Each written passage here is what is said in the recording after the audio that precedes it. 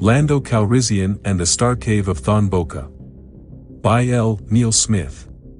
Book 3 of the Lando Calrissian Adventures. Chapter 1. Lehisu swam the endless open sea. He was large for a young adult, although there were elders of his species twice his size and mass. An alien observer in a different place and time would have pointed out his resemblance to an enormous manta ray, broad and streamlined, powerfully winged, and somehow pleasingly sinister. His sleek dorsal surface was domed high with muscle. Others would have been reminded of the Portuguese man-o-war, seeing the tentacular ribbons hanging from his ventral side, marveling at the perfect glassy transparency of his body with its hints and flashes of inner color. Yet, naturally enough, such comparisons would have been misleading. Lehisu had been born among the people who call themselves the Oswaft. He was, unlike ray or jellyfish, penetratingly intelligent. Unlike most others of his kind, he was also aggressively curious. He dwelt in a place the Oswaft called the ThonBoka, which, in Lehisu's language, brought to mind visions of a cozy harbor on the margins of a stormy ocean. It was a haven of peace and plenty, a refuge. There were those among the Oswaft, principally family and friends, who had warned him smugly that he would regret adventuring beyond the safe retreat of the ThonBoka into the dark perils of the open sea. Few of them actually dared speculate precisely what those perils might consist of, what he might find, what might find him, except a quick, unpleasant death. For all their intelligence, the Oswaft were not remarkably imaginative, particularly when it came to the topic of death. They were a long-lived people and patiently, even fatally, conservative in their outlook. Others hadn't even cared enough to scold him. Lehisu, himself, was a nuisance and a danger, whose very presence was somehow inappropriate to the warm sanctum of the ThonBoka, a hint of the darker ugliness that lurked beyond its confines. To their credit, it would have been completely uncharacteristic of them to expel him, just as it would never have occurred to any one of them, regardless of personal opinion, to attempt to stop Lehisu from sacrificing himself to his incomprehensible exploratory itch. At that moment, he was beginning to wish he had listened to someone. The open sea was slowly starving him to death. He flapped his great manta wings reflexively to achieve calm. It was an awe-inspiring, majestic gesture, had there been anyone to see it, among his kind, the equivalent of breathing slowly and deliberately. And for Lehisu, it was every bit as effective, it didn't help in the slightest. If anything, it only reminded him that he had a plight to worry about. He was not really frightened. For all their conservatism, fear came slowly to the Oswaft, panic not at all. It was just that curiosity was not a common characteristic among them either. They had their ancient, venerable, time-tested, firmly established, customary, and honored traditions. Such redundancy was necessary, Lehisu thought, to convey the suffocating stuffiness of it all. Yes, there were ways of accepting innovation. After all, his people weren't savages. It happened gradually, over several dozen generations. The culture of the Oswaft was far from stagnant. It was simply, excruciatingly, boring. Lehisu, on the other fin, was a genius of curiosity, or a totally demented mutation. The conclusion depended on whom you sought for an opinion, Lehisu or any other individual of his species. In his thirst to know what unlooked-for wonders lay beyond the cloying safety of the ThonBoka, he was utterly alone.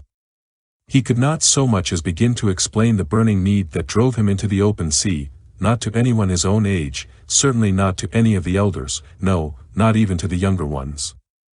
Well, perhaps one day he would have young of his own. And if curiosity were something that could be passed on, they would understand and share his thirst. He chuckled to himself. How he would ever find a mate who could tolerate him might constitute something of a problem. Then again, it might not. It was highly unlikely he would survive traversing what amounted to a desert. Every fiber in his great and graceful body ached with hunger. He had been cruising for what seemed an eternity without encountering a molecule of nutriment, and it was far too late to go back. He lifted his enormous wings once more, unable to ignore their rapidly failing strength. Lehisu had never seen or even heard of a cat, but he would have understood what killed it, how, and why. Still, he couldn't really bring himself to regret what he had done. Curiosity may have killed him already, but it was vastly better than dying from boredom. Perhaps. Lehisu estimated that he had, at most, only a few hours before he expired. His people fed continually as they moved about through life, automatically, almost unconsciously. There was little capacity in his gigantic body for storage of nutrients. As he weakened, and the effect was increasingly noticeable, increasingly painful to him, he reflected that at least he was dying in the open sea, away from all the. But wait. What was that?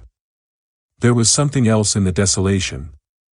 Far beneath him in the depths, another entity swam, one that pulsed with life and power.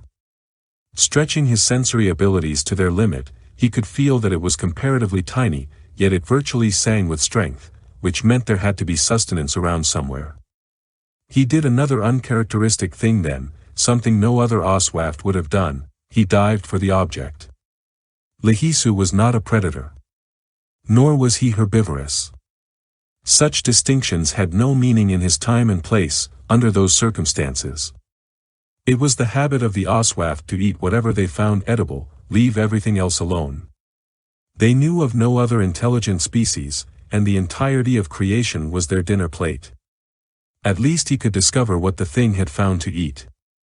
He realized there was a possibility that it would find him, and he had little strength for fighting left, even if he had been inclined to fighting, which he was not. Yet he had less hope, even, than strength. Down and down he went. Yes, there it was, a mote less than a tenth his size, yet he could feel that it was stronger than he was by a substantial margin. Better armored, as well, much like the small carapace creatures that swam the calmer currents of the ThonBoka. They were delicious. As he approached the thing, he could see that it was not shaped terribly differently from himself. To judge from its direction of travel, it was a bit broader than it was long, more rounded in its major contours than he was. Like Lehisu, it had two nondescript projections on its frontal surface, although whether they were sensory arrays, like his, was another question. Lehisu's senses were not strictly limited to straight lines. He could see that the creature possessed no manipulators on its underside. He had hundreds, yet it appeared that part of the surface was capable of opening, perhaps its tentacles folded into its belly. He knew of organisms that. Lehisu recoiled in shock. He was near enough now to make out and be astounded by a major difference between himself and the thing. It was completely opaque, like a corpse. His people lost their transparency upon dying and, until they decomposed into the dust of which all life is made, remained visually impenetrable. This creature looked like a dead thing, yet moved with confidence and fleetness. There were those among his people who. But Lehisu was not superstitious. With a mental snort, he rejected such foolish notions. Almost completely. Another, milder surprise awaited him. Drawing even nearer, any other Oswaft would have known then and there that Lehisu was quite insane. He felt the thing trying to say something. The ThonBoka was vast and its people many, but neither so vast nor numerous that separate languages had ever developed. Within their limits, the Oswaft were far too wide-ranging, too swift. And they could speak over distances that would only seem incredible to another race. And so he felt the tingling of communication, for the first time in his life without being able to understand it. He broadcast a beacon of good wishes himself and waited. His own message was repeated back to him. He repeated the first greeting the small armored creature had sent him. Each now knew the other to be an intelligent organism. That was as far as communication could proceed. The armored creature began counting. That was silly, thought Lehisu. If it were intelligent, of course he could deduce that it would be able to count. Thinking hard, he spoke a picture message, one meant to convey visual reality rather than pure ideas. Lacking any better image, the wavefront he transmitted was that of the small armored object before him. A rather long pause followed. Deep within Lehisu, he experienced a brief sensation of satisfaction that he could surprise it. Then he received a picture message of himself. Fine. Now he could convey the essence of his disastrous situation to it, and perhaps it would help him. If in no other way, perhaps it could help pull him into richer currents. He spoke a picture of himself, then modified it in his imagination until he showed a pitiable scene in which he was growing increasingly opaque, increasingly withered. Finally, just to do things properly and in full, he imagined himself dissolving, his molecular constituents wafting away. It made him feel very strange to imagine such a thing, but it was necessary. Finally, he started the image over again, but this time had himself feeding richly on what drifted in the currents of the ThonBoka. He pictured himself growing stronger, healthier, sleeker, more transparent. He pictured himself growing to become a giant elder. For some reason this made him feel worse than did the idea of dying, although whether the feeling came from imagining a feast while he was starving, or imagining himself in the image of his stuffy forebears, he was not quite certain. In any case, the creature hung motionless before him in the void, nor did it reply for a long, long time. As he waited, Lehisu examined it carefully. Numerous spots glowed on its outer surface, much like the courting glow pigments of some of the ThonBoka wildlife. One in particular, a large globular spot at the front end, displayed odd, changing patterns. All the while, the creature pulsed and throbbed with indecently good health. It had come to a halt when the communications began, and continued to be still though obviously restless and thrumming to be on its way. Finally, it sent him a picture speech.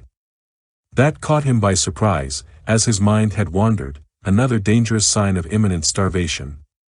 He had been gazing at the stars, wondering what they were, how far away they lay, and how he might, if he lived, contrive to reach them, as he had reached the open sea. The armored creature asked him, in effect, if these were what he liked to eat. It then began displaying pictures of every imaginable variety of wonderfully delicious nutriment, from the incidental nutrient haze that drifted on the currents and was gobbled up by Oswaft as they passed, to the most succulent of complex culinary creations. The trouble was, these images were mixed incomprehensibly with things he didn't even remotely recognize, and with downright garbage. Excitedly he shouted confirmation when the images were right, withheld comment when they were not. He and the creature hadn't gotten around to establishing the symbols for yes and no. He wondered what the thing had in mind. Would it lead him to this banquet it was promising? Would he have the strength to follow? Or was it merely mocking him? He was beginning not to care. There were only minutes left for him, anyway. Suddenly, the greatest shock of all. The belly of the creature split open and vomited out everything it had shown him. It filled the currents around them, forming an almost impenetrable fog. Shouting joyously, he swooped and dived and soared through it all, plowing great clean swaths where he had passed. The creature stood off, watching, doing, and saying nothing. One pass took him very near the thing. It was not smooth but was covered with knobs and bulges. Only portions of the thing showed any signs of transparency, and they simply admitted the sensory probes into an internal darkness that revealed nothing. But for once, Lehisu's curiosity was abated. He fed, perhaps more richly than he ever had in his life. Each pass brought him nearer the creature, but he was not afraid of it had saved his life. His senses passed over a spot that might have told him a great deal more, except that the Oswaft had no written language, no need for one. It was a plate, a plaque, attached with rivets to the creature's hide. On it were enameled 5 words that would have shocked him deeply, for this was not a living creature at all. The sign read: Millennium Falcon. Lando Calrissian, Captain. Lehisu the Oswaft, swimmer of the starry void, was content merely to soar and graze about the falcon, singing out his gratitude to her every second he did so, with the natural radio waves generated by the speech centers of his mighty brain. The formaldehyde was delicious.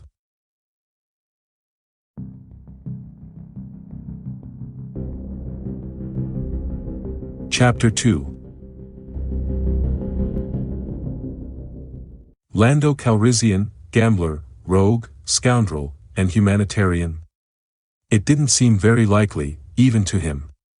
But the undeniable truth was that, several months after her initial encounter with that remarkable space-breathing being, Lehisu of the Oswaft, circumstances found the Millennium Falcon stolidly boring her way through the interstellar void straight toward the ThonBoka, which translated roughly into human languages as the Starcave.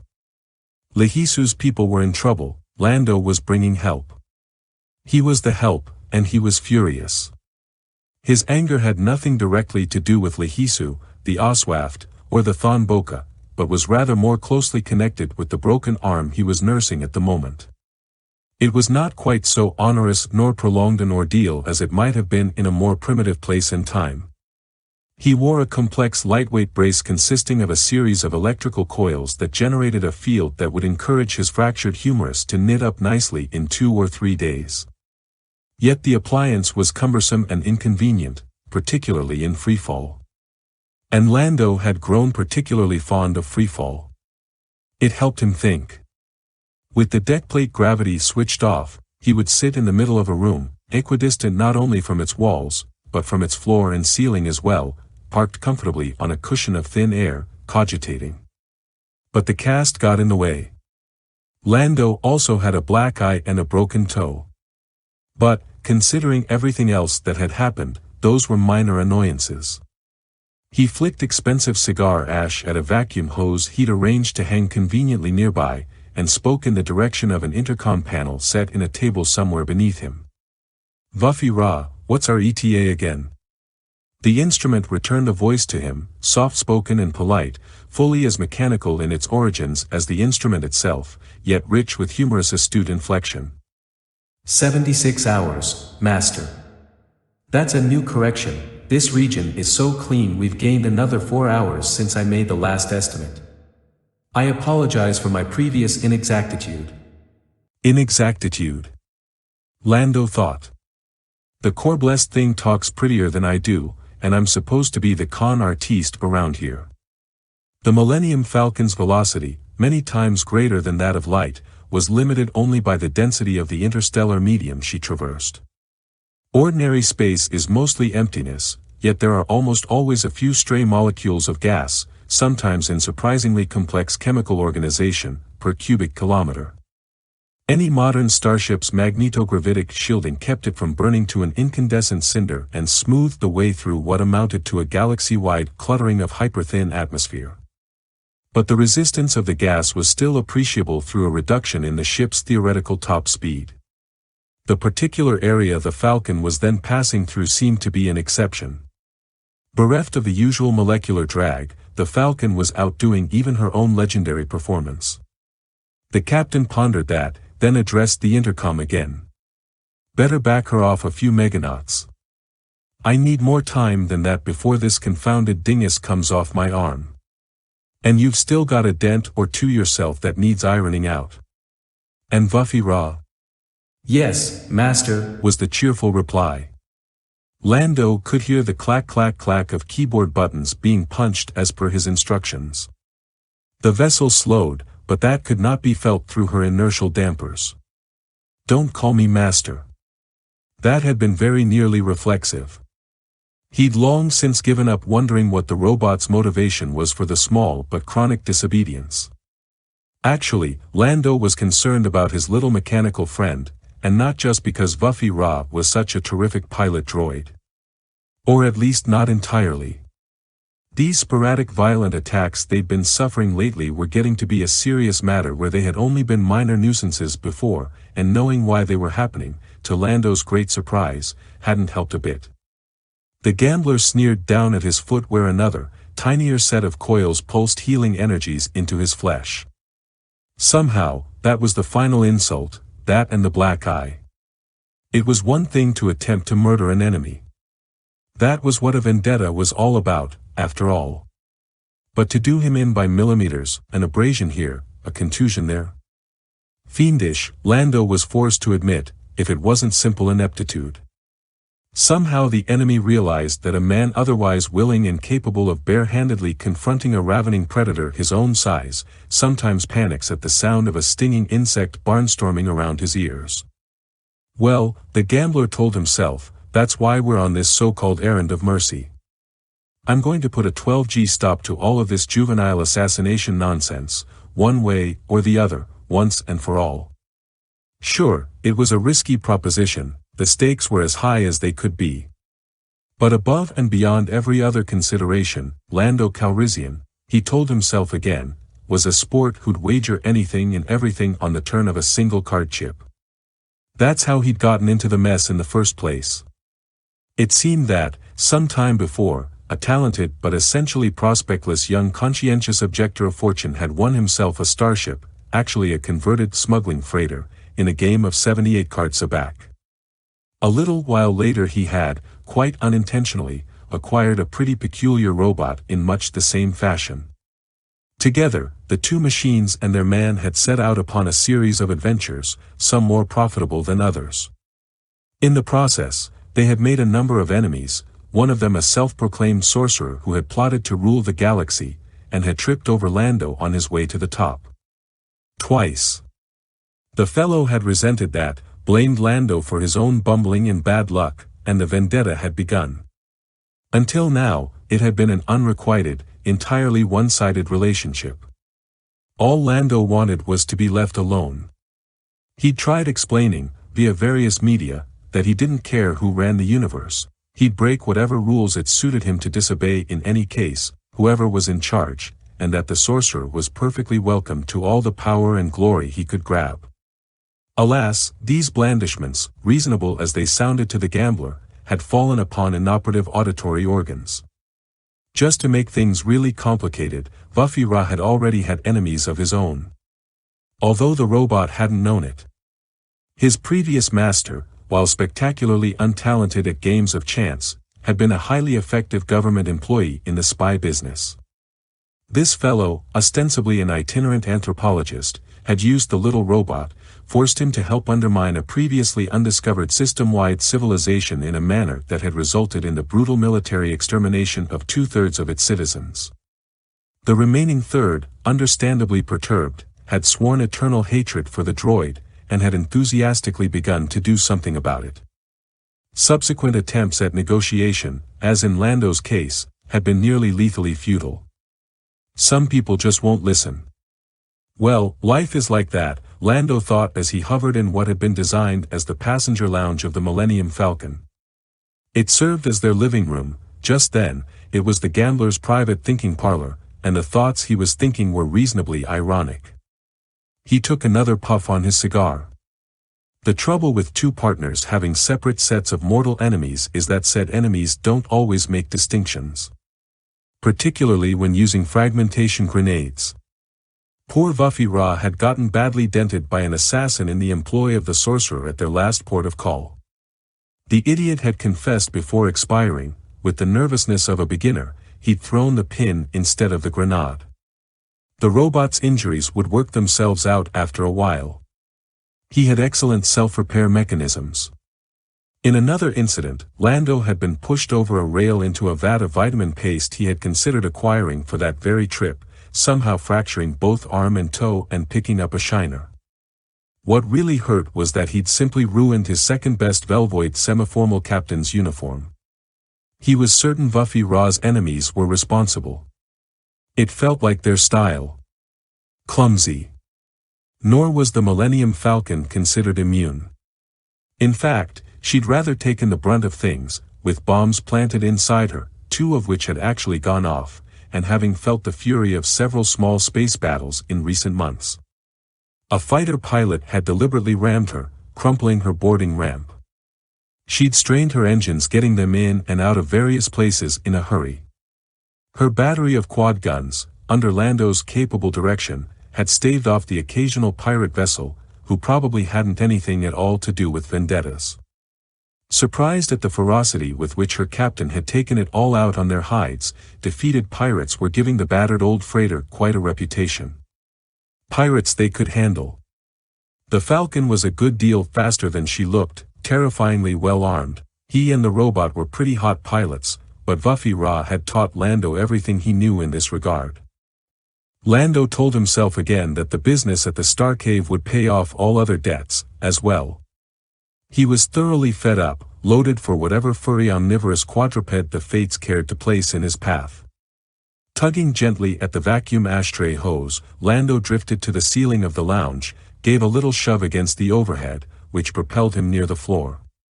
He switched on the gravity and walked both forward and starboard around the Falcon's curving inner corridor, to the cockpit, which was set in a tube-like construction projecting from the front of the ship.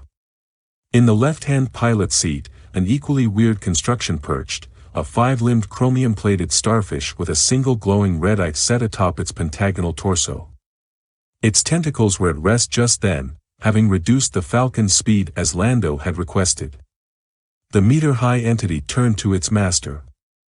"I believe you'll be able to make out the nebula now, Master. See, that blurry spot ahead?" Lando strained his eyes, then gave up and punched the electronic telescope into activation. Yes, there it was, the ThonBoka, as its inhabitants called it.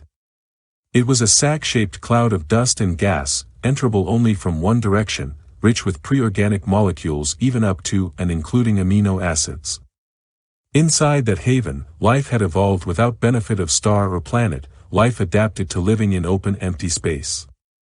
Some of that life had eventually acquired intelligence and called itself the Oswaft. But at the moment, they were under siege.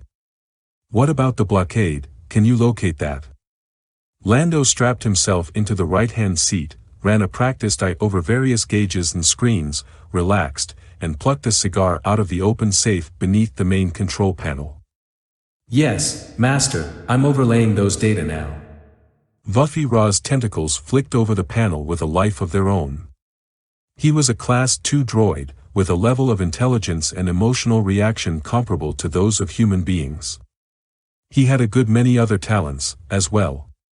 To Lando's occasional disgust, however, the robot was deeply programmed never to harm organic or mechanical sapience, and was thus an automatic pacifist. There had been times when that had been inconvenient. On the main view screen, showing the sack-like ThonBoka Nebula, 100 tiny yellow dots sprang to life. Lando whistled. That's quite a fleet for bottling up one undefended dust cloud. What do they think this is, the Clone Wars? He leaned forward to light his cigar, but was stopped by the offer of a glowing tentacle tip. Yes, Vuffy Ra had a lot of useful talents. "That isn't even half of them, Master. Although I can't understand why, some of the fleet out there have modified their defense shielding into camouflage to conceal themselves. I also believe they've mined the mouth of the nebula." Puffing on his cigar, Lando forced calm. "And we're going to run that blockade." "Oh, well, it's been a short life but a brief one. Can you do anything about shield camouflage for us?" The robot wiped the screen display. "I'm afraid not, Master, it's very sophisticated technology." "Which means that everybody in the universe is using it except civilians. Well, then, what's our plan?" There was a startled pause that might have been filled with a blinking red eye had Vuffy Ra been capable of such a thing. "I thought you had the plan, Master."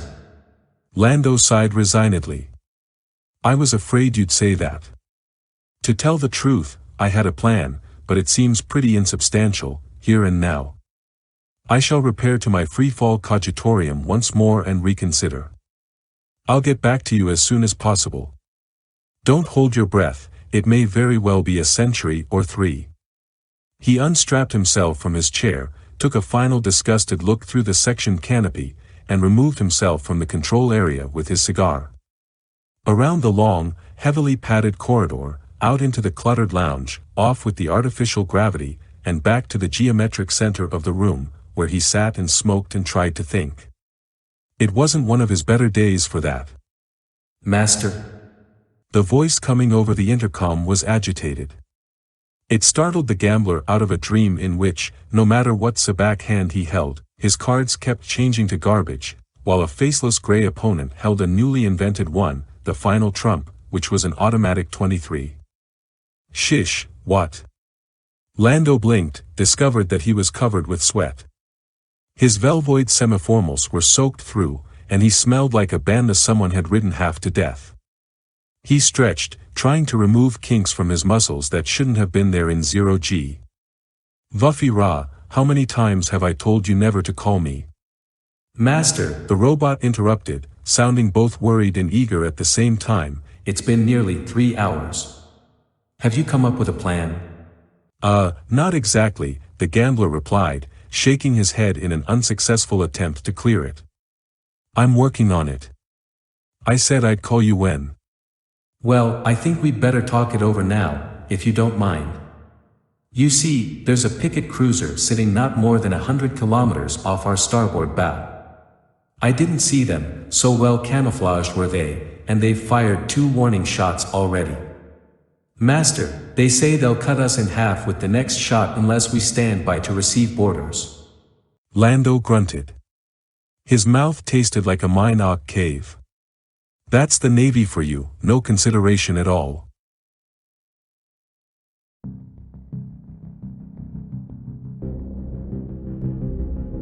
Chapter 3. Concealed beyond the reach of civilization lay a place called Thond, a name of legendary repute, one seldom spoken above a whisper. That whispered word named a planet, a system, or a cluster of stars, no one was quite certain which, rumored for 10,000 years to be the home of powerful and subtle mages. Fear was associated with the name, the sort of fear that inhibits mentioning, even thinking about, the thing it represents, so as not to invoke its omniscient, omnipotent, and malevolent attention. Almost no one knew the even more hideous truth. The planet Thond was sterile, devoid of native life, its surface roasted to a fine, gray, powdered ash where evergreen forests, tropical jungles, and continent-broad prairies had once stretched for countless kilometers. It was a world destroyed by magic. Or by belief in magic. At night the planet's face glowed softly, not merely with the pale blue fire of decaying atoms, but with a ghostly greenish residue of energies as yet unknown to the rest of galactic civilization. Where it flickered balefully, nothing lived, or ever would again. It had been partially to preserve the secret of such power that Roker Jepta, last of the fabled sorcerers of Thond, had utterly obliterated every living thing upon the planet, from submicroscopic wigglers to full-flowering sentience. His was a terrible, cosmically unfeeling precaution. The rest had been sheer malice. Here and there an oasis of sorts had been permitted its closely regulated probational existence, areas receded from which, some billions of years hence, when the evil emerald fires had at long last died, life might resume its pitiably humbled march. Massive force fields were essential to press the flickering death away from those few havens. In one such crouched the cruiser Venice, a decommissioned, obsolete, and thoroughly effective instrument of pitiless warfare, being refitted to her master's precise specifications. Her crew was an odd but deliberate mixture of the cream of the galaxy's technical and military elite and its dregs, often represented in the same individual. Her weaponry and defenses ran the gamut from continent-destroying hell projectors to small teams of unarmed combat experts. She had been a gift of prudence from the highest and consequently most vulnerable of sources in the galaxy. The Venice would not be recognizable when Roker Jepta was through with her. The sorcerer had that way with ships, and planets, and people. The only value anything possessed for him was its utility relative to his inexorable rise to power. Wealth meant nothing more to him than that, nor the companionship of his fellow beings, even, owing to the most peculiar and repulsive of physical circumstances, that of females. He was empty, as devoid of life and warmth as his handiwork, the planet Thond itself. Such an emptiness requires endless volumes of power to fill it even momentarily. Someday he, too, would bestow gifts of decommissioned battle cruisers, although he would exercise considerably more care to see that they were employed strictly in his interests. And even that lofty seat of power was only a feeble beginning. The million-system civilization ruled from it, after all, was only a small wedge of the galaxy. And the galaxy itself only a small part of. Deep within the twisted caverns of the murdered planet Thond, where Roker Jepta had once personally searched out and exterminated every one of his ancient mentors, the original sorcerers, who had lovingly instructed him in the ways of power that had been their ultimate undoing, the treacherous former pupil sat, immersed in thought. He brooded in a blackness utterly unbroken by the glimmer of so much as a single passing photon. That was the way he preferred it. He had other means of observing reality. Even in the full light of a healthy planet's daytime surface, another individual would be less fortunate. Roker Jepta was simply impossible to come to terms with visually. He was a blur, a vagueness more psychological than perceptual in character, perhaps because his color was that of terror.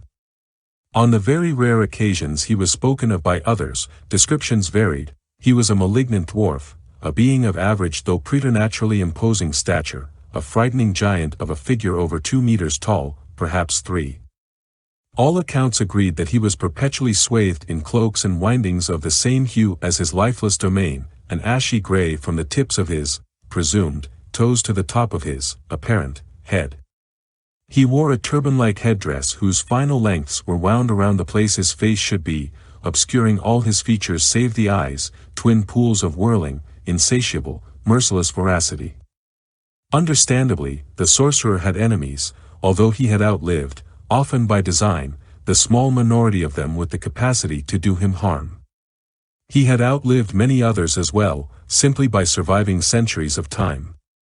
His long life was in grave and constant danger, however, from those few who still survived and the continually fresh crop of victims who wished him ill. And that was what produced his present quandary. Word had been conveyed, through several layers of underlings, of an emissary, a messenger whose credentials offered a potentially profitable alliance. Should he trust the individual sufficiently to hear him out, as per request, in total privacy? The sorcerer pondered. The risk of a personal audience was great, especially as the representative came from a principal powerful enough to preclude extensive security measures, which could be interpreted as an affront. There were limits to the precautions that could be taken, but none to the cleverness of assassins. He ought to know, he had employed enough of them himself. Reaching a decision, he gestured with a gray-gloved hand. Feeble light began to glow within the monstrous cavern, swelling until it filled the place. Small black hairy things within the walls squeaked a protest, rustled in their niches, then settled back into troubled somnolence. He would make up this discomfort to his pets, Jepta thought, and if the audience turned out to be less than advertised, so would the emissary make restitution, most slowly. A faint electronic chirp from a panel in the left arm of his basaltic throne alerted him of visitors.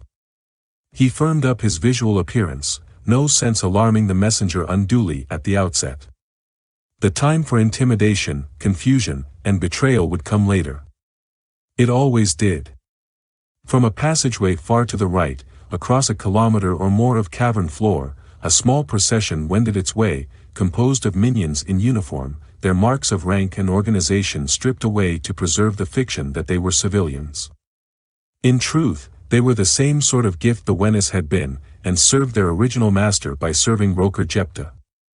The honor guard consisted of a half-dozen heavily armed and smartly groomed beings, every fiber bristling at attention as they marched. In their midst was a giant, a large, heavy-set man in a battered spacesuit, carrying his helmet under one arm. The group wound carefully among the cavern floor's many stalagmites, following a hidden pattern that, if strayed from, would precipitate their immediate and total destruction. Jepta waited on his throne, 3 meters above the floor. As the column reached its base, Jepta's soldiers snapped to a halt.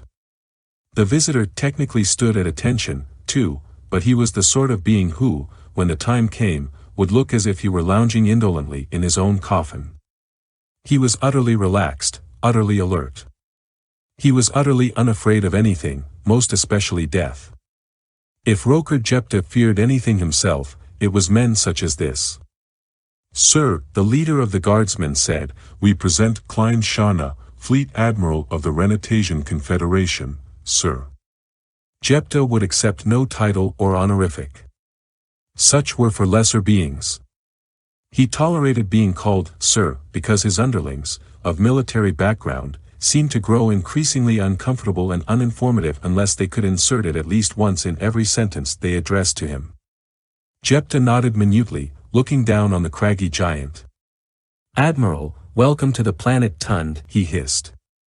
"Few have seen it, save my minions, and even fewer have lived to say they've seen it." Shauna grinned broadly from a face that was one scar overlaid upon another until nothing of the original flesh remained. Yet an ordinary human being would have found the effect somehow pleasing. Klein Shauna was everybody's adventurous uncle, the one who'd been everywhere, done everything, and had it done back to him. He ignored the threat. That admiral is something in the nature of a joke, sorcerer. In your terms I'm more of a squadron leader, and it's not much of a squadron. Corps, for that matter, it's not much of a confederation either. But we have our points, as my letters of introduction demonstrated, I'm sure. You know about the Renatasia? Jepta nodded once again. Upon receiving the communication in question, he'd consulted references and had a conference with his kennel of government spies. What was to be learned was skimpy. There had been a highly energetic cover-up. Yet the essential facts were clear. It was a system and a culture colonized long before the current political status quo was achieved. It developed independently, unknown to the rest of the galaxy, and at a somewhat slower pace technologically. It was discovered, subverted, exploited, and obliterated by certain commercial interests acting in concert with the Navy. You, your squadron, and your confederation are some of the rare survivors. Are these the fundamental elements of the story, Admiral Shauna? The sibilance of Jepta's whisper echoed in the cavern. Shauna's turned to nod. That's it. About a third of the population lived, reduced further by starvation and disease. He leaned against a stalagmite, casually swinging his helmet by a strap around his finger. Get rid of the flunkies and we'll talk a deal, how about it? Jepta savagely repressed a wave of rage and nausea that swept through him at the man's impudence. Time, he told himself, there would be time to deal with him appropriately later. He gestured and the men, with uncertainty on their faces, brought themselves back to attention, turned in place, and marched back the way they'd come. It took them a long while, so indirect and lengthy was the route. All the while, Shauna leaned against his stony outcrop with a grin across his battered face. What have you got against Lando Calrissian, anyway, Jepta? The sorcerer's gaze jerked upward across the chamber to assure that no one else was present to witness the jibe. Then he settled back in his throne and stared coldly at the fighter pilot before him, struggling to maintain an even tone. It is sufficient that he has offended me, primarily with his impudence, Klein Shauna, a fact you would do well to bear in mind. We have agreed upon the history of your woebegone system. Tell me, what is your interest in a vagabond gambler? What has he to do with? In an instant, Shauna's facade of relaxation dropped away. He stood rigidly beside the stalagmite, his body trembling with anger. Rather a long time passed before he was able to reply. Calrissian doesn't figure in it. He has a partner. The robot? Surely, Admiral. Robot. Shauna shot back hotly. In the Renatasia it wasn't a robot, but a five-limbed organic sapient. I saw it then, nobody could avoid it. It was treated to parades and banquets, in the media every minute. It was an emissary from a long-lost galactic civilization that ultimately destroyed us. It was a spy, Jepta. It infiltrated us, observed our weaknesses, planned our downfall with ruthless precision. Robot? Oh yes, I saw it again after the Battle of Oseon, disguised as a harmless droid, but I wasn't fooled, not for a nano. Robot? What would a robot have to gain from? Jepta raised an interrupting hand. He knew perfectly well why a droid might help destroy a system.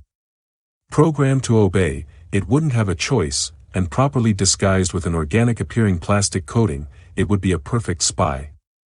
The sorcerer, however, wasn't about to argue with the man and possibly lose an ally. Shauna would have his uses, and his ultimate disposition. Very well, Admiral, we each of us have personal reasons for wishing a conclusion to this hunt, and your offer of assistance is welcome. But your communication hinted at more. There was a claim that you know where the Millennium Falcon may be found.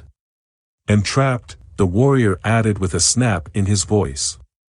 Imagine the sweetness of it, trapped between us and the Navy. He began laughing, the edge in his voice growing increasingly hysterical until he leaned heavily against the stone column, wiping his eyes and coughing. When he could speak again, it was only one word, Starcave. Roker Jepta kept his peace, offering no reply. The term was meaningless to him, but given an hour of privacy and access to his sources of information it would not remain so. Finally he replied. Starcave, you say? The fighter pilot nodded. Yes, we have our spies, too, Jepta, we have to. After all, they're the ones who, but never mind that. The Navy's keeping a heavy blockade there. We don't know why. There are rumors, but most of them are so silly that we think they're an intelligence cover. Whatever the reason, we also know that Calrissian's planning to run the blockade, in fact, may be there as we speak. We have things you need, information, a rebuilt fighter squadron. You have something we need, passage through the blockade. With Calrissian bottled up there, we can. There was a very prolonged silence during which each of the figures savored his personal revenge. Jepta was secretly surprised that the military could mount a major action of that type without his knowing of it. On the other hand, he hadn't known about the Renatasian affair until years after it had happened. He was equally surprised at the depth, and enthusiasm, of Shauna's intelligence sources. After it was over, if he, the sorcerer, could incorporate. But that was for later. This was now, and the culmination of a very long, very annoying episode in the Grey Magician's otherwise unopposed rise to total power. Very well, Admiral Shauna, let us make an agreement between us. We shall go to this Starcave and see what may be seen. The refitting of the Venice is nearly complete, and I will hurry the work. Your squadron will rendezvous with her at a place convenient to us both. I shall take us through the blockade, and you shall assist with the destruction of the Millennium Falcon and her owners. And afterward. Shauna stood, his right hand flexing where his blaster would have been hanging had it not been taken from him by Jepta's security people. He felt incomplete without it. There was a worn diagonal area across the lower half of his pressure suit, from high behind the left hip where the heavy belt ordinarily settled itself, to the middle of his right thigh where the weapon would have been strapped down. Yes, said the Admiral, and afterward, what? The sorcerer smiled, an expression that manifested itself only in the sarcastic tone of his voice. Inside the dark gray windings about his hidden face, it was a far from pleasant expression. Afterward, my dear Admiral Shauna, we two shall go our separate ways, you to rebuild Renatasian civilization to glorious, dizzying new heights, while I, on the other hand. My knock muffins. Shauna raised his gauntlet hand in a mocking salute. Then, without further ceremony, he turned on his space-booted heel and began the trek across the damp cavern floor to the elevator. He itched to have his blaster once again, an itch he felt between his shoulder blades as he turned his back on the perfidious sorcerer, to get in his small fighter and rejoin the squadron hovering at the edge of the barren Tun system. The dead planet was giving him the creeps. For his part, Jepta watched the figure of the Renatasian soldier diminish in the twilight distance, kneaded his gray-gloved hands together, once more stifling rage that bordered on gibbering insanity. To be walked out on by a mere underling. And especially one who possessed the gall to consider himself an equal partner in the sorcerer's affairs. It was almost more than the ancient magician could bear. Almost. There are rituals, however, formulae for calming both the mind and body under such nerve-shredding circumstances, venerable practices of the long-dead sorcerers of Tund. Roker Jepta applied them all with a will.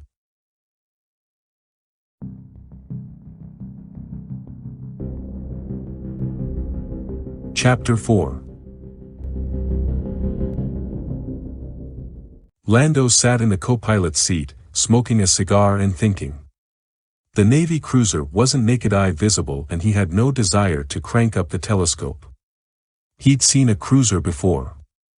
They'd been given 10 minutes to make up their minds, prepare for boarders or be obliterated. Lando was using every second of those minutes, trying to produce a third alternative. He wasn't having much luck. He'd known from the beginning that a moment like this was going to arrive, sooner or later, although he hadn't imagined it arriving quite so soon. The plans he'd sketched out in the leisure and safety at their last port of call seemed fragile and silly now, however detailed and astute they had appeared at the time. The trouble, of course, arose from the fact that Lehisu hadn't gone straight home. Fortune or coincidence hadn't had very much to do with his rescue. Lando and Vuffy Ra had stumbled across the same desert that had threatened to kill the young Oswaft. What it meant for them and the Falcon was a sudden drop to below light speed while Vuffy Ra recalibrated the engines. In the empty sector, the engines had met almost no resistance and they threatened to race wildly until they tore themselves and their operators apart, atom by atom. Thus they had been poking along on their reaction drive when they'd encountered a 500-meter monster soaring out of nowhere. At first they'd taken Lehisu for a weird ship from an unknown culture. They'd been half right, but then Lehisu had mistaken the Falcon for a being something like himself. It had taken much longer to straighten out that misunderstanding than to puzzle out the vacuum breather's plight and do something about it. Vuffy Ra had, as usual, been at the controls, as Lando kept a suspicious eye on Lehisu and a nervous thumb on the trigger from the quad-gun blister. "Master, I have communications on a very unconventional frequency." "What's being said?" Lando shifted the stump of his cigar to the other side of his mouth, hunched over the receiver of the quad gun even farther, and strained to see the weird object floating half a click away. It was transparent, and didn't show up very well on the detectors, as if it were made of plastic instead of metal. There was no sign of shielding, and he'd seen much bigger ships. Nevertheless, its casual proximity raised the fine hair on the back of his neck and gave him the impulse to jam the triggers down and keep them down until it was reduced to harmless vapor. "I've got the Falcon's computers working on it. They're not very well suited to translation, I'm afraid, and I'm also plugged into things myself. It would appear, wait. We're starting to receive a visual array. Repeating that first greeting seems to have done the, yes, yes. Master. It's sending us a picture of ourselves." Great, Lando thought, here we are, parsecs from any known civilization, and we've stumbled across an itinerant portrait photographer. Usually they brought a pony or a young banda with them, but... He let the sarcastic thoughts dribble away. They weren't doing any good. He trusted Vuffy Ra to handle things in general, but hated to put his life in anybody's hands but his own. Well, send them back a picture of themselves, for Kor's sake. Pretend we're a pair of tourists taking each other's snapshots. It beats shooting it out. "Yes, Master, I had already arrived at that conclusion, and am transmitting a slow scan with the proper characteristics. I can put it on one of your gunnery screens if you think it's worth the risk." "Go ahead. I can do better with the naked eye anyway, given our range and this thing's weird composition." On a display to his left, the outline of the Falcon, as seen by the alien object, faded away to be replaced with an enhanced representation of the object itself. Vuffy Ra's vision was better than Lando's. He was making out or inferring a good deal more detail. The thing remarkably resembled some marine creatures Lando had seen in his travels, although it was too large by at least an order of magnitude. It was also somewhat like a bird. The picture jerked, the viewpoint changed, the object curled and uncurled its wings. "Master, this picture's coming from them. Master, I don't think this is a spaceship. I think it's a..." At this point, Lehisu began his little video drama, showing himself starving to death and dying, then changing things to show himself feeding and prospering.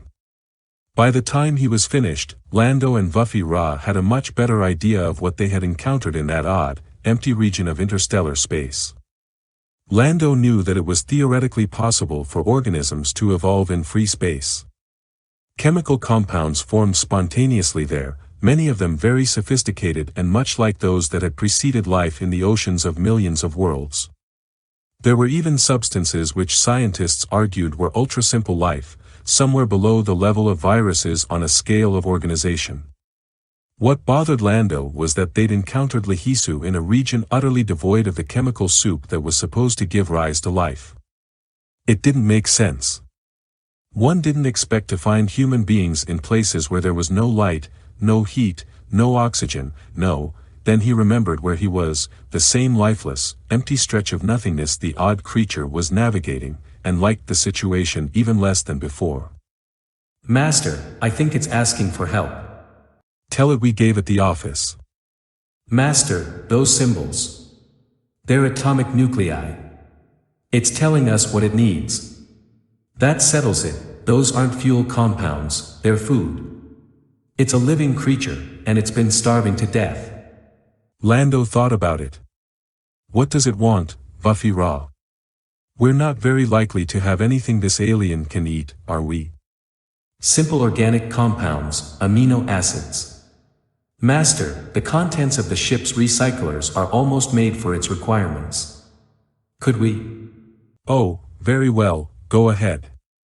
We could always use a friend who breathes vacuum and can cross interstellar space by sheer force of personality.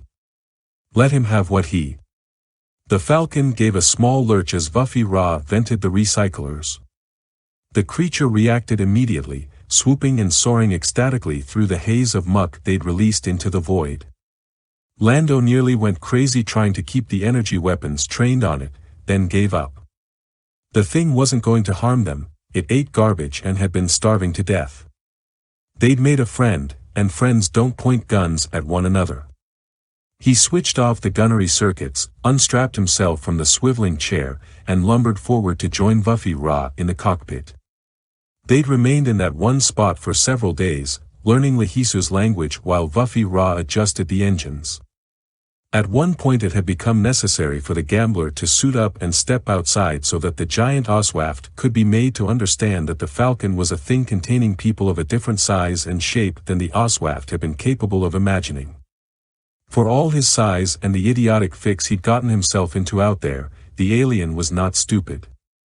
Artifacts were not entirely unknown to his culture, and, as soon as he'd grasped the concept of a spaceship, he'd come up with an idea of his own. Which meant that Buffy Ra had to go to work again. In the end, the robot had cobbled up a huge tank out of metal and sheet plastic and filled it with recycler contents.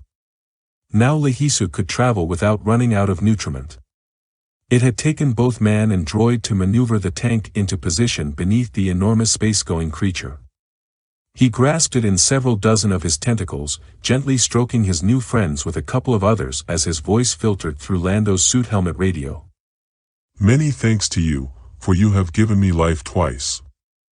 My regret is that there is nothing I can do for you, you who can make food out of nothingness in the middle of nothingness. Lando was about to say a perfunctory, forget it, when Buffy Ra raised a cautionary tentacle. Master, he's making pictures again, I can see them in my mind.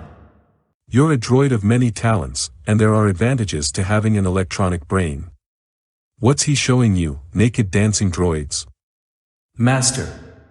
On the contrary, he's displaying things which he can fabricate from the chemicals he doesn't need in his food. Apparently he does it atom by atom. Master. He's showing me opals, sapphires, flame gems and sunstones. Why, that's a life crystal from the Rafa system. Lehisu, can you truly? Yes, my little friend, if these objects interest you. There is more, much more that I can make. But tell me, is it true that Master cannot see what I am showing you this moment, without an artifact to assist him? Lando interrupted. Cor blast you, Buffy Ra, now you've got him calling me Master. I want him to stop it immediately, do you hear me, Lehisu? And Buffy Ra? Yes, Master. Come on inside and we'll take a look at what Lehisu's offering over a screen. Lehisu's people, the Oswaft, had had yet another talent, and that was what had gotten the young vacuum breather into trouble the second time. The interior of the Star Cave, over a dozen light-years in extent, was huge even for the relatively enormous organisms and the rest of the complex ecology that inhabited it. Simply boring along at sublight velocities, as Lehisu had been doing on his last, figurative, legs when the falcon had found him, wasn't enough. Lehisu hadn't gone straight home when he left the falcon. His curiosity hadn't been satisfied, in fact it had been sharpened exponentially by contact with the human and the droid. He wanted to see what things were like in the regions of space that had produced them. Holding firmly onto his canister of nutrients, he'd bidden them farewell and exchanged promises to get in touch again someday. The gambler had taken these no more seriously than any frequent traveler does with the strangers he gets to know superficially for a short time.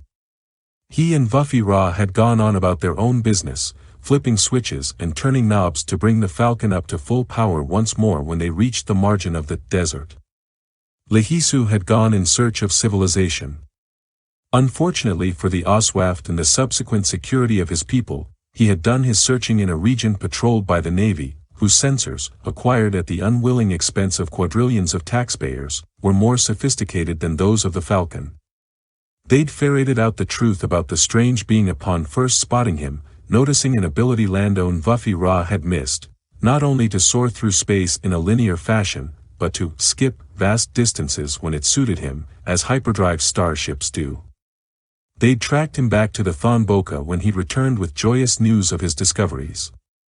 The Navy, of course, had recognized a threat when they saw one, a race of beings at home in space, capable of faster-than-light travel, a terrible thing to contemplate. Their scouts' estimate of the number of Oswaft was even more terrifying. It was like encountering a previously unknown superpower with millions of fully operational starships. There was only one thing to do. The ThonBoka was an open system. It had to be, or exhaust its resources rapidly. The idea was to starve the Oswaft to death, denying them the chemicals drifting in on the galactic tide. Once the vacuum breathers were sufficiently weakened, they could be finished off neatly, their threat erased forever. But the Navy didn't know that Vuffy Ra's canister handiwork had included a radio relay and transducer. He had truly meant to stay in touch, through which Lehisu had shouted a cry for help across the parsecs. Lando, seeing in the creature's problems a solution to problems of his own, had loaded his ship and come a-rooning. Now he was having second thoughts. Less than 100 kilometers away, point-blank range as distances in space are reckoned, a battle cruiser waited impatiently for an answer. The Falcon was fast, but not fast enough to evade the vessel's tractor beams or destructive weaponry. As freighters go, she was well armed and heavily shielded against impecunious pirates and the usual run of freelance riffraff one was likely to encounter in interstellar space. But her quad guns and other weaponry were no match for the armament sprouting from what seemed like every square meter of the warship that confronted them. And worse, at that range, the Falcon's shields would buy her only seconds of extended life. Lando considered running, not away from the nebula, but toward it, until he realized that a simple message from the picket vessel would have 100 more just like it primed and ready by the time the Falcon got to the Starcave's mouth. He evaluated very carefully a slim number of other alternatives, compared them with his original plan, and shook his head. No two ways about it, the idea had been lousy to begin with, was still lousy, but it was the only one he had. Vuffy Ra, he said at last, closing his eyes as if that could shut out the images of disaster forming in his mind, shut down all weapons systems as we discussed. Also power down the shields and make sure they can see what we've done over there on their scopes, will you? He flipped a 50-credit coin and caught it in the air. Beside him, the robot sounded dubious. But Master, that will leave us completely helpless. His tentacles fidgeted on the control panels. Lando grinned.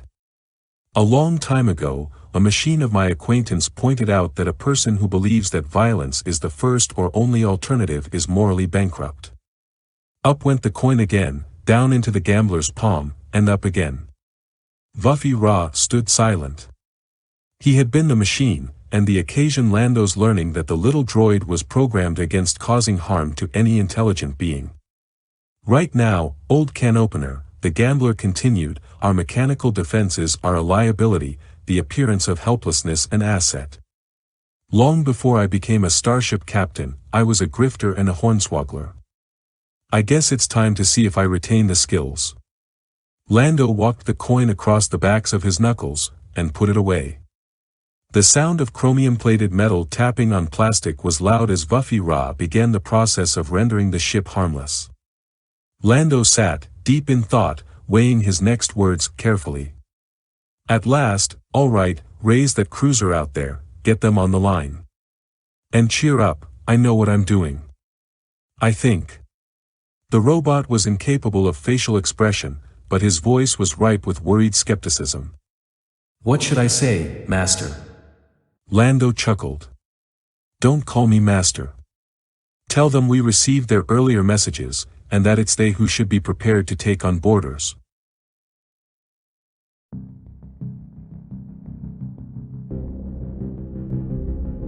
Chapter 5. Lando Calrissian had never particularly liked spacesuits. Not only were they bulky and uncomfortable, they lacked elegance. His was maintained in the best condition possible, but the color combinations were egregious, the line was execrable, and it clashed with every formal and semi-formal shipsuit he owned. And wrinkled them, as well. Nevertheless, he was suited up and waiting by the topside lock as the Falcon, under Vuffy Ra's deft maneuvering, backed and filled to a designated place under the belly of the cruiser respectable. Beside him on the deck plates was a large soft-sided carrying case loaded with supplies and samples he'd purchased for just the occasion. It was one of those times when thorough preparation and a detailed plan instilled no confidence whatever. Locking on, Master, came the doubly electronic voice from the cockpit. All right, Vuffy Ra, don't wait up for me. Lando gave the wheel above his head a full turn, another half turn, and cringed, as he always did, when it popped heavily out of its threads. He swung it to one side, reached down for his case, and made his clumsy way up the metal rungs of the ladder, through the Falcon's hull, and into the receiving area aboard the Respectable. To discover he was staring straight into the muzzles of half a dozen high-powered blasters. Gulping, and happy that it was concealed by his helmet, Lando keyed his suit radio as he swung the heavy bag onto the deck of the cruiser, lifted himself up, and straightened. Good afternoon, gentle beings. Lando Calrissian, interstellar trader at your service. What can I do for? He laughed heartily at his lame joke. He'd climbed into a hangar bay. Lando thought it a little stupid that they hadn't been invited inside, freighter and all, the Navy certainly had the room for it. The ceiling was invisible far above, drowned out by the harsh lights glaring down onto the deck. The chamber was at least 200 meters from its broad, curving, and presently tightly shut doors to the complicated-looking rear wall where half 100 windows lit in various colors showed control and maintenance areas behind a pressure bulkhead. The squad of security guards didn't relax a millimeter. Their leader, identifiable by the insignia on his battle armor, crackled forward, slapped the weapon he was carrying across his chest. Quiet, civilian. You are ordered to report, under arrest, to the sector security chief. Your baggage will be taken for inspection and decontamination. Decontamination? Lando feigned dismay. You want to decontaminate a dozen cartons of fine Don Lexan cigars, Oseoni cigarettes, Tramiston chocolates. Cigars? The head goon asked in a rather different tone of voice than before. He looked right and left, slapped a pair of switches on his arm panel, grabbed Lando's arm, and similarly rendered the gambler's suit radio inoperative. He touched his opaque visored helmet to Lando's bubble. Cigars, you say? Do you know how long the ship's exchange has been out of cigars? We've been on picket at this godforsaken nebula since, ahem. The man seemed to regain control of himself momentarily. Report, with this escort, to the sector chief. I'll take custody of your sample case and make certain that its contents are undamaged. Although they may be somewhat depleted when I get them back. Lando grinned and winked through 2 layers of plastic at the invisible face next to his. Just keep in mind, Sergeant, that there's a lot more where this came from if we establish an amenable relationship, all right? The sergeant snapped to attention after switching on both radios again. Message received and understood, traitor. I trust you'll enjoy your stay aboard the Respectable. Oh, Lando said, I'm sure I will. Shall we be moving along? The sector chief was a grizzled, overweight warrant officer with hash marks on his uniform sleeves which threatened to dribble off his cuffs and onto the metal deckplates of his office. He scratched a crew-cut head and then shifted his hand to rub a bulbous, well-veined nose. Well, I ain't never heard of nothing like this before, a civilian merchant plying his wares to vessels on blockade duty. And friend, if I ain't heard of it before, you've got a problem, 'cause this man's navy operates on precedent. Lando, having been examined, searched, scrutinized, peered at and into by human eyes and hands and the sensory ends of countless pieces of nastily suspicious equipment, leaned back in the chair across from the warrant officer's desk and nodded pleasantly. He was glad he'd selected his plainest, least colorful ship suit to wear beneath his pressure outfit, which was hanging neatly in a locker near the hangar, and even gladder he'd left his tiny 5-shot sting beam aboard the Falcon. It was the only personal weapon he ordinarily allowed himself, but at the moment it would have been as conspicuous and counterproductive as his freighter's quad guns. Believe me, Chief, I understand tradition. My family tree is full of it. But there ought to be room for a little enterprise and innovation, shouldn't there? As long as it doesn't jeopardize the mission, and is conducted through the proper channels. Ahem. The sector chief cleared his throat, inhaled from one of Lando's expensive cigars. The gambler's case lay on the floor beside his chair, as thoroughly inspected for weapons and instruments of sabotage as himself, and considerably lighter in weight than when he'd brought it aboard the cruiser. At each level of inspection, from the guard sergeant to the warrant officer, it had become slightly more empty, in proportion to the rank of the emptier. My precise sentiments, Chief.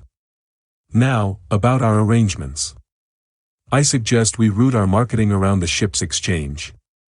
In the first place, my overhead won't allow me to offer what I have at wholesale. In the second, I suspect buying from an itinerant peddler such as myself might provide an agreeable diversion for your troops. In the third, well, do you think there might be any interest aboard in games of chance? The warrant officer blinked. He fancied himself a sharp gambler and regarded all civilians everywhere as easy pickings, having spent decades taking things from them at large-bore gunpoint. He wasn't able to distinguish between this and situations where civilians had an even chance, could not, in fact, conceive of such circumstances. Games of chance. Such as Sabak. Lando smiled. I'm something of an enthusiast, and it would offer you and yours a small opportunity to get your money back for whatever you happen to buy, you being a figurative expression in this instance, on account of your commission. Commission. The sector chief looked confusedly at the stripes on his sleeve, then suddenly at the cigar he was smoking. Oh, commission. I get it. Actually, it's a warrant. But no matter. Very funny. Lando hadn't intended it to be, but he laughed heartily along until the creature subsided. Then the sector chief adopted an expression that he imagined was shrewd, having practiced it before a mirror since he was a rating. I'm sure a few games might be arranged, for a suitable commission. He broke into guffaws again, and Lando stifled a self-destructive urge to strangle the uniformed baboon with his own hash marks. Very well. Now there's one more thing I'd like to ask about. I hesitate, because I have some idea of the importance of your mission here. You do. The chief surged forward, leaning avidly across his desk. Only the artificial gravity of the floor plates kept him planted on his swivel chair. A wave of alarm swept through the gambler's body. He'd said the wrong thing.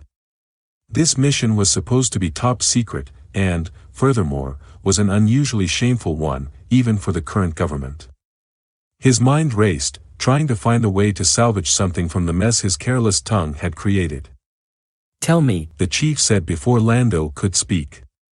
It's the ranks that always know the least, and the folks back home who have a better picture of what's going on. He peered about the room, rose, slid a picture of the fleet Commodore aside, seized a small plastic bulb hanging from a wire behind the picture, and closed his hand around it, covering it completely. Bugs, the chief said. We can speak freely now. What is so important about this mission? Lando almost wept with relief. Then he had to do some fast thinking. I've heard they have more pirate ships bottled up inside the nebula than have ever been seen in one place before. Apparently intelligence tricked them into some kind of rendezvous, and you're keeping them trapped until they can be destroyed. The chief nodded sagely. That makes some sense of the scuttlebutt I've heard.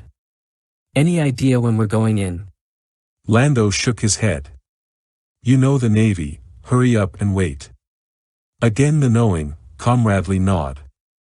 Lando had a friend, now, he revised his prices upward 20%.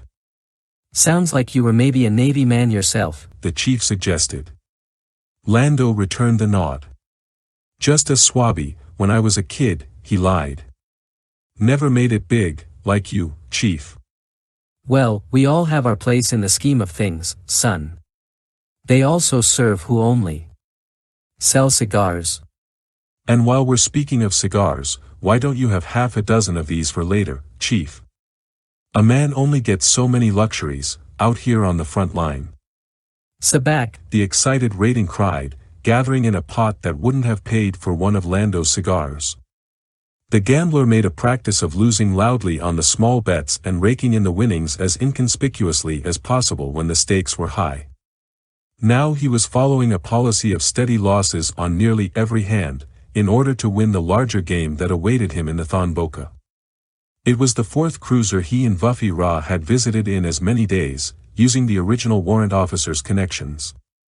Each transfer, ship to ship, with its attendant docking and security procedures growing laxer and more perfunctory, brought the Millennium Falcon and her real cargo closer to the Starcave and its waiting denizens. The freighter hadn't been immune to searches, but nobody wastes much time, or olfactory sensibilities, on the trash and toilet recyclers, especially when they were genuinely full of substances that everyone heartily regarded as filth. And especially when no one below the rank of admiral seemed to know the reason behind the stupid blockade. Lando was rapidly coming to love military security procedures. With inexpert hands made clumsier by petty greed, the rating dealt the cards out. There were 78 of them, divided into 5 suits, sabers, staves, flasks, and coins, arrayed from aces to masters, and a special suit of face cards with negative values and more profound meanings.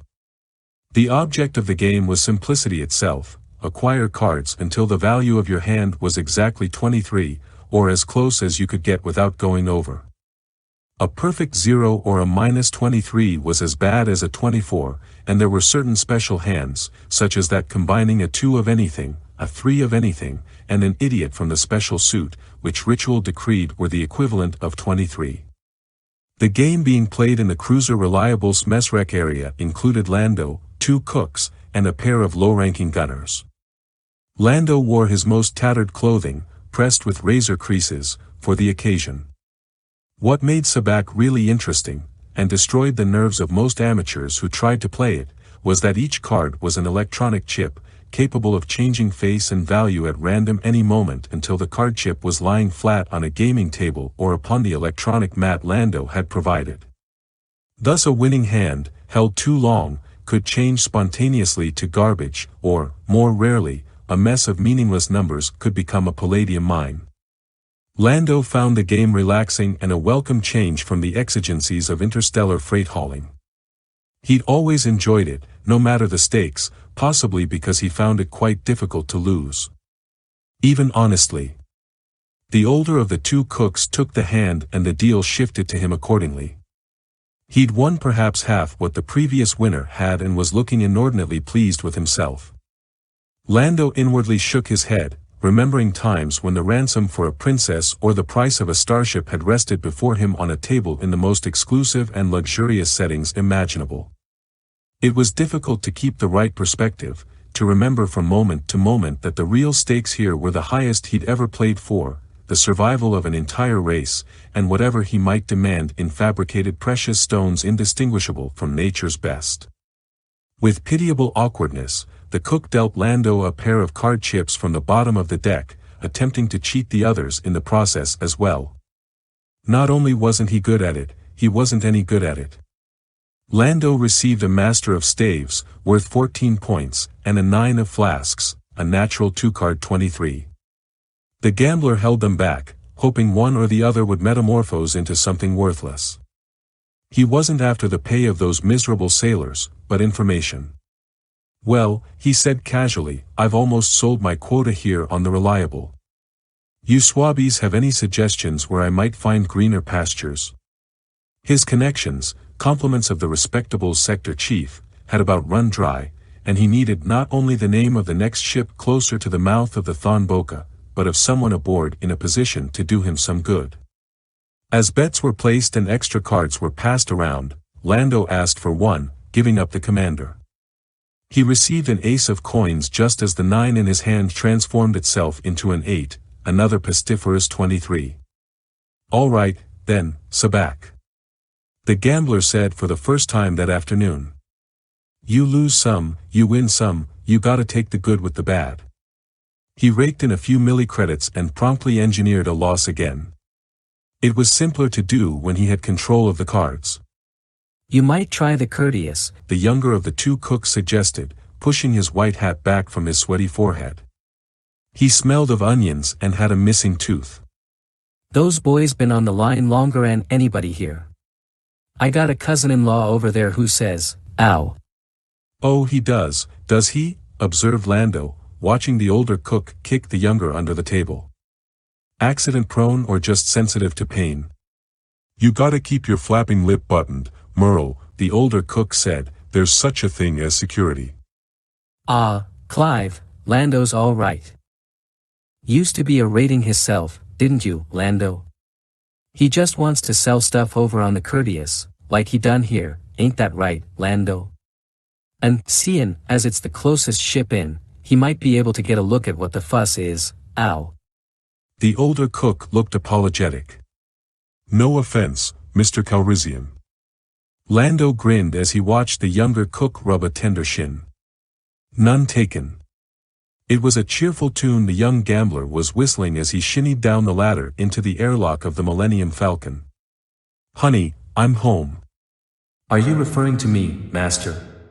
Vuffy Ra asked, maneuvering his tentacles over the hatchway combing.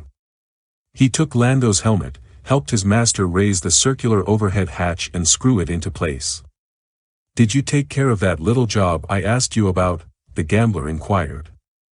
They passed along the corridor to the cockpit.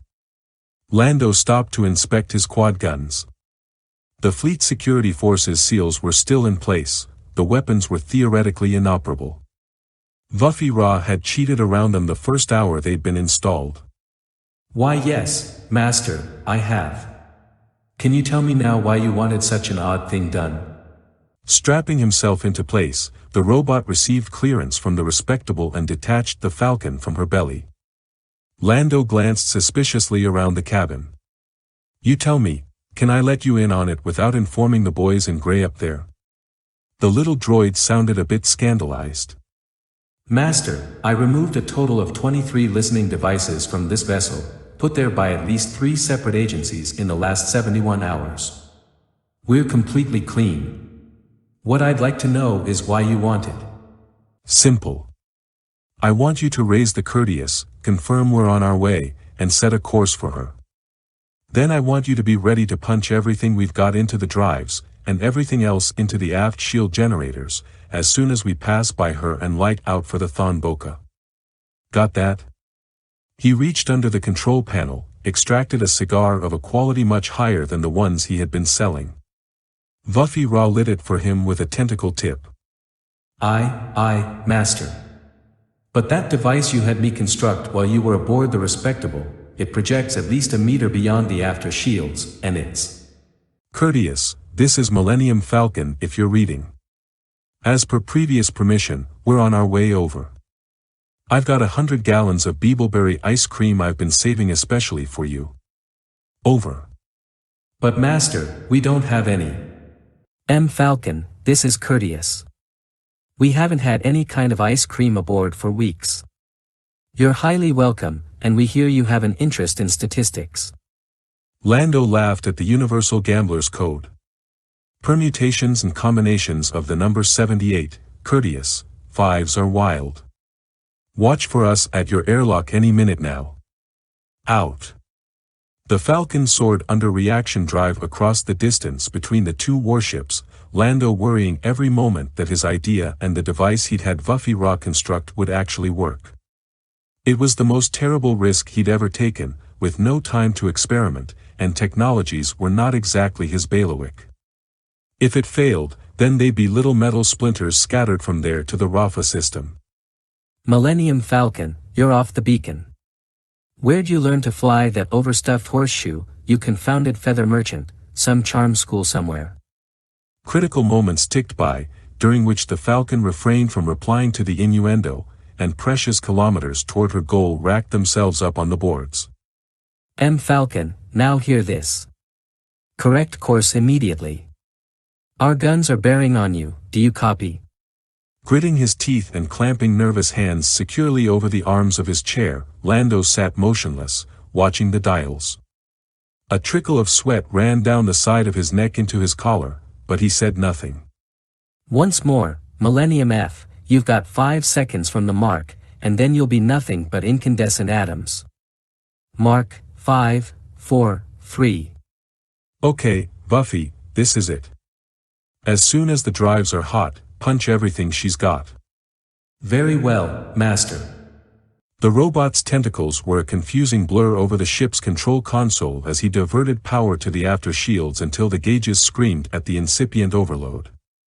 Lights began twinkling cheeringly across the section of the panels labeled FTL, the powerful interstellar drives awoke from several days' unwilling somnolence. Finally, all boards were green. Drives and shields were ready as the Navy voice in the comm reached 0. Lando hoped his invention was ready, too. Millennium Falcon, The communicator warned a final, unnecessary time, giving the gambler and the droid an extra few seconds. You're dead. Now. Lando and Vuffy Ra screamed at the same time. The voice chopped off. The aftershields blossomed into an invisible protective canopy while the ultralight-speed generators began to throb, just as the leading wavefront of the first meter-thick destructor beam from the cruiser struck the Falcon squarely in the center of her stern. Her shields held, and suddenly the Millennium Falcon burst into an enormous blinding cloud of rapidly dispersing gases, a rain of metallic particles glittered, occupying the space where she had been.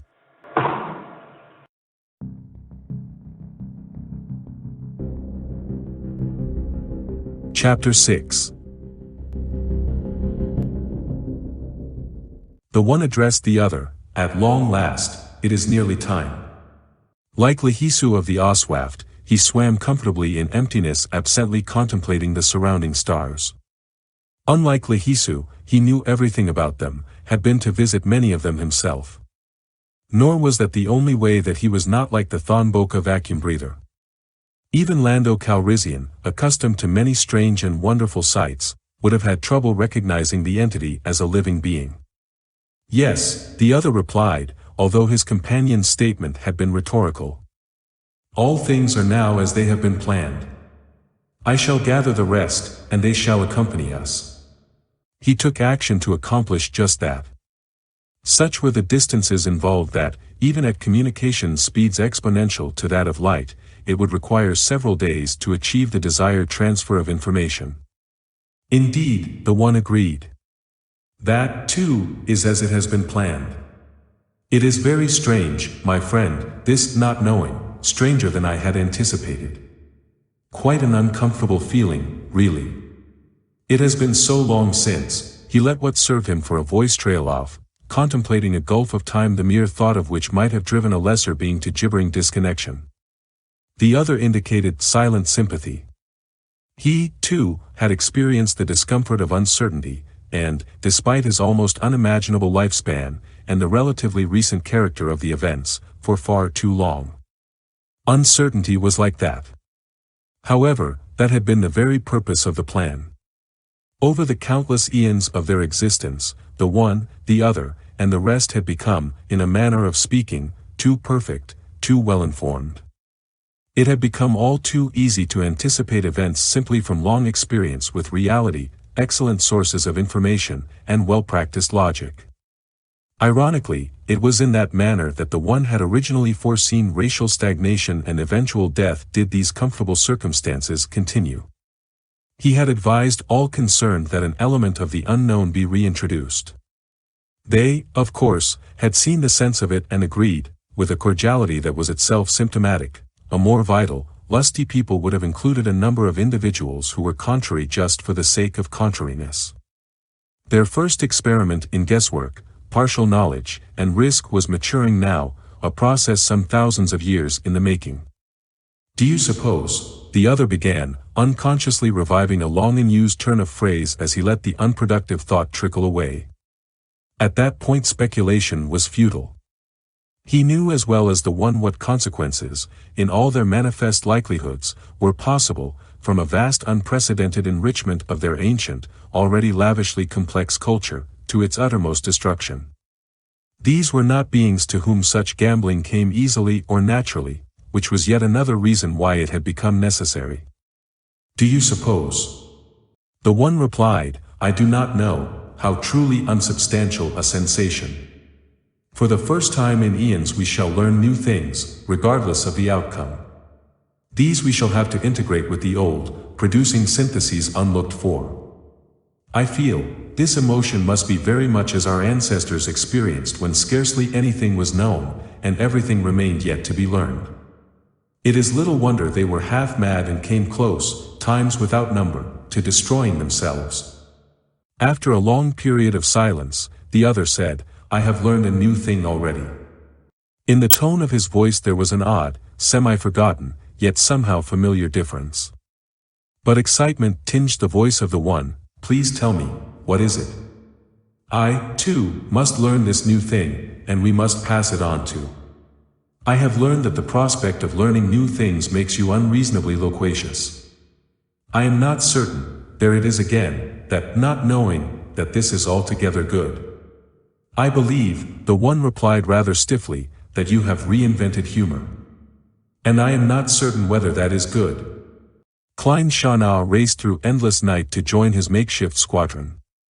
Considering his three careers, soldier for his nation-state, farmer upon military retirement, soldier again for a hastily united and inevitably defeated Renatasian system, this last, the seeking of ultimate vengeance, was quite the strangest. Schanau leaned back in his patched and shabby acceleration couch, carefully placing his feet between control pedals, stretching his long legs and arching his back to relieve an aching stiffness born more, on this occasion, of emotional tension than of lengthy travel. He was well practiced at that, having logged an incredible number of intersystem parsecs in his unlikely machine. His blaster, its grips polished smooth by use, its muzzle bright with holster wear and pitted by many more firings than it had been designed for, once again clung comfortingly to his thigh. It was not that having the weapon made him a whole man. Like most professional soldiers, he was revolted by killing and avoided it whenever he could. Besides, he could do more damage to an opponent with his left elbow than most individuals could with an entire arsenal. But, like the battered, ancient ship he flew, it was an accustomed extension of his body, a companion and friend. He had very few others left. Somewhere ahead, hovering at the deep frozen margin of the Ton system, his tiny fleet awaited the news he carried.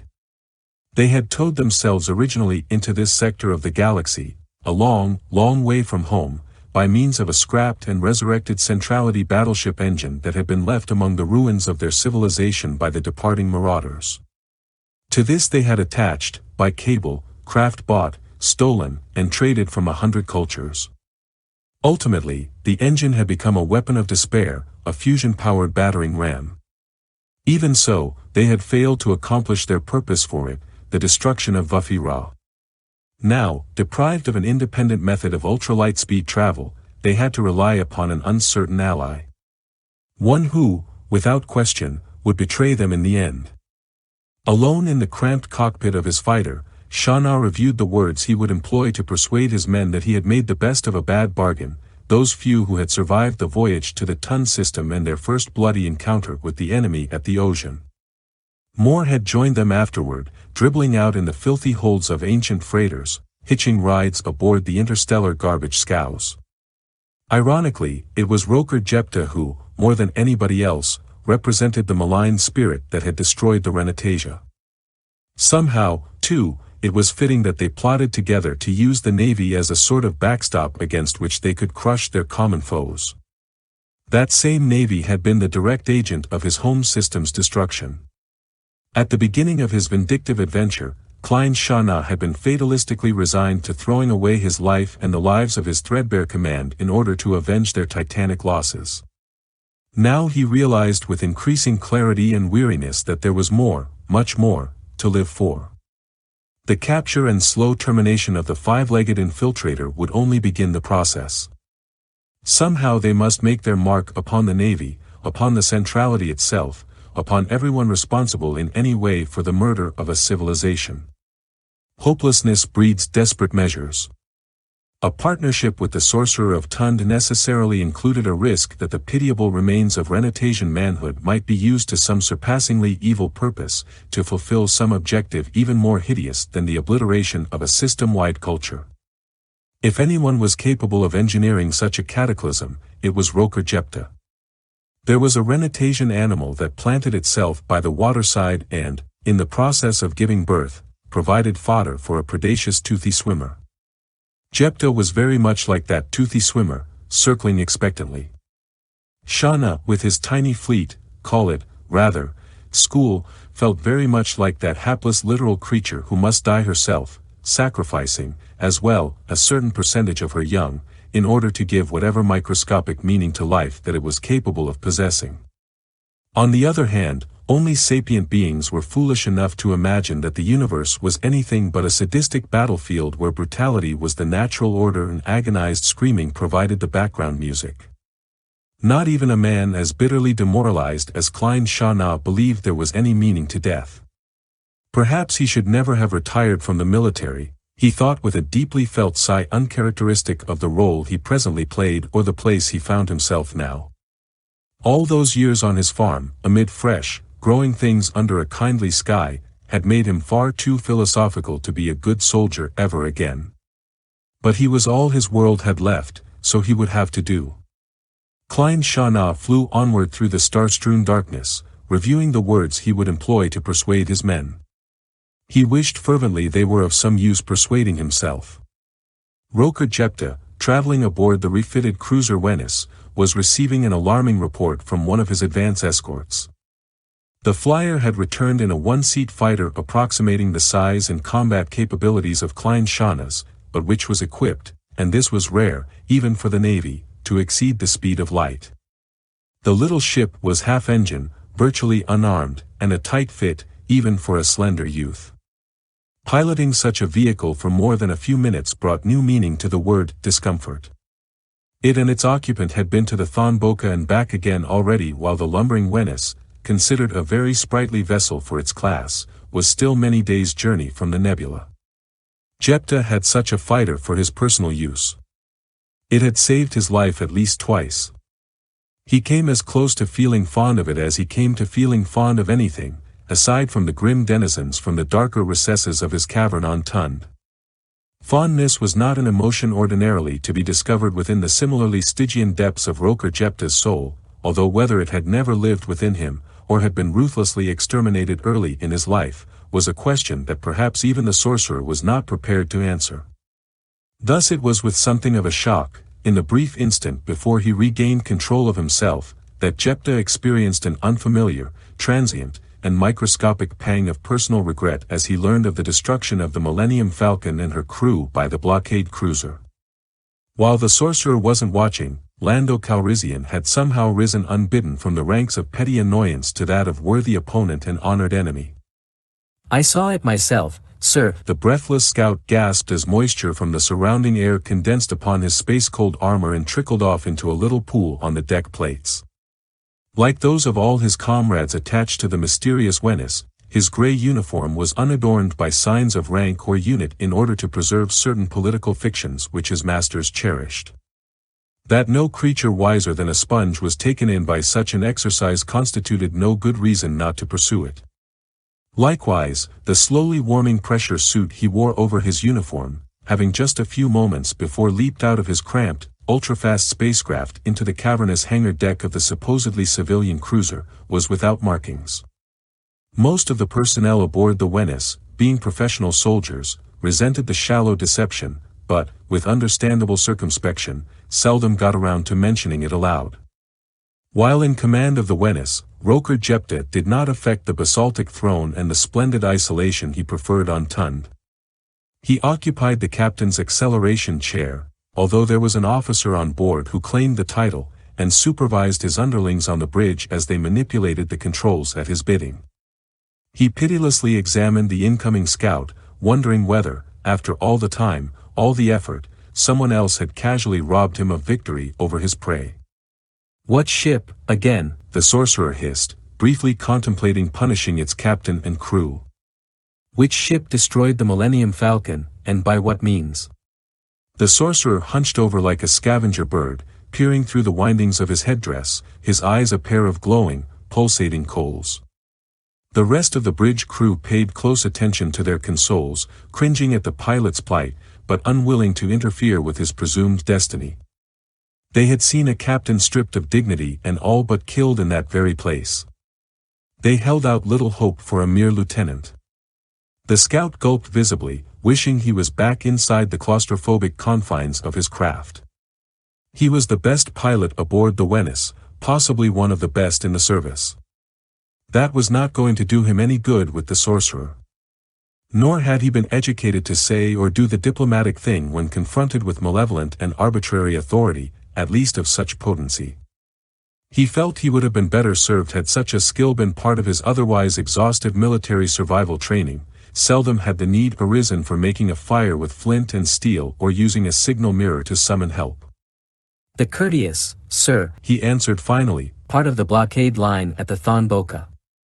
In fact, sir, at the time, she was the closest vessel to the nebula.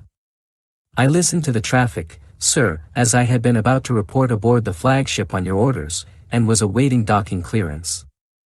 This Falcon, an ugly old tub of a tramp freighter, was supposed to rendezvous with Courteous for purposes of trade. She'd been through the whole fleet that way, peddling tobacco and other civilian stuff like a vendor droid at a ballgame. Instead, she attempted to evade the cruiser and made high speed for the mouth of the nebula. That's when Courteous caught her. I never saw a beam like that before, sir. Must be something new. Jepta leaned forward even farther, towering from his pedestal chair over the young officer. And the Millennium Falcon. What of her?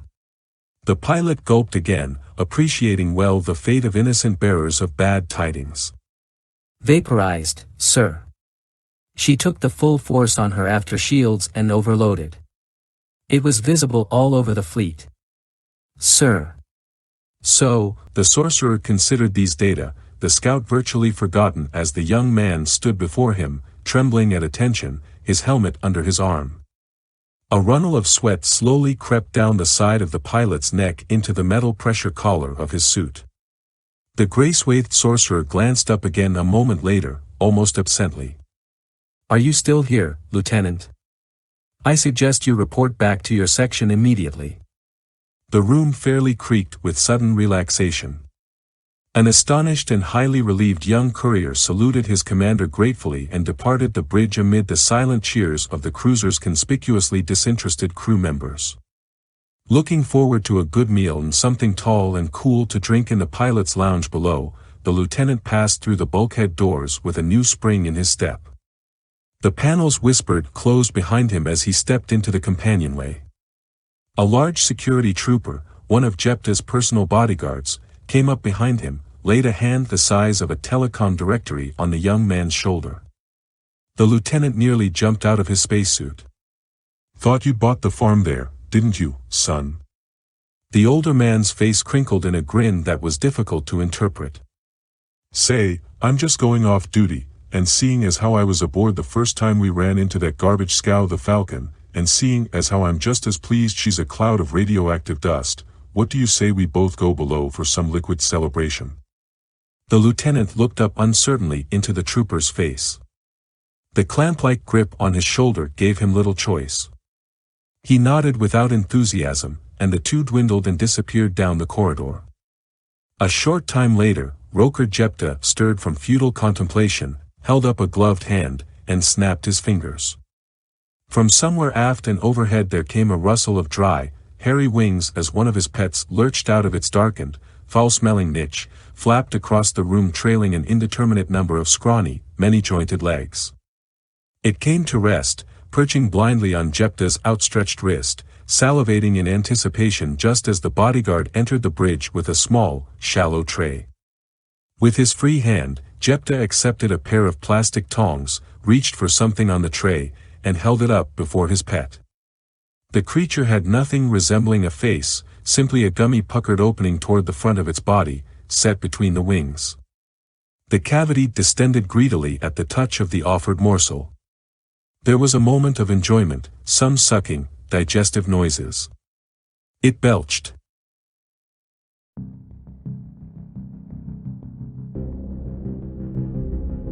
Chapter 7. Lehisu came as close to nervous pacing as any Oswaft could. The giant ray-like creature drifted in the relative emptiness of space at what he regarded a prudent distance from the worship-guarded mouth of the ThonBoka. Watching the watchers. As always, his estimate of what was prudent differed somewhat from that of his co-sapients. None of them could be persuaded to venture within light years of the spot from which the periodic activities of their new enemies could be observed, if not entirely understood. Restless, Lehisu concentrated a moment, got his bearings in some manner no one but another Oswaft would be able to fathom, and hopped, without thinking much more about it, a few 100,000 kilometers, as if the intervening distance didn't exist. It was a gesture of frustration. He had been brought up to believe such fidgeting was infantile, undignified, not to mention impolite when in the company of others. But at the moment he couldn't help himself. He was impatient, an emotion he shared in common with other species, but which would be beyond the comprehension of most Oswaft. Still he waited. He wasn't at all certain when Lando, Buffy Ra, and the Falcon would arrive. He had difficulty yet, realizing that the freighter was not a real person.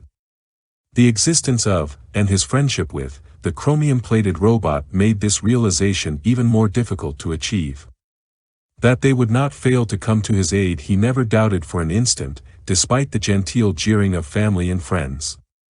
They had not believed the least of his tales about the open sea until the evidence had thundered up to the ThonBoka mouth, heavily gunned and, for some reason, angrily disposed toward the vacuum-breathing race. This, of course, was somehow the adventuring Lehisu's fault. Concerning Lando Calrissian. The Oswaft's brief sojourn into human territory still hadn't educated him about cats, however there were certain aspects of that animal's psychology he might have identified with. Hadn't the gambler and his friends saved his life? Twice. They were obligated, now. Anxiety shifted Lehisu again, this time a quarter of a light-year, to one side of the nebula mouth, before he fully noticed it. He could see better from the vantage anyway. Metallic motes lost against a starry backdrop, the elements of the fleet themselves were invisible at this distance. But the aggregate was noisy. A welter of communication darted from ship to ship in a complex net of energies the operators of which fondly imagined was private. Lehisu had learned Lando's language in a matter of hours. It did not occur to him that the stirrings and mixings of ideas that constituted top-secret military codes were anything other than amusing games to those who employed them.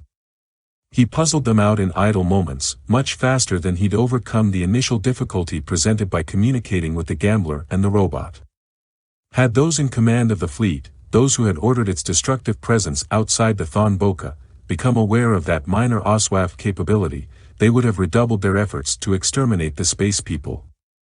In this instance, ignorance was mutual. Lehisu hadn't a notion of the threat he and his people represented to those who cherished power for its own sake. A small, thin cloudlet of interstellar plankton drifted by, borne on the complex tide of gravity and photon pressure, tiny pseudo-animals and quasi-plants that formed the basis of the Oswaft diet, indeed for the diet of all the thousands of space-evolved species living in the shelter of the Star Cave. Lehisu nibbled at them in a desultory fashion. To the small extent he was aware of them, he realized they didn't taste particularly good. There was a reason for that: they were slowly dying. The bottom rung of the ThonBoka food ladder was being ruthlessly and deliberately sawed out from under the rest of the nebula's ecology. Every now and again the vessels of the picket fleet outside would blossom into glowing visibility as, in concert, they unleashed titanic energies, saturating the space around themselves with destructive particles and waves. It was at these moments that Lehisu, who had found it necessary to explain to his people something he didn't altogether understand himself, that these were not living organisms that besieged them, but artifacts containing living organisms, could see that the blockading fleet formed a carefully calculated pattern through whose fields of fire not one molecule of pre-organic substance could sift unassaulted. What did come through was spoiled and tasted terrible. If that were not enough, the ship sprayed a kind of poison, enzymes designed to smash the complex natural molecular arrangements of deep space, reduce them to constituent atoms, and destroy their nutritive value. The Oswaft and their environment were being coldly and systematically starved to death by an implacable enemy they did not know, hadn't picked, had owed no animosity. Until now. Yellow Niner, this is Hosrel 11 Perimeter Control. We have a bandit at coordinates 35023. Do you copy? Over. The young rating at the sensor screen had been bored until then. She had been bored for 34 solid weeks, and the constant drills, the frontier duty pay, the promise of a chance at a commission, hadn't helped. Not a bit. But she was no longer bored. If the bogey was a drill, it was something new. At that top-secret Navy base on the freeze-dried edge of an already unspectacular system, anything new, however potentially threatening to life, limb, or the continued wearing of a uniform, was highly welcome. Perimeter control, the interceptor pilot replied with a studied drawling casualness that belied the fact that he was a year younger than the sensor operator. We copy. This is Yellow 9 Leader. Are you requesting a 666? Over. The operator leafed quickly through her procedures manual. It was so hard remembering. Yes, there it was, 666, scramble and visual checkout of an unidentified target. Scrambling, in effect, was already taken care of. Hosrel 11 Command kept at least one full interceptor squadron spaceborne on the perimeter all the time, and Yellow Niner was it, at the moment. She hadn't any idea what was being defended at the Corforsaken base. Probably the Navy was developing something unimportant, but they were giving security all the ruffles and flourishes. Yellow Niner, that's affirmative. Give me your ETVC. Over. My what? Oh yeah, we ought to be eyeballing your bogey in about, call it 7 minutes, give or take. Got it on the scope repeater, now. Looks kinda like it's made of plastic, doesn't it? Over. Both the interceptor pilot and the sensor operator had been briefed, fairly recently, on new developments in camouflaging shields. But neither could discuss it in the clear over an open communications band. Security is a sword that cuts both ways, and most often wounds the hand that wields it. Yes it does, Yellow Niner. I have your ETVC at 6 minutes, now. Is that about right? Over. Yeah. Yellow 9 Squadron, this is Yellow 9 Leader. As far as I know, this is no drill, repeat, no drill. Unlock your arming switches and keep the thumb you aren't sitting on near the button. No mistakes, now, or we'll all be plucking crystals in the life orchards. Out to you, and over to PC. PC, thought the operator, that sounded sort of nice and heroically terse. She said nothing, but simply watched a dozen hard, sharp, shiny blips converge on the single fuzzy, almost invisible one.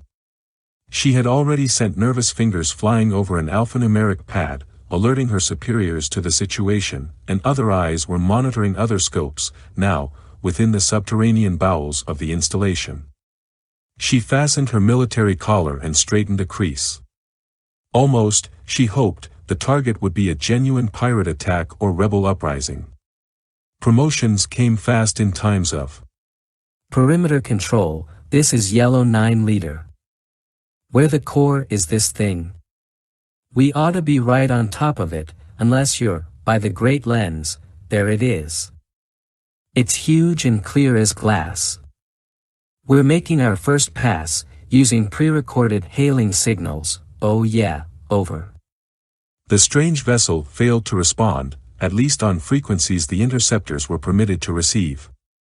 Instead, it simply disappeared as the squadron crowded it, leaving the fighters to mill around an empty spot like moths around a light that is suddenly turned out. It reappeared to one side, a few thousand meters away, just as Yellow 9-7 passed beneath its transparent wing, which twitched involuntarily as Lehisu struggled to regain his balance. Suddenly Yellow 9-7 corkscrewed away, a smoking, flaming ball of crumpled metal, its pilot screaming something into his helmet mic about his deflector shields having failed to function properly. The voice bit off suddenly. 11 pilots whipped their ships around savagely. 11 thumbs mashed down upon their firing studs. 22 eyes widened as 8 destructive beams, 3 had not been maintained correctly, converged on empty space. One interceptor, Yellow 9-4, was caught in the crossfire. He'd failed to make a turn, due to faulty attitude control, and vanished in a flash of energy in atomized debris.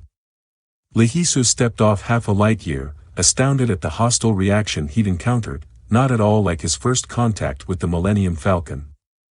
And his people thought he was crazy. With the Oswaft equivalent of a shrug, he turned his face toward yet another star whose spectrum showed traces of artificial, highly ordered radiation, and prepared himself for a longer jump this time. Unaware that a densely cloaked scout vessel was right behind him. The next system had been much the same, except they'd been forewarned, somehow, of this bizarre unidentified craft that had managed to destroy 3. Yellow 9-9 had missed the mouth of its launch/re-entry tunnel and splashed itself all over a mountainside of frozen nitrogen. Little squiggles of liquid helium danced with glee at the sight, first-rate fighter interceptors. The new group also ignored his frantic, placative signaling and suffered 43 casualties, some of them on the ground, due to an unfortunate change of shift going on between 2 double-strength squadrons. Lehisu had given up and gone home. Eventually the fleet had made its appearance. The ordeal was a little more bearable for Lehisu than for the others.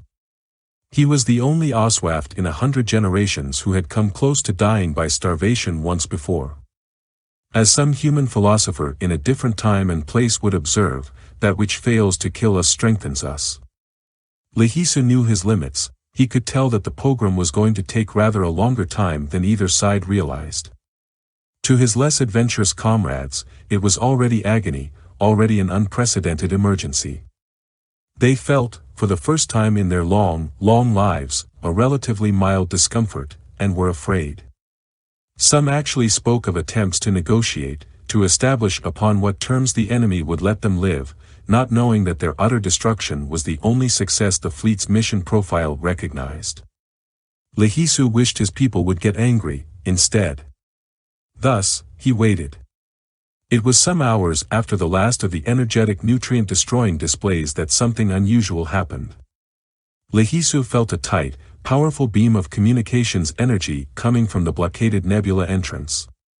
While he knew the language, he didn't know the culture. The gulf between planet-bound species and free-fall dwellers was so enormous that any understanding was a gigantic tribute to the Oswaft's intellectual capabilities. Whatever they were saying out there, it was frantic, and not at all friendly. It happened again. Judging from the manner in which this second burst was all bunched up into the higher frequencies, something was headed away from the fleet and toward the ThonBoka, fast. Lehisu maneuvered that way, both by straightforward distance-covering flight to keep an eye on the incoming signals, and by nonlinear distance-avoiding hops. Whatever was coming, it ought to have some kind of reception committee. Suddenly an impossibly solid bar of unbearably bright light lashed out, connecting the 2 points in space with each other. There was a brilliant flash, a scattering of reflections, then nothingness. A sparkling hint of metallic debris and smoke lingered at the very edge of Lihisu's sensory capabilities. The galactic drift carried traces of scorched titanium and plastic into the ThonBoka. A long, quiet moment followed. Then, without warning, something materialized not far from Lihisu, out of the wherever it is that starships go when they're traveling faster than the speed of light. It was an absurdly shaped object, like something resembling a coral-encrusted horseshoe magnet a tenth the Oswaft's size and possessing none of his fluid grace. The thing was tumbling slowly, end over end, while enormous volumes of dense white smoke billowed from its blast-blackened rear surface. Naturally, Lihisu recognized her at once. Lando. Vuffy Ra. Can you hear me in there? Are you all right? The vacuum breather swam closer, carefully avoiding the foul-smelling effluence issuing from the curved rear edge of the freighter. Nothing indicated that life had ever inhabited the strangely shaped craft. The glow spots he now knew to be windows lay dark and foreboding along her surfaces as she continued to somersault gently before the space-going sentient, the random motion itself a grim presentiment that nothing rational lived at the controls. Vuffy Ra. Lando. Speak to me. The Oswaft beamed on every frequency he knew. This is Lihisu. Nothing replied. Much more figuratively than literally, Lihisu cast a backward glance at the fleet besieging his home. He didn't know how he could accomplish it, but he swore, in that moment of grief, a terrible revenge against those who were responsible for the tragedy. To gain and lose new friends, good friends, in some respects the only friends he'd ever had, in what seemed to the extremely long-lived creature like the mere space of minutes. It was almost more than a being could bear. Thrashing frantically back and forth, he peered into the vessel's darkened ports, learning nothing. Gently, he nudged the spaceship, unintentionally adding an additional vector to her tumbling motion. Lando. Vuffy Ra. Are you in there? He thought a moment, then, despite everything he had struggled to understand about his new companions, added, Falcon, my little friend, please talk to me. This is Lihisu the Oswaft. Are Vuffy Ra and Lando still alive?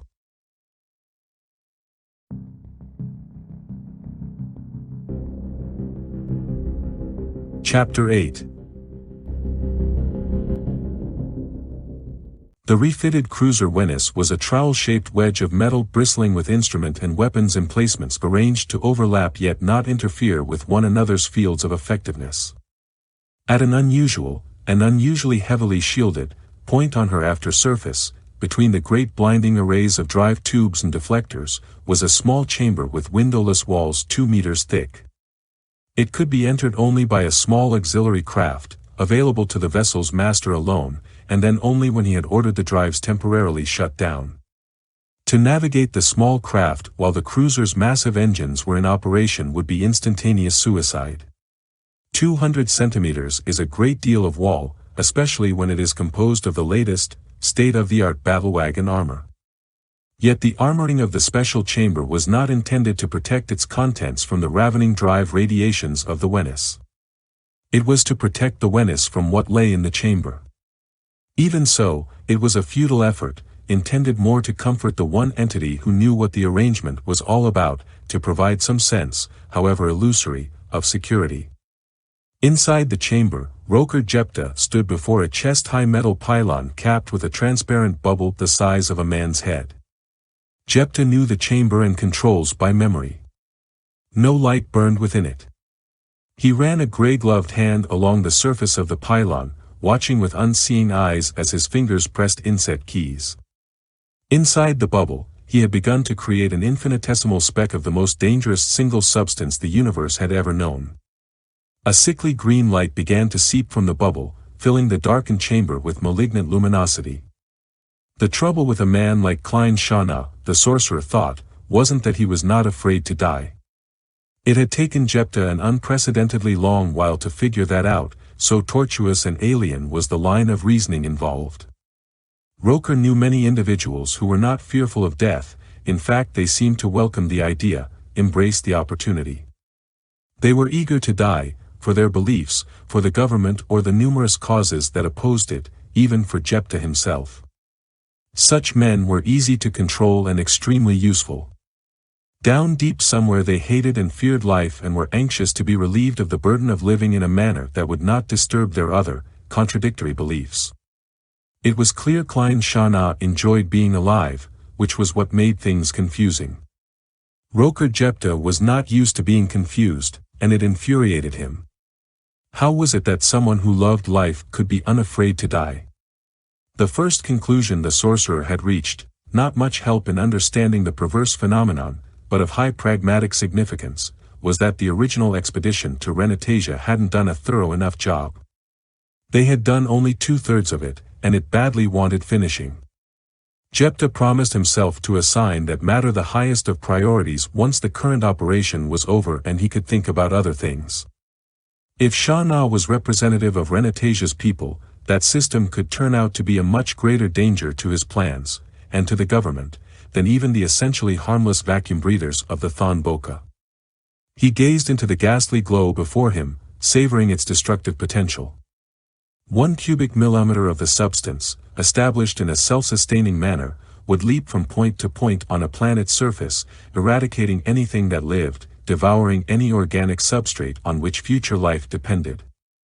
It was the ultimate disinfectant, the ultimate sterilizer. There was something wonderfully clean and neat about this substance and the very concept of it. It cleared up confusion. Life was confusion, and intelligent life the most contradictory and confusing of all, realized Jepta. Klein Shana wanted to live, yet was unafraid to die. Such a man could not be controlled, and, when he had something that the sorcerer wanted, he became impossible. It had not been 2 hours since he interviewed the man, shortly after the Wenus met his ragtag squadron in deep space. The craft of Shanga's squadron were not interstellar vessels, and they were to have waited for Jepta at the edge of his home system. But so eager had they been for the ThonBoka, or desirous of leaving Tund, that they had departed early, confident the cruiser would overtake them before they ran into trouble. It was insubordination, the livid Jepta hissed, looking down at Admiral Shana. Their confrontation was not being held on the bridge because of the possibility that things would be said that would harm discipline. Shana threw his head back and laughed. I am not your subordinate, magician, nor is the least senior of my men. We felt like going and we went. Here we are, closer to the ThonBoka than we would have been, the better rested for having done something constructive to get ourselves there. Is it this that you find objectionable? Beneath the bridge of the Wenus lay the captain's battle quarters, which, like his command chair, had also been preempted by the sorcerer. A duplicate of the command chair was placed in the center of the room before a large view screen, which presently showed the depths of interstellar space, as translated by the ship's computers from the hyperdrive hash of what was really to be seen. The light was gray and even, matching the sorcerer's clothing and, somehow, his voice. You are a military man, Admiral. I oughtn't to need to explain these matters to you, of all people. The military man grinned and shook his head. I was a military man. Now I am a mercenary in my own employ, fighting, because it suits me to do so, for the honor of a civilization that no longer exists. I recognize no authority and I desire no authority. My men follow me because it suits them. He grew tired of standing. The discussion was altogether too much like being called to the school supervisor's office, and it rankled. Shana looked around, discovered a lounger beside the door to the corridor, tossed his helmet onto another chair, and reclined, stretching his customarily ship-cramped legs and relaxing. Shana groped around inside his spacesuit until he found tobacco in a shirt pocket. He withdrew the cigar, put it in his mouth, and lit it with a 100th power discharge of his blaster. Jepta's guards hadn't taken his weapon this time. He hadn't let them. 3 of them had broken arms and a 4th, who'd gone on insisting, was dead. That was the real reason for the conference. Let's put our card chips in the table field, Jepta, Shauna said through a cloud of blue smoke. You're up to something. The way you've redecorated this cruiser is evidence enough of that, and it amounts to more than simple revenge against one lousy gambler. And you need us. I've got 23 flyers in a battered assortment of fighters gathered from the scrap heaps of a dozen cultures, and yet any one of them is a match for any 3 of yours. The sorcerer gripped the arms of his chair, convulsively fending off the impulse to have the man disintegrated where he sat. There was too much light in the room for his comfort, and increasingly too much smoke. Yet he had always prided himself on an ability, a willingness, to withstand temporary deprivation and discomfort for the sake of future gains. Oh, and how is it that you reached this conclusion? He asked evenly. After all, the crew of the Venice was the best the Navy had to offer. Shauna blinked, considering his words. It's how you throw away good people. Your whole culture places no value on the individual. Funny, because that's all there is, no group, no navy, no empire, only individuals, who do all the thinking, all the work, that gets done. Waste that, and it'll come back to haunt you, Jepta. People aren't plug-in modules you can use up. That's why my guys are a match for any 5 of yours. They know they're irreplaceable, and look, you've got a drive tech who's pretty good, but doesn't have the right family or connections, or espouses the wrong beliefs. Disregard his unique competence, pack him off to the life orchards or the spice mines, and all that leaves you are the socially acceptable incompetents. Starts to show, after a while, the machinery grinds down. A tiny portion of the gray-robed sorcerer that was neither illusion nor altogether human shuddered. And controlled himself. We shall agree, he said to the fighter pilot with forced amiability, to disagree. It is not necessary that we hold the same philosophy in order to cooperate. No, Shauna nodded, it isn't. What's important is that I have my squadron, you have this ship and passage through the fleet. Together, we both know Calrissian, have confronted him in the past. He'll become your prisoner, or worse. We'll have Vuffy Ra, the butcher of Renatasia, to haul back in forced shackles for public trial and execution. Knowing full well that a very different fate awaited the squadron commander, one not dissimilar to that which he planned for the gambler, Jepta nevertheless replied, yes, of course. Then you will be free to rebuild your civilization. A hint of cordiality very nearly made it into his tone. Rebuild Renatasia? There's nothing left to rebuild. We've become your stinking suburbs. Everything we have, everything we do is a pale, threadbare, plastic imitation of whatever was in fashion 10 years ago in the capital. All we have left to aspire to is justice. Inwardly, Jepta chuckled. How right the Admiral was, how much more right he would be. The sorcerer watched Shauna for a moment, sitting in his presence without permission, smoking, and enjoyed the unintended irony. Then he pressed a button on one arm of his throne.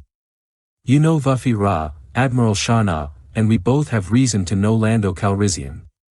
The name stuck unpleasantly in Jepta's throat. The 2 words were not the terms on which he was used to thinking of the man, but Shauna would not appreciate or understand the sorcerer's private system of references.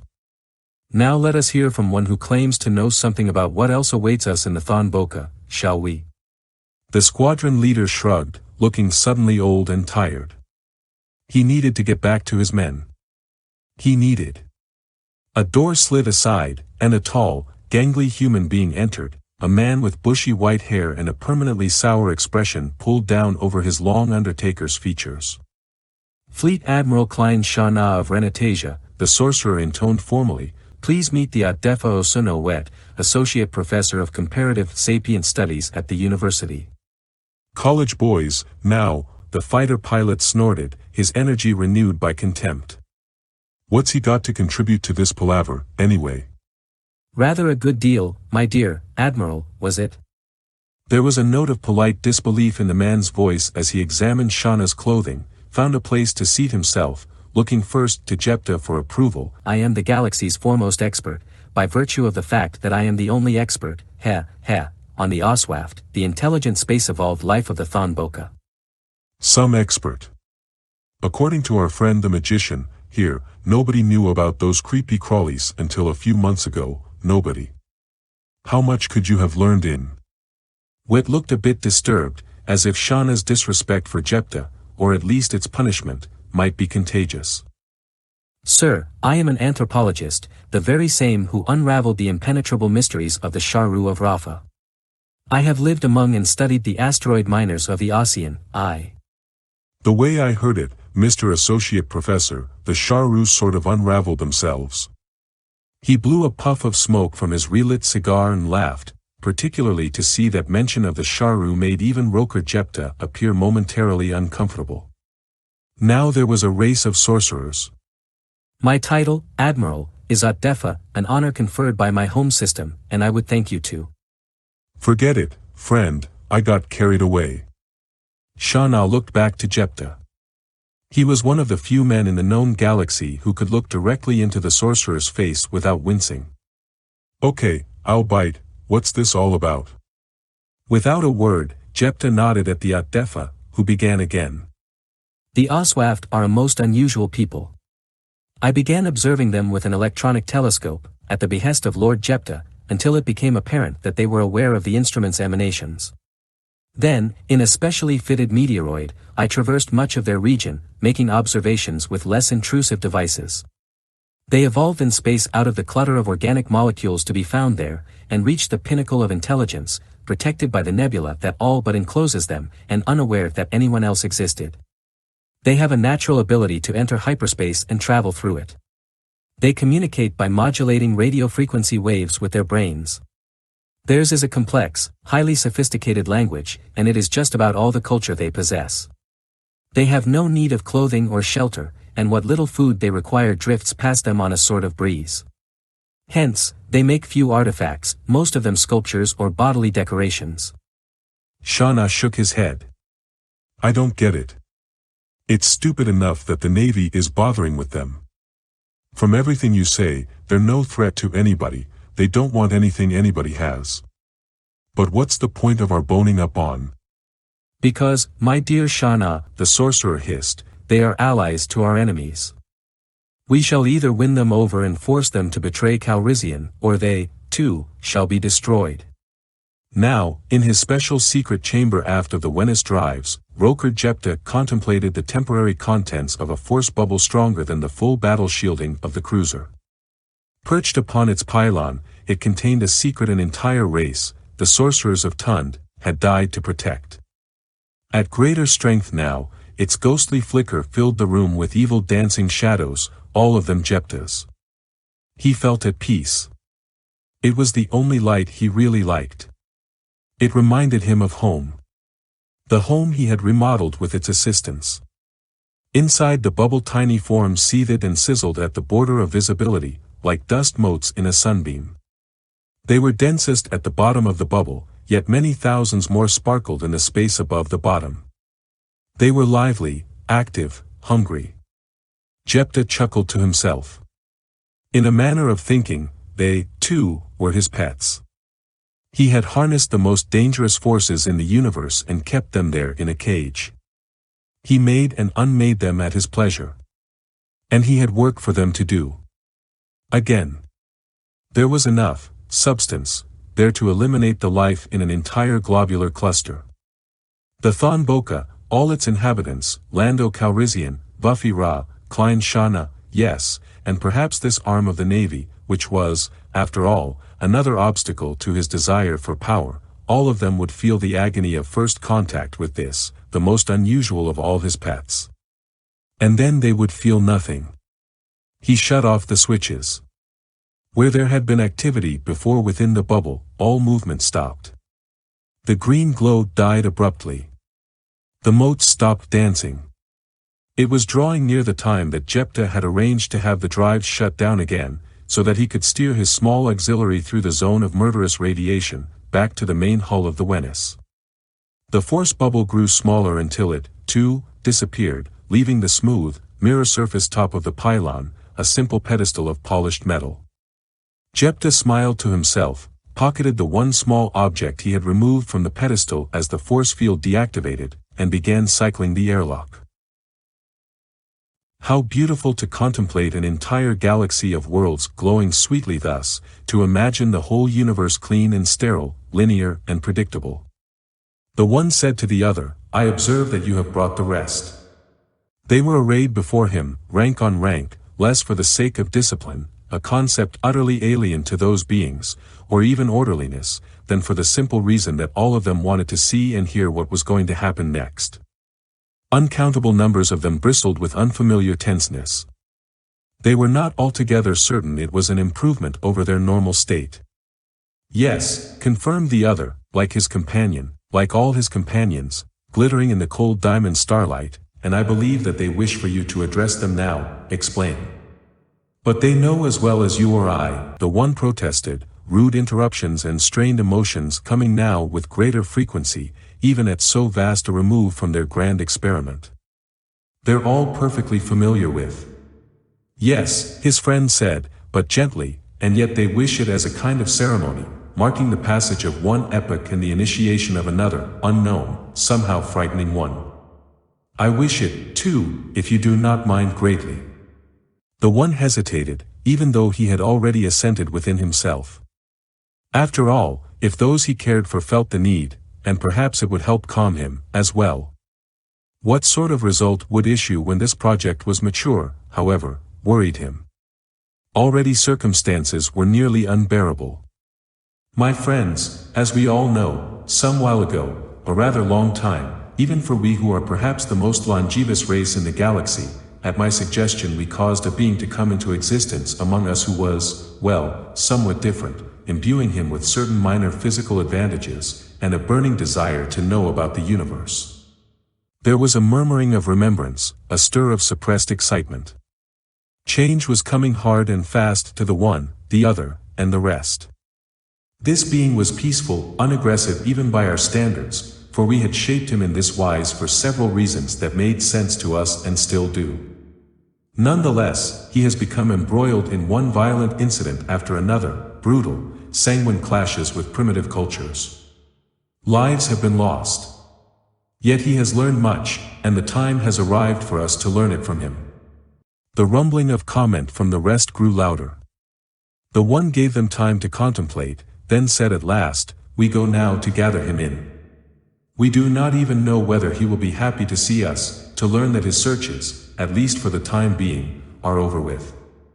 Let us greet him in dignity and love, understand the trials he has been through, and treasure what he has to give us, for it is rich. And it will change everything.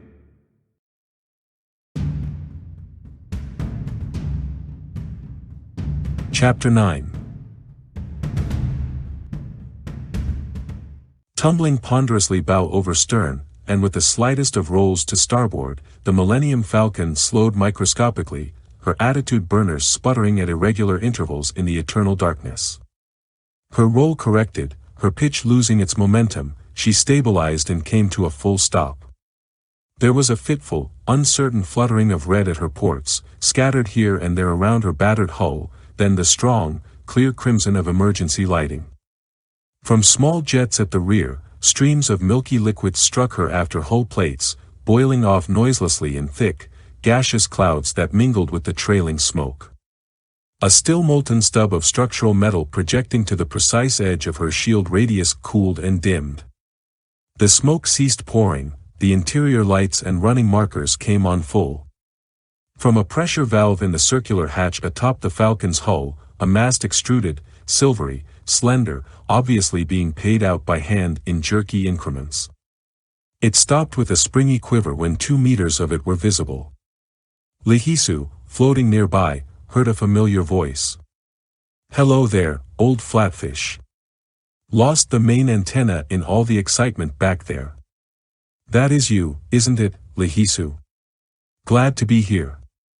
If Buffy Ra had hesitated by a picosecond, you'd be talking to our radioactive ghosts. From a rather different culture, one, for example, whose conception of death did not encompass fancies of an ectoplasmic afterlife, Lihisu failed to comprehend at least 2/3 of the greeting. Nevertheless, he understood that his friends had safely arrived in the ThonBoka, and was overjoyed. Lando Captain Master, the vacuum breather exclaimed, unconsciously addressing the human occupant of the starship as an Oswaft elder. Yes, it is I. He swam closer to the spacecraft until he could peer into its control room through the canopy. Inside sat Lando Calrissian, con man and sometime gambler, or gambler and sometime con man, and his mechanical would-be servant, Vuffy Ra. Full-time robot. The two were still busily turning knobs and pushing buttons, attempting to restore the Millennium Falcon to some semblance of operational normality. The captain's seat harness lay unfastened, floating in the temporarily gravity-free air about his acceleration couch. So it had been he, most probably, who had erected the antenna, aft and upstairs. The young Oswaft was pleased to have deducted the data, insignificant as they might be. It meant he was beginning to have a feel for what had been a totally alien environment and civilization. Greetings and salutations, friend Lehisu, the droid echoed. Not one of my better entrances, I'm afraid. And we both apologize for the delay in reaching you. He looked to Lando, who was nodding, although whether in assent to the apology or as a comment on the robot's flying skills was moot. We were within hailing distance, Vuffy Ra continued, of the Starcave, several days ago, but it was necessary to work our way through the blockading fleet by means of deception. There was the slightest hint of distaste in the robot's voice, Lando thought. It annoyed him. Deception was supposed to be one of his major stocks in trade, and Vuffy Ra understood that as well as anyone. Besides, how else were they supposed to have gotten through the fleet? He lit a cigar and gazed out through the wedge section port at the Oswaft floating gently ahead of the motionless Falcon. Blockade or not, it was good to be out of circulation, beyond the reach of what passed for civilization, and of hired assassins, however temporarily. Knowing the Navy, he had a pessimistic notion just how safe they were within the nebula and for how long. But he had a plan for that, too, and encouraged by his relatively easy victory over the fleet thus far, he intended to relax. I do not understand, Lehisu protested in response to something Vuffy Ra had said and Lando wasn't listening. I believed that I had seen you and the Falcon utterly destroyed. Of course, at the time, I didn't know it was you, but... Satisfaction suffused the droid's tone. It was my master's idea, really. During the time I described to you, while he was spying upon the enemy under the guise of selling things and gambling, I fitted out a cylinder of powdered metallic shavings mixed with various volatiles, and attached it to the stern of the Falcon. This we left unshielded, so that the cruiser's rays, upon striking it, would convey the illusion that...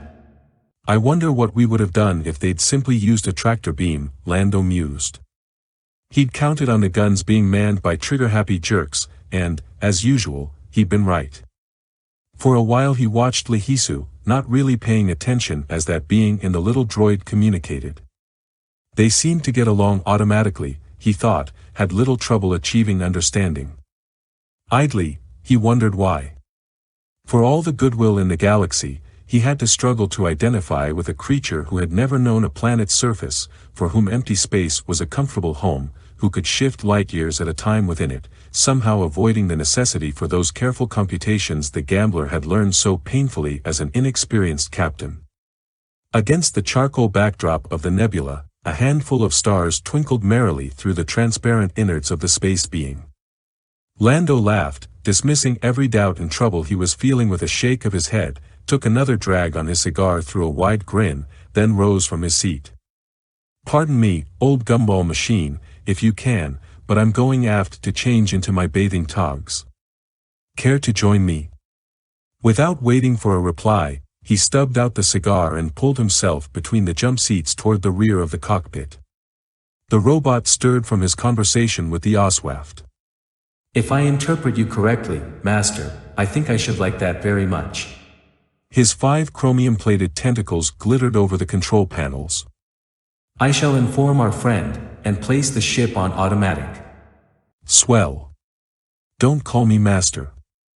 Ducking through the doorway, Lando floated along the corridor until he reached a locker where he changed from the well-worn ship clothes he'd been wearing for the Navy's benefit, into a spacesuit.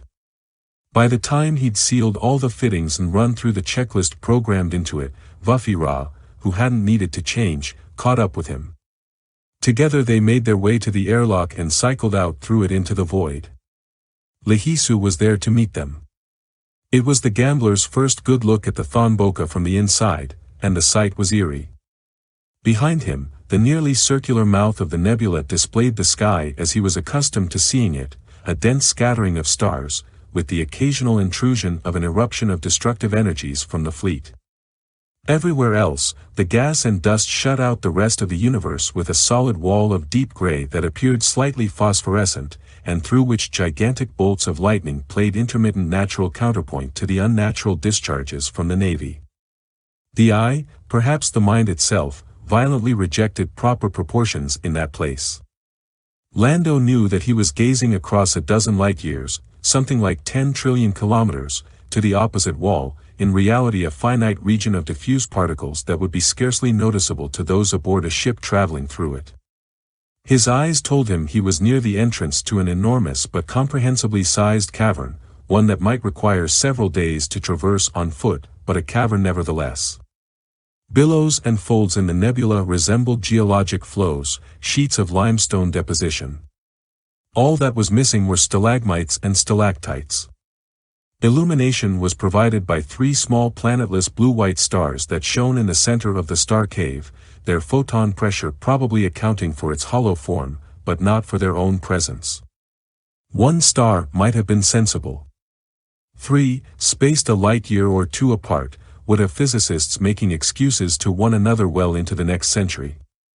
Lando was happy to be a gambler, a profession where alibis don't count. Biologists would be unhappy, too, or ecstatic, at the strange life that had evolved in the sheltered space. Fingering colored plastic control buttons set into a small panel on the arm of his spacesuit, Lando jetted away from the upper hull and retroed to a floating halt a daring few meters away from the impressive young Oswaft. It was something like greeting an ocean liner politely. He circumnavigated the 500-meter creature in a smooth arc, tucked himself into a roll, straightened, and sprang away with arms extended wide, legs spread, and an expression of sudden joy on his face. Yahoo-hoo, he whooped uncharacteristically, rejoicing in the sensation of free movement, open space. He realized he'd been cooped up aboard ship far too long. It felt like his entire life. Or perhaps evolving on a planet, squeezed between the ground and low-hanging sky, made one feel permanently claustrophobic. Vufira, propelled by the core alone knew what, spun like a bright metallic snowflake beside him as Lehisu rotated majestically, then veered off in a huge graceful curve the 2 smaller beings attempted to emulate. One of them succeeded. "Hey, you guys, wait for me!" Lando shouted unnecessarily. His suit radio carried perfectly well over the kilometer or 2 he'd missed intercepting them by. Correcting, he tumbled slightly, the free-fall equivalent of tripping over his own feet, stabilized, and swooped to join his friends. By which time, of course, they were somewhere else. Lando didn't care. On his own, he began essaying ancient patterns, maneuvers that, elsewhere and elsewhen, would be called Luftberry circles, Immelmann turns, imitating the inspired antics of fighting aerocraft of the pre-space eras of every culture momentarily infatuated with free flight and glorious death. He dived on Lehisu, showering the vacuum breather with imaginary reciprocating gun bullets, then pulled up at the last instant as the startled being instinctively rolled to peel the attacking foe off his back. That didn't save Vufira. The unfortunate droid was sitting squarely in the bullseye etching of Lando's helmet, ordinarily used for the more mundane purpose of orienting oneself before setting off one's suit propellants, when Lando's deadly pointed fingers filled him full of hot-jacketed lead. Caught up in the spirit of the thing, the robot spun out and downward, wishing he could trail smoke for his master's amusement. There were limits, however, even to Vufira's remarkable capabilities. 3 small blue-white suns glowed against a somber dark gray backdrop. Lightning licked the folds and billows of the cavern walls. 3 odd beings, Oswaft, droid, and, oddest of all, human, passed an endless hour or so, playing at combat like the young of all intelligent life everywhere. It was both a release and a return at the same time, marred only by the momentarily suppressed dread of what lay outside the Starcave, and the sudden flare of baleful energy as the fleet, on its clockwork schedule of mass murder, sprayed poison and lethal power into the space around the ThonBoka mouth. Lando cut his spin. That time, he had been the victim of Vuffy Ra's machine guns, and halted, hanging in space, resenting being catapulted back into adulthood, watching the stupidly unnecessary fleet operations with an angry grimace clearly visible through his transparent bubble helmet. Life was so simple, he thought bitterly, so thoroughly enjoyable. Why were there always people whose chosen profession was to louse it up for everybody else? Vuffy Ra swam up beside the gambler, not needing to be telepathic to read his master's thoughts. They were joined by Lehisu. All three stared out through the mouth of the nebula, watching the evil net of beams that did its work of making life impossible for the Oswaft. All knew of the enzymes drifting into the ThonBoka, as well. The nutrient current grows impoverished, my friends, Lehisu observed sadly. He was not actually breathing heavily from the hour's exercise, but the effect was much the same. Lando and Vuffy Ra didn't know his kind quite well enough to understand it was a bad sign. "Cor, forgive me," Lando exclaimed, "I'd almost forgotten why we came here in the first place." He turned toward the Millennium Falcon, applied thrust to his suit. "We'll get you a little snack, old skate, then you can show us where best to place the rest of our cargo." The robot and the man scooted underneath the starship, began manipulating the locks on a small cargo hatch. In a moment, clinging to the hull, they had it open and delivered of a small canister that Vuffy Ra held out. "Here you are," Lando heard through his helmet phones. "Shall I just spray it around, or would you prefer?" That will be quite suitable, my friend, and many thanks. Lehisu tried hard to keep hunger out of his voice. He hadn't noticed until now how famished he'd become. As the specially selected amino acids and other compounds began drifting around the ship, he moved slowly and with dignity, scooping them up and ingesting them. He could feel them sing through his body and knew a joy akin to that which Lando felt at the prospect of freedom. Well, I certainly trust you're enjoying yourself in your selfish gluttony. It was a strange new voice over the ether, one incomprehensible to Lando, but Vuffy Ra understood it, and correctly interpreted its hostile tone. Both of them jetted quickly out from under the hull of the Falcon, which was blocking their view, as a pair of titanic monsters slid casually alongside, making even Lehisu appear small and meek. He may not have had the robot's talent for languages, but the air of sarcastic disapproval hadn't been missed by the gambler either. Reflexively, he patted the spacesuit pocket where he kept his sting beam, then laughed inwardly at himself as he thought of pitting its minuscule power against these. "These are the elders you told us about, Lehisu," he asked finally. "Tell them we're here to help them, and that, at the very least, we mean them absolutely no harm." He removed his hand from the pocket and tried to sound sincere. And almost succeeded. Easily 700 meters from wingtip to wingtip, the pair of Oswaft dwarfed the Falcon, and everything else in view. They positioned themselves on either side of Lando's younger vacuum-breathing friend, as if that worthy were being arrested. Or sent to bed without his dinner. No, Lehisu replied in words the gambler could understand. These are most assuredly not the elders, and they have no right or authority to interfere with us. Elders are much larger. He directed the final comment to the two interlopers. Apparently it was some kind of insult, although it was probably lost on the pair, spoken as it had been in human language, Lando thought.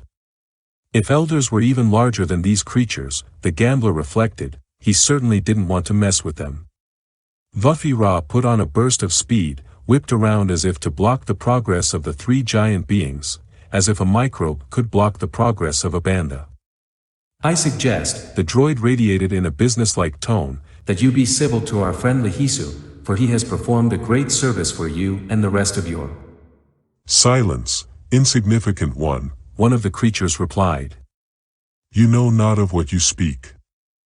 We are here at the explicit request of the elders themselves.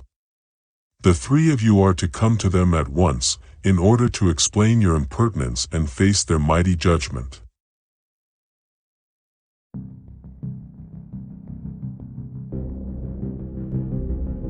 Chapter 10. Sabak. Cried Lando Calrissian, gambler, con artiste, and interstellar diplomat. He sat back on sheer nothingness with a satisfied look on his face and let the Millennium Falcon gather in his winnings, shuffle the deck, and deal out the card chips once again. It was the weirdest and most profitable game he'd ever played. Senwanis Gorkahipath, senior elder of the Oswaft, let a little ticklish signal be broadcast, indicating amusement and pleasure. Truly it is amazing, Captain Master Lando Calrissian. Lando gave a mental shrug. If the head vacuum breather wished to address him with a title longer than his own, indicating deep respect and a relaxed sort of submission, the gambler wasn't going to correct him. There was far too much at stake, and it had very little to do with the game of Sabak. Amazing. The 1,000-meter being continued. You cannot even see the cards, yet you have won hand after hand under fair and impartial conditions. I abase myself to your skill and intellect. Lando congratulated himself a little, too, principally on his luck. They were playing in the center of the Cave of the Elders, the only architectural structure, as far as he knew, within the ThonBoka, very probably the only such the Oswaft had ever constructed. Or thought to construct. Located in the middle of the triangular plane formed by the three blue-white stars in the center of the nebula, the Cave of the Elders was a meticulous replica of the Starcave itself.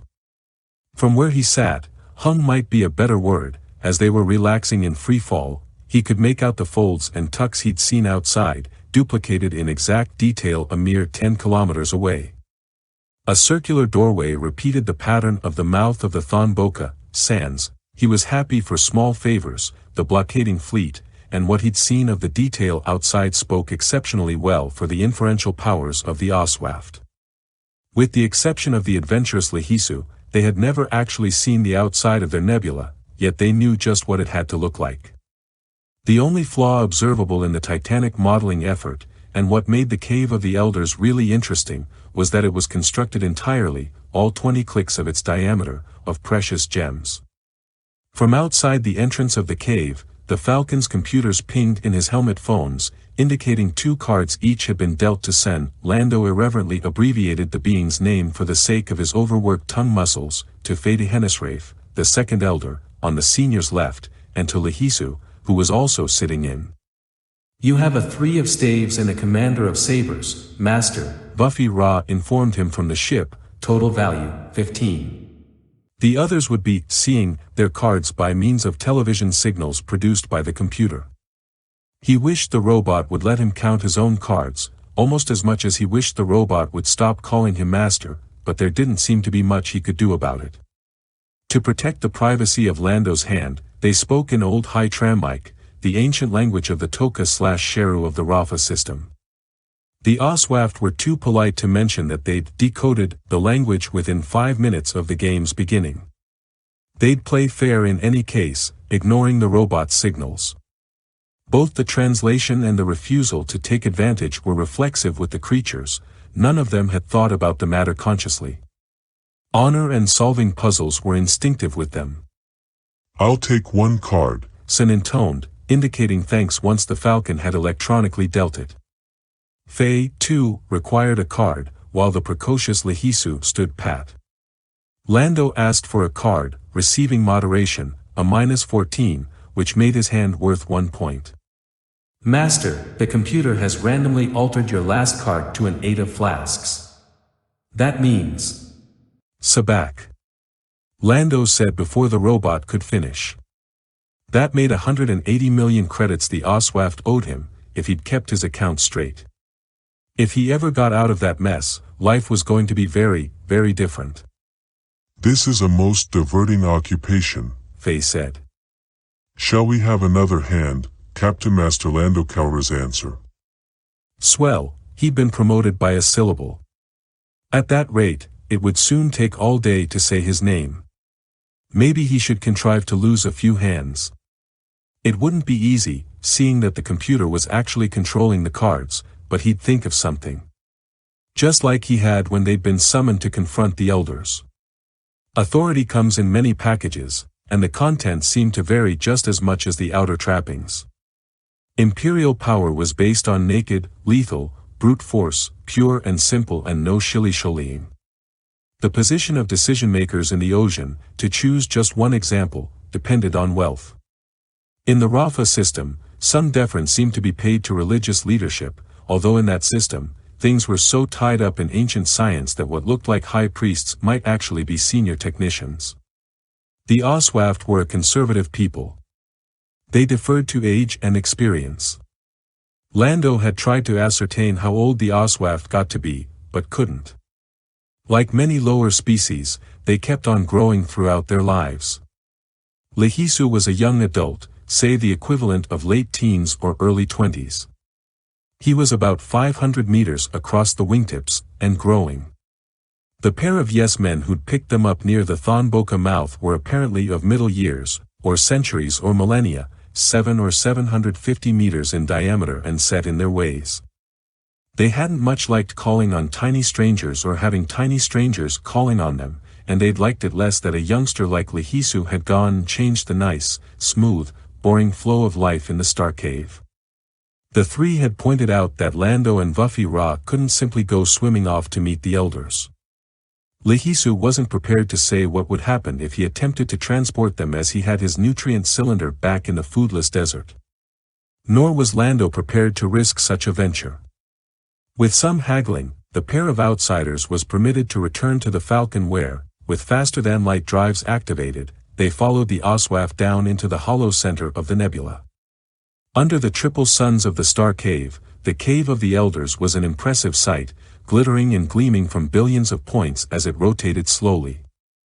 Vuffy Ra, using the ship's sensors, informed the gambler that there wasn't a valuable stone in the known galaxy that wasn't represented in huge quantities in the walls of the cave. Moreover, the size of the gems would have sent a jeweler into a dead faint. Senwanis Gorkahipaf and Fadehenisraith had awaited them within the Cave of the Elders. Lehisu, with his excellent grasp of Lando's language, had spelled the names for the gambler and the robot, explaining that the apostrophe in Sen's name represented another dozen or so minor syllables the elder was too modest to insist upon, and that there was a third elder around somewhere who was busy and would join them later. Our most cordial greetings, Captain Master Lando, had been Sen's first words in the new form of speech Lehisu had taught the elder in a matter of seconds. I abjure you to forgive the somewhat overzealous invitation issued to you by our juniors.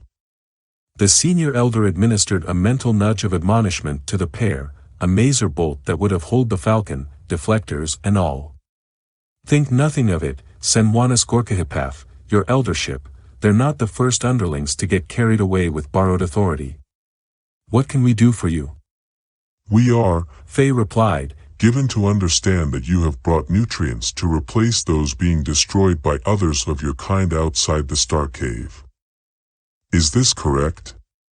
Lando nodded, a gesture he wasn't sure the Oswaft could see or understand.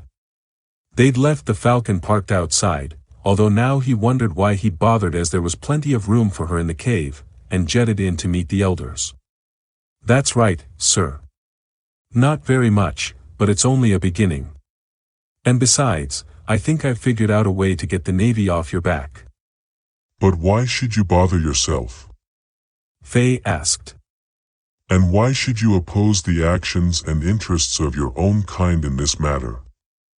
I'm afraid we do not understand you, Captain Master, and until we do, we cannot accept this gift you offer. The elders were at least a kilometer across. Faye being slightly smaller than Sen, Lando felt silly negotiating with them. It was rather like carrying on a conversation with a large apartment building. But from earlier conversations with Lehisu, he was prepared for their attitude and these very questions. Well, aside from the fact that Vuffy Ra and I have grown rather fond of young Lehisu, here, we consider it a sort of a game. Lando wished, as he hung in space beside the huge ray-like creature, that there was some provision for smoking a cigar in a spacesuit. He felt better making business talk if he could smoke. A game? Please explain what you mean. Sure, Sen, I understand that you folks like mental puzzles. Well, my folks do, too.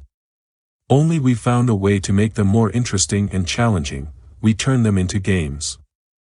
That's where somebody else tries to solve the puzzle first or better, or opposes your solution of it while he tries to work out his own. Fascinating, Sen mused, almost to himself. He turned to Faye. Have you ever conceived of such a thing? No answer came from the elder. To a being so ancient, a new concept came as something of a shock. Right, Lando said, jetting closer to the pair of aliens. And just to make it more fascinating, we try to play for something a little better than the sheer joy of solving the puzzle. Such as what? Both elders said at once. Well, permit me to demonstrate, friends. Now take the game of sabacc. Am I missing something obvious here? Lando offered conversationally as he took another card, and the others considered their hands, or are you people completely resigned to dying? A pale pink tinge suffused through Lahisu at Lando's boldness toward the elders, but he kept his peace, trusting the gambler. Sen and Faye both performed the equivalent of looking up from their cards. Lando's helmet indicators said he was being brushed lightly by twin radar beams. He knew the beings were far from stupid. Their transparent bodies made it easier and more difficult at the same time to figure out their internal arrangements, but from what he'd seen, he guessed that about 2/3 of their mass was brain, and pretty astute brain at that. Ah yes, Sen answered finally. That was the reason you were demonstrating sabacc to us. I had become so fascinated with the game itself, I had quite forgotten that its purpose was explaining why you wished to help us. So, you play a great sabacc game with your own kind out there, and we are a part of it. No, my friend, we do not wish to die, but there seems little alternative. I'll take a card, Starship Millennium Falcon, if you please. The ship, apparently unimpressed that it had been granted status not only as a person but as an elder among the Oswaft, duly blipped out a signal representing one of the 78 sabacc cards, and fell silent again. There are plenty of alternatives, friend, there always are. The first, of course, is that you can give up and die. I'm glad to hear you reject it. That's a beginning, anyway. Sabacc. That makes 23 million you owe me. Can we take a break? I have to visit certain facilities aboard my ship, and we can carry on this conversation from there. He jetted across the Cave of the Elders, leaving the Oswaft behind, climbed onto the hull of the Falcon and into the airlock hatch, where Vuffy Rock greeted him. Patch the intercom into the ship-to-ship, will you? I need a cigar to think properly, and the powwow has reached a critical point. Yes, Master, I've been listening. What are we going to do with 23 million credits worth of precious stones? I don't believe we have room in them. We'll figure that out when there's a point to it. Right now staying alive gets top priority. He'd unsealed his helmet and hung it on a rack, and, retaining the rest of his suit, climbed down into the lounge, where for once he left the gravity on, enjoying the feel of some weight under him. The second alternative, he continued, once contact was re-established, is to fight. You folks have some impressive talents, your size alone is pretty terrifying, at least for people of my size, but I think... Captain Master Lando Calrissian, interrupted Sen, we are not a fighting people, in fact the concept is nearly as new to us as that of gaming, and somewhat related, I would guess. In any event, there is a third way. And what would that be? The gambler asked as he slowly and deliberately cinched the business end of a cigar, keeping the flame well away from the tip. Negotiation. You will recall mention of a third elder, Bagihalisahonus. At this moment, she and a delegation of other Oswaft have appeared at the mouth of the Star Cave and are signaling for a peace conference with your fleet. We wish to ask upon what terms. You bet your apostrophe I remember Boggy, and I can predict exactly what's going to happen, son. The Navy wants you dead, old beanbag, and that's the only terms they're going to settle for. I've seen their work on other occasions, and you can believe me when I... This is much as I had surmised, the second elder said. And I opposed the attempt, yet we are an open and free people and would not prevent our third elder from trying what she might.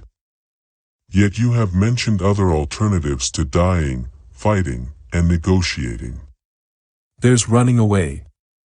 What, and leave the ThonBoka? So much emotion loaded the response that Lando couldn't tell which Oswaft it had come from.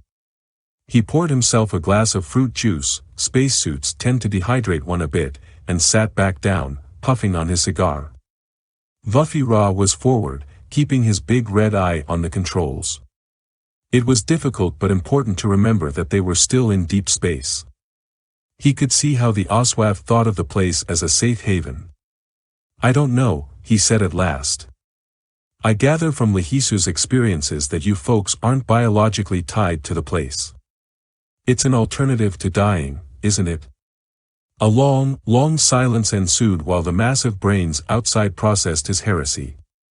Finally, I am not sure, Lando, that it is a desirable alternative. We are the ThonBoka. The ThonBoka is the Oswaft. Would you willingly be driven out of your home, accept an eternity of wandering?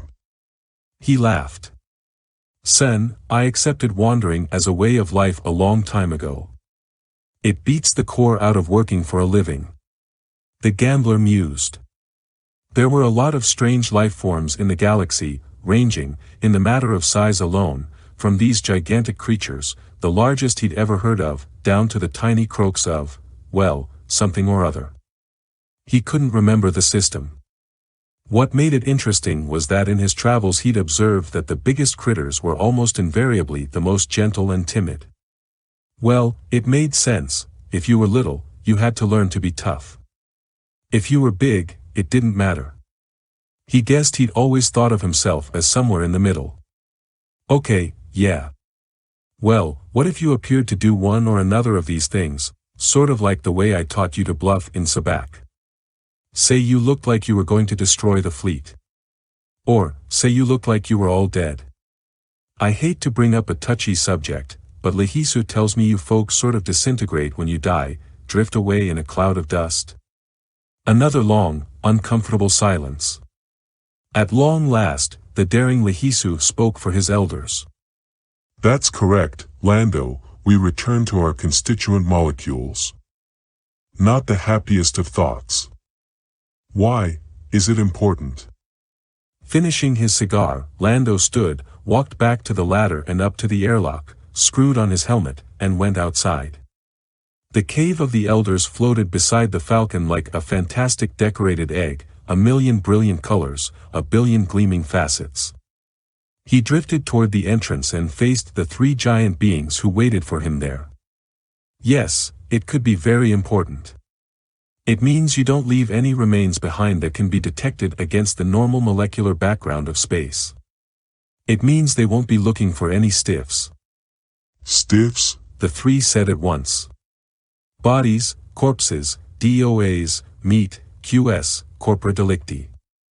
Tell me, what are conditions like out by the wall of the Starcave?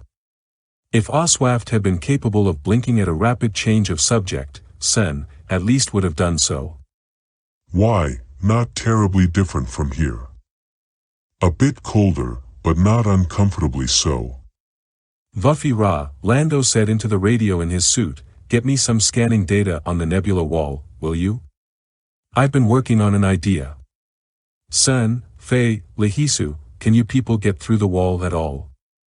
Lehisu replied, being the only one with any practical experience in the matter. It is all but impenetrable. One cannot, what is your expression, starhop, because one cannot see where one is going. It is said that attempting it in any case will cause one to burst into flame and vanish. Lando considered this. Makes sense. No matter how diffuse the gas and dust is, translight speeds will create that kind of friction. How deep could you, what is your expression, swim into the wall if you had to. Far enough so that sensors couldn't detect you. It was Lihisu's turn to think. While he was doing so, a sudden burst of radio transmissions entered the cave of the elders. It caused some stir. Lando couldn't understand what was being said, but no one interrupted the conversation for a translation, so the gambler put it out of his mind. At long last, yes, I believe such might be possible. If I follow your line of reasoning, you would have us conceal ourselves, we and all of the Oswaft, within the folds and billows of the wall until the fleet, believing in their despicable villainy that we had starved to death, gave up and went away to impose misfortune upon someone else. But what would you have us do about the molecular residue that? The gambler grinned. I have that all figured out, my overlarge friend. It wouldn't take very much, would it? How about a little of my cargo, judiciously sprayed all over the place? Lando. I believe the idea might work. Esteemed elders, may I ask? Silence, young one. Peace. We have something else to ponder at this moment, something very disturbing. What's happening, son, what's going on? The giant spoke. Bagahalisahona's attempts to negotiate an end to these insane hostilities have ended in disaster. She, and all of her party, 1,000 of our people, were murdered with energy weapons almost the moment they appeared at the mouth of the ThonBoka and greeted the nearest vessel. I'm sorry to hear it, Sen, but, well, it doesn't really change things very much, does it? I am afraid, Captain Master Lando Calrissian, that it does.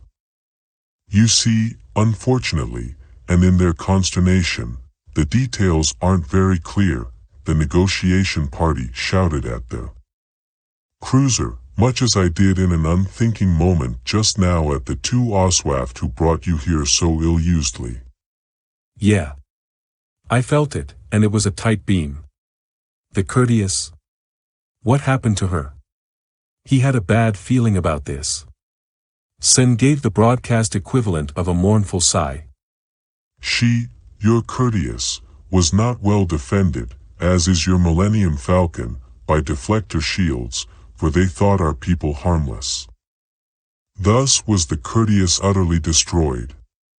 Swell, Lando said, more to himself than to the elders. Nothing like a premature war on our hands. The rest of the fleet, with full shields up now, has entered the ThonBoka mouth to murder us all in retribution.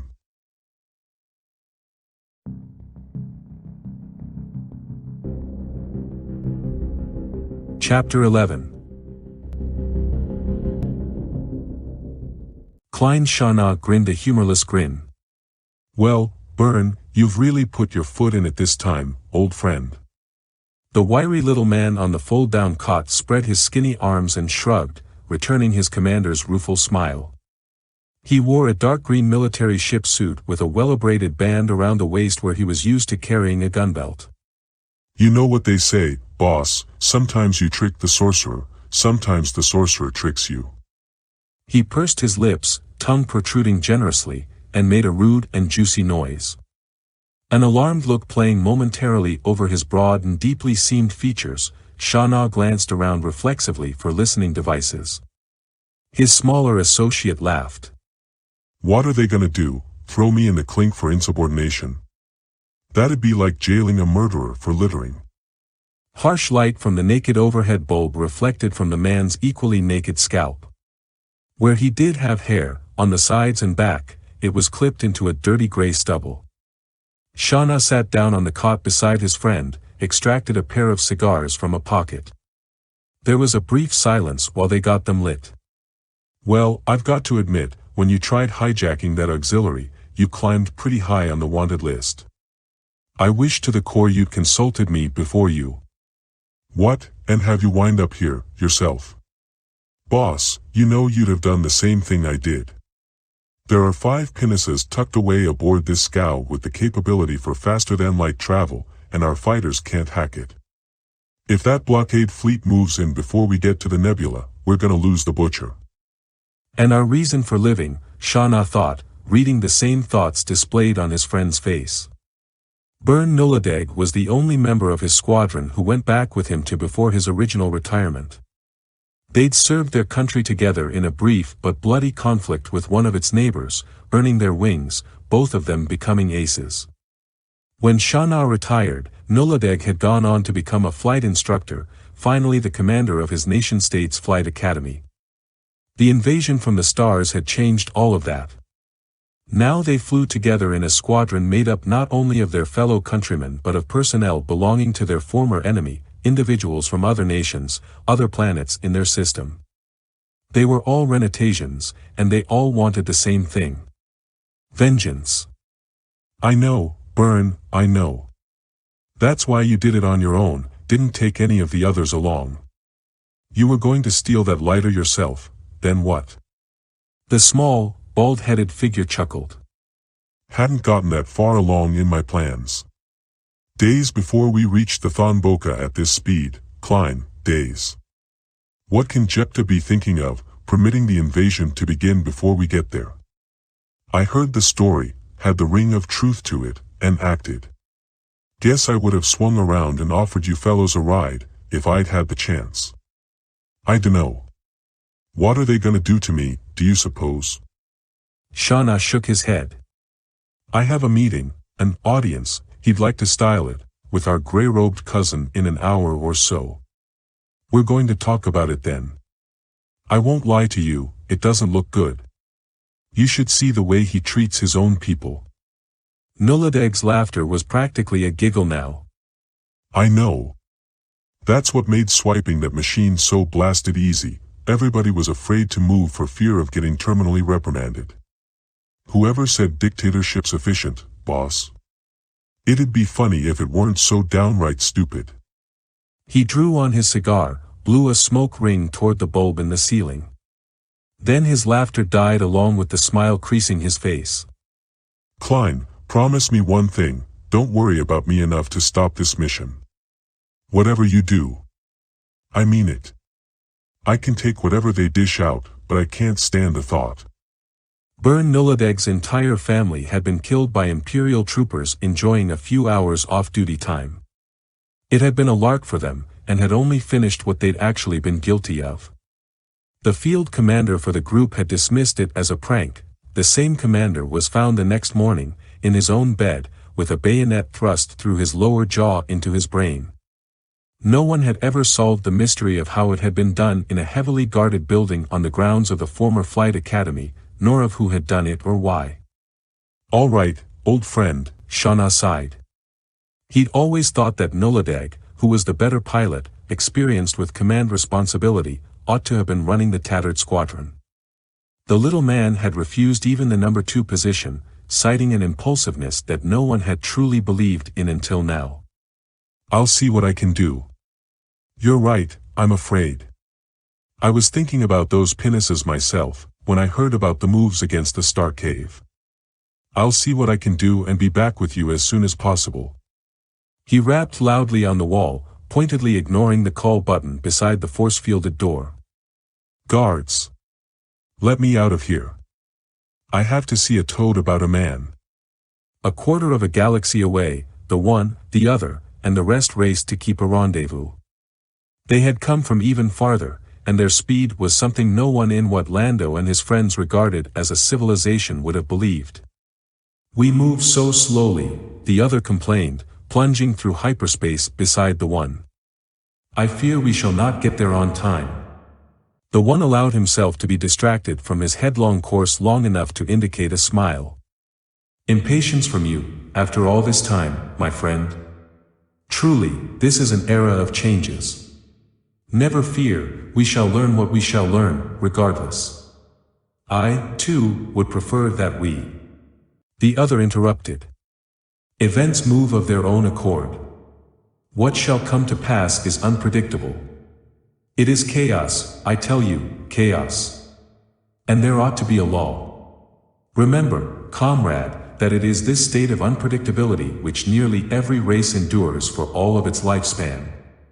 It is in this state that we began, and we are unusual in surviving it. We very nearly died of boredom, would that have been more desirable? Don't lecture me, the other replied with uncharacteristic sharpness. I know as well as you do of the dangers that confronted us. I was the first to consent to your plan. Do not begrudge me the right to complain of some of its consequences, it assists me in adjusting to the inevitable.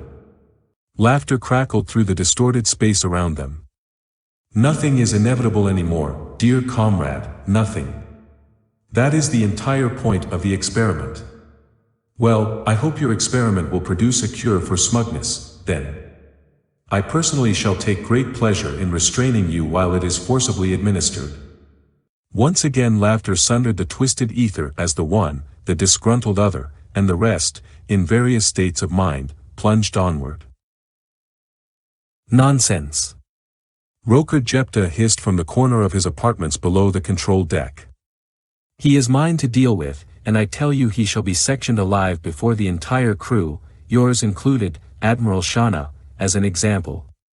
It was the first time the fighter commander had ever seen the sorcerer pace nervously. The time was growing near for the resolution of a number of crises, and the Renatasian had a suspicion that Jepta, too, feared he would be robbed of his victory by a trigger-happy fleet commodore. Carrying disrespect to new heights because he felt the effect was necessary, Shana flopped into the sorcerer's huge chair. Jepta, you old charlatan, you know better than that, and if you don't, I'll tell you now. Keep Burn Noladeg in the brig, if you wish, until we get to the ThonBoka. He could use the rest, and it'll keep him out of trouble. Not to mention saving your well-concealed face. But execute him, and I'm through with you. I'll take my squadron in. You'll do what you are told. Jepta made a threatening magical gesture. Shana laughed. Save your parlor tricks, old man. We stopped doing what we were told when your precious navy destroyed anything we had to lose by disobeying. 23 loose cannon, Jepta, and they're all pointed at you unless you. Silence. I have no further need for you, Klein Shana. You have foolishly told me where Lando Calrissian might be found. We will soon be there, and he is trapped by the fleet, cannot get away from the justice I shall mete out. You serve no purpose. You are dispensable. Shana obtained another cigar from inside his suit, lit it, and spat out a flake of tobacco onto the carpeted floor. Yeah. Well, I spent a little time with your pet professor today. You'll recall you instructed him to be free and easy with information bearing on combat operations in the nebula. What he had to say about the guff relayed this morning from the fleet was very interesting. Very interesting, indeed. Jepta, his back turned to the squadron commander, spoke to the wall. And what was that? Ask your own people if you don't believe me. We're up against it, Jepta. There are something like 1 billion Oswaft in that sack, every one of them as dangerous as a fighter ship. Something about folks like us being electrochemical in nature, our nervous systems, anyway. Well, the Oswaft are what your boy is calling organoelectronic.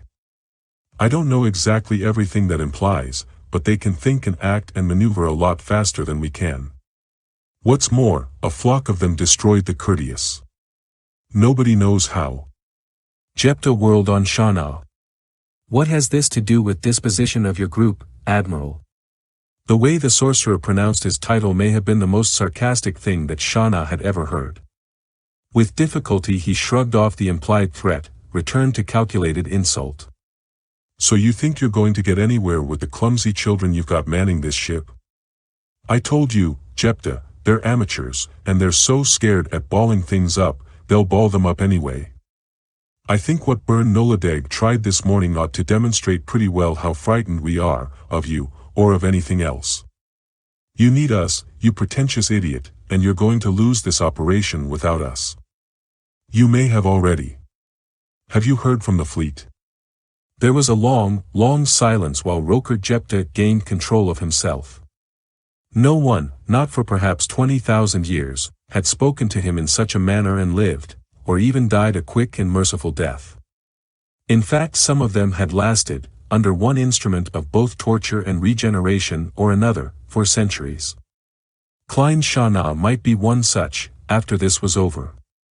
Very well, then, the sorcerer reasoned, it should not matter what immediate disposition he made of Shana or his underlings. They would serve their purpose in the coming conflict, and any who survived. But he had one more source of information to consult. He strode rapidly to the chair that Shana occupied, ignored the man, and pressed a button. Send me the Defa Osono wet immediately. Not 3 minutes later, the compartment door whisked aside, and the anthropologist stepped in. The tall, emaciated professor took in what was to be seen, sensed conflict momentarily postponed, and vowed to himself to get out of the way as soon as he could manage it. You have been following the information from the fleet? The sorcerer asked without preliminaries. Of course, sir, What do they tell you of the capabilities of the Oswaft? Shana grinned, but kept his silence. Well, sir, it is a confirmation of my earlier studies. In a cellular sense, these beings seem to exist on a sort of solid-state level, something like primitive electronics. This accounts for their communications abilities in. How is this known? Is it merely surmise, or are there data? The anthropologist's astonishment grew every time Jepta snapped at him. Along with his fear. Sir, a number of vessels did a full-range scan at the moment the creatures were destroyed. Most of them were vaporized when the Courteous went up. In fact, it's possible that not one of them was injured by fire from the fleet. They simply miscalculated the destructive radius of an exploding cruiser. The Courteous did open fire, but there wasn't any time to. The sorcerer raised a hand and the scientist halted. By what means did the Oswaft destroy the cruiser Courteous, Defa? And how vulnerable do you suppose they are to the Navy's weapons? Wet hesitated before he began again. Sir, as difficult as it may be to believe, it appears that simple microwaves were the method, but at incredible power levels.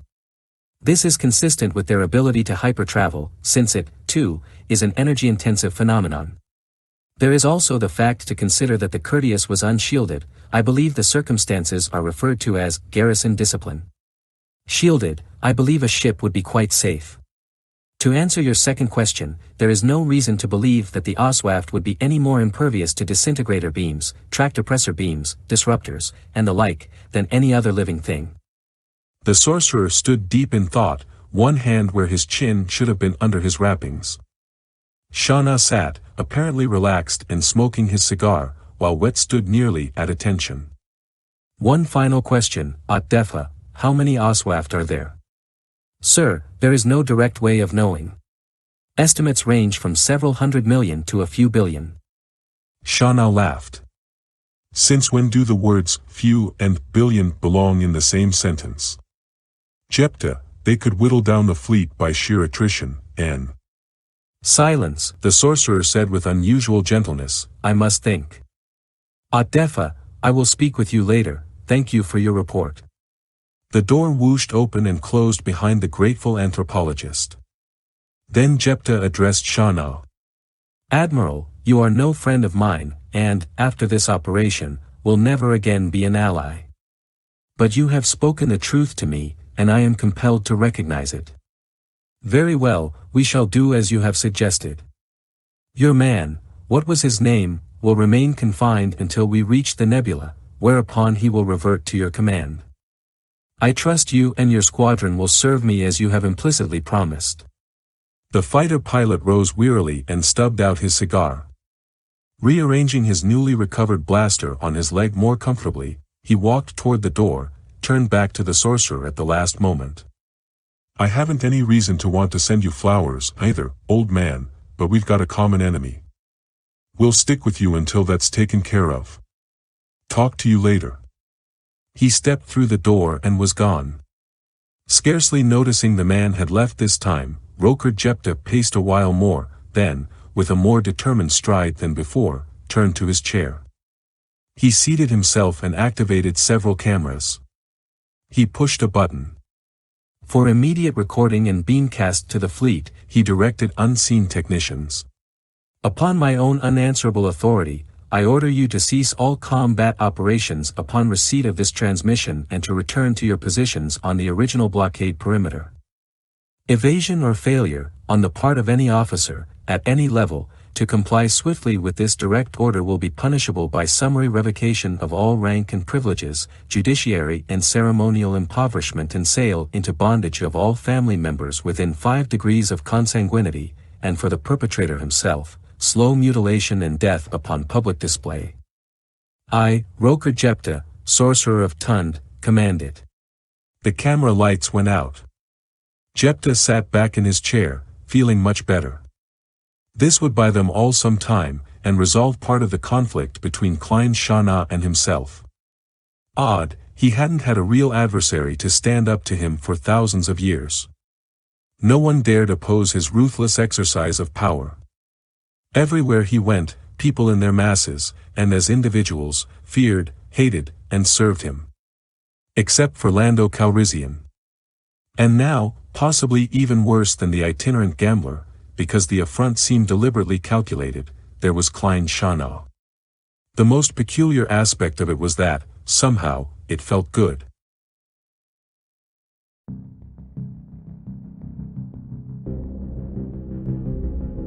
Chapter 12. The Unofficial Oseon wet reflected. Shuddering in the relative security of his assigned quarters in officer's country, he considered himself extremely lucky just to be alive that morning. He'd seen others broken, figuratively and literally, at the malignant whim of Roker Jepta, individuals guilty of nothing more than reporting a purely mechanical failure or bringing him information he didn't want to assimilate. To be trapped in the middle of a dispute between the evil sorcerer and his reluctant, and no doubt soon-to-be former, partner, that barbarian Shana. He crossed the cramped living-sleeping space allotted him, noting that he'd forgotten to fold the cot into the wall in his earlier haste to answer Jepta's summons. So, he was still accustomed to depending on a servant after all this time. It was a weakness to make note of and correct. The gray military wall coat of the compartment still oppressed him, despite the decorations, ceremonial masks, garish shields, primitive hand-powered weapons, he'd hung up here and there. He'd have to see what else he carried in his luggage down below in the storage hold. It would brighten the place up and strengthen the official cover that allowed him to travel thus encumbered in the first place. Entering the tiny head, he sloughed off the casual civilian ship suit he'd been wearing, now soaked through with perspiration and smelling foul. He wasn't on the schedule for a shower at this time of day, and hadn't had time for it when the fixtures had been operational.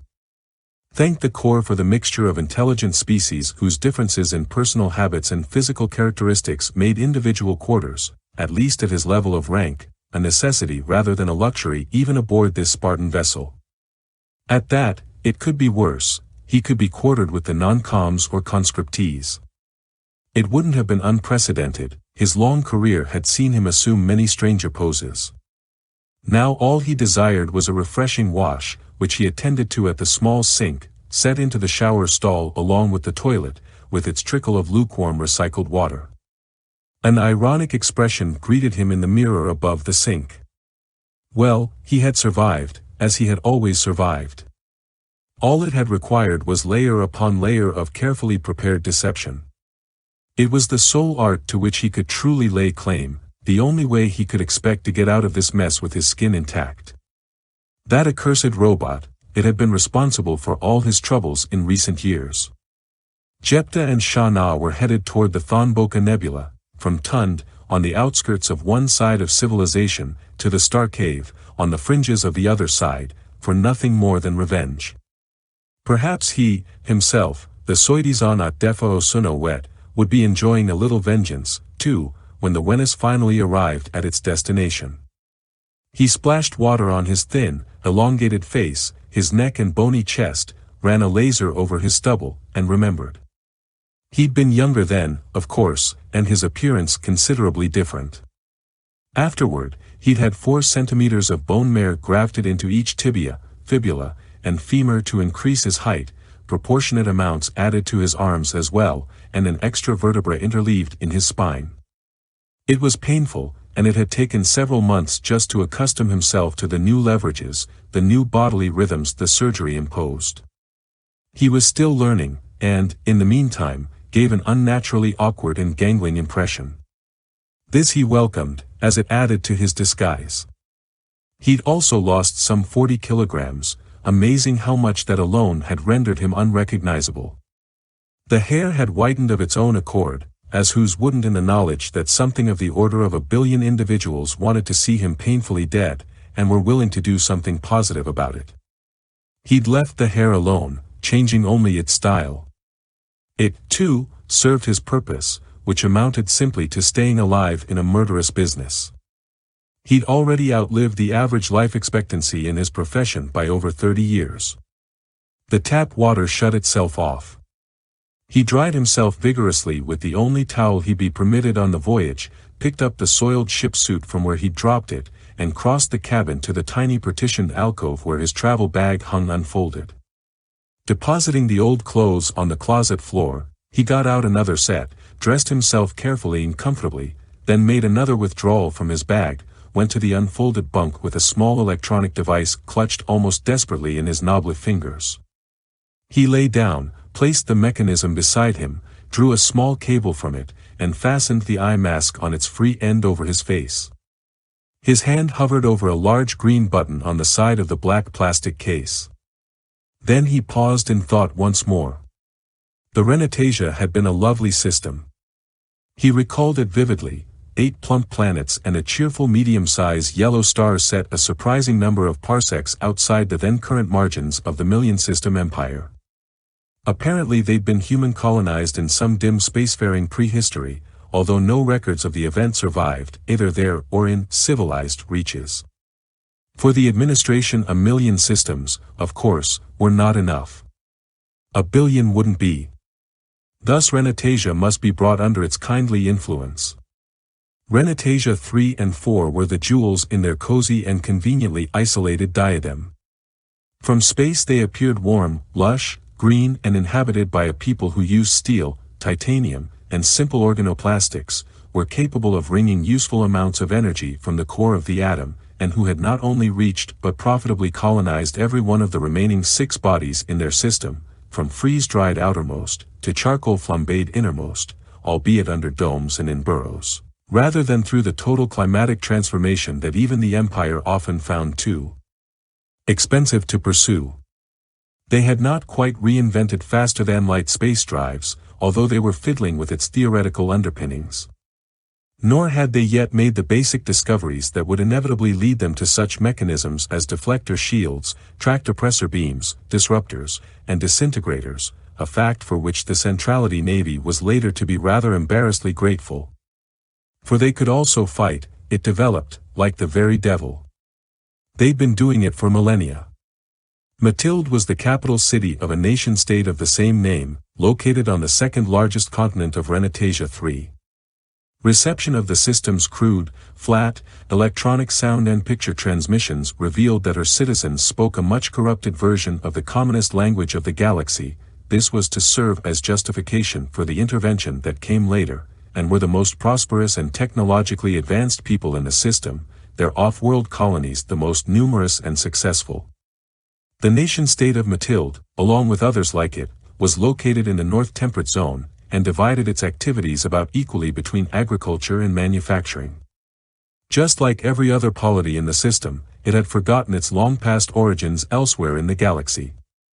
Mathildean writers and scholars speculated about what future explorers would discover among the stars, and whether there was intelligent life in outer space.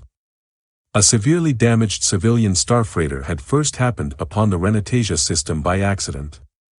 Once it had limped back to port for repairs, her captain had dutifully reported the system's existence to the government.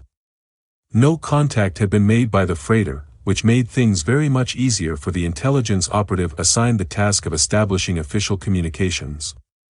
The Atdefa Osono Wet. His academic credentials had always been the perfect cover for a centrality spy. Where can an anthropologist not go and poke his long, thin nose into the most intimate and personal details of a culture?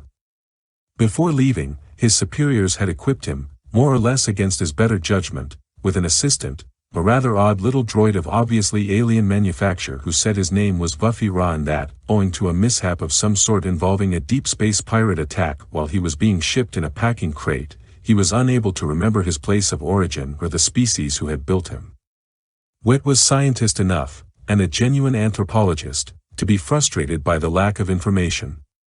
Centrality Intelligence was even less helpful.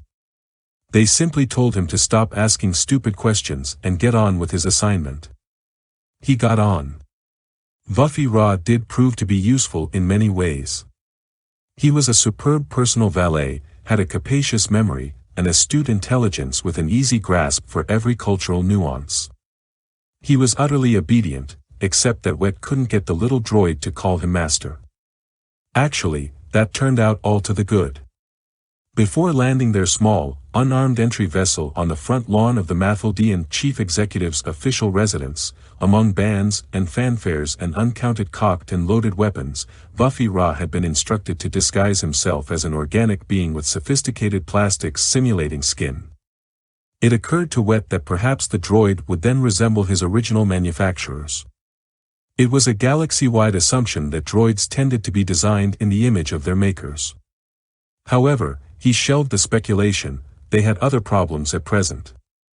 The robot would pose as the leader of the diplomatic expedition, an envoy from a starry federation way out there, ready to welcome the Renatasians into the fold. That was Wet's habitual deception at work.